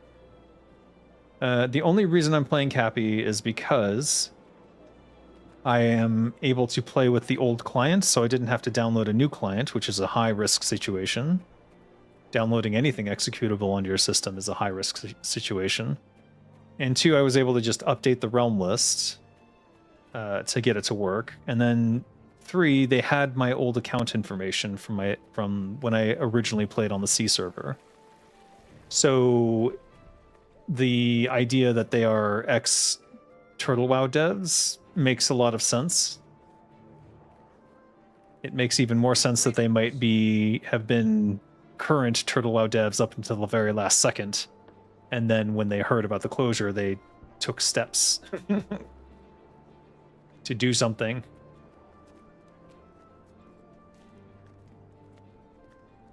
He's a tour guide, so let's Good day, officer. Seen anyone suspicious? No one lately. Good. You know where to find Is there a walk key? Some say Ascalon is lost, that Adelbern's foe fire and the Char legions have destroyed our kingdom's soul. This is simply false.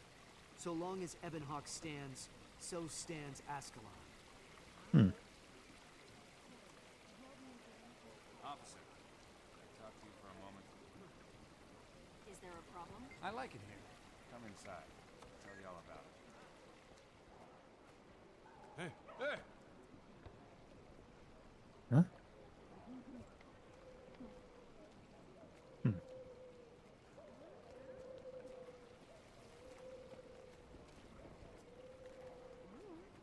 Someone did this by hand.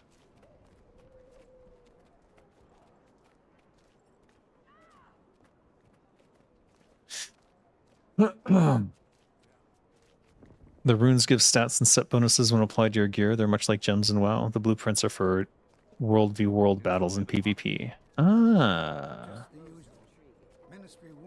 I don't think I've ever done World v World in this game. You know, if we had Ebonhawk as a strong ally, we'd have That those gate centaurs leads to surrounded, Ebonhawk, crushed the them. last stronghold of Ascalon. We send food, supplies, and troops to support them. Oh. Ebonhawk, you say? Without that aid, our troops would be completely cut off. Oh. Never mind. Seraph sent to Ebonhawk to watch over Crichton interests are called fallen angels by the Ebon Vanguard. Well, this tour has been enlightening. Tough as we are, they aren't ready for our kind of war. To some degree.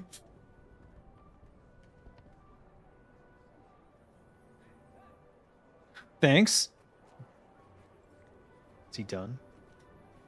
Sort of get on my nerves. See, even this guy isn't as good as Monsters and Memories. It's a nice guy. Supplies we could move in here. But Monsters and Memories has the best guy so far. I bet it's like a default Unreal Engine thing too. Actually, I have no idea. I'm very curious. This statue is interactive? Why? Read the inscription. Resilience, even when the greatest walls crumble to dust, our spirit remains unbroken. Ah. What? Oh shit. What'd you say? Some never return. Uh-huh. Retail WoW has some nice looking skies. True. Oh, that's weird. He's like, I am eloquent and well-spoken. What? I think that's more a poor voice acting choice than anything else, but whatever. Voice actor's great, but that particular sound was not. Minister Wee's mansion is a landmark, and it's also the venue of his legendary parties. His daughter is a famous violinist. Ah. Famous violinist. She's even played for the Queen several times. If you're quiet, sometimes you can hear her practicing. Really? I don't hear shit.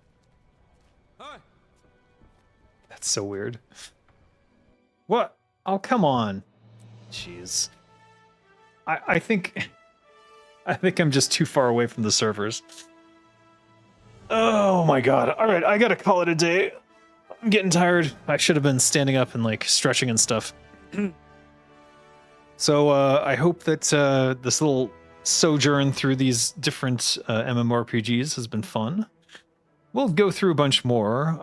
Project Gorgon is next on my list. Old School RuneScape, and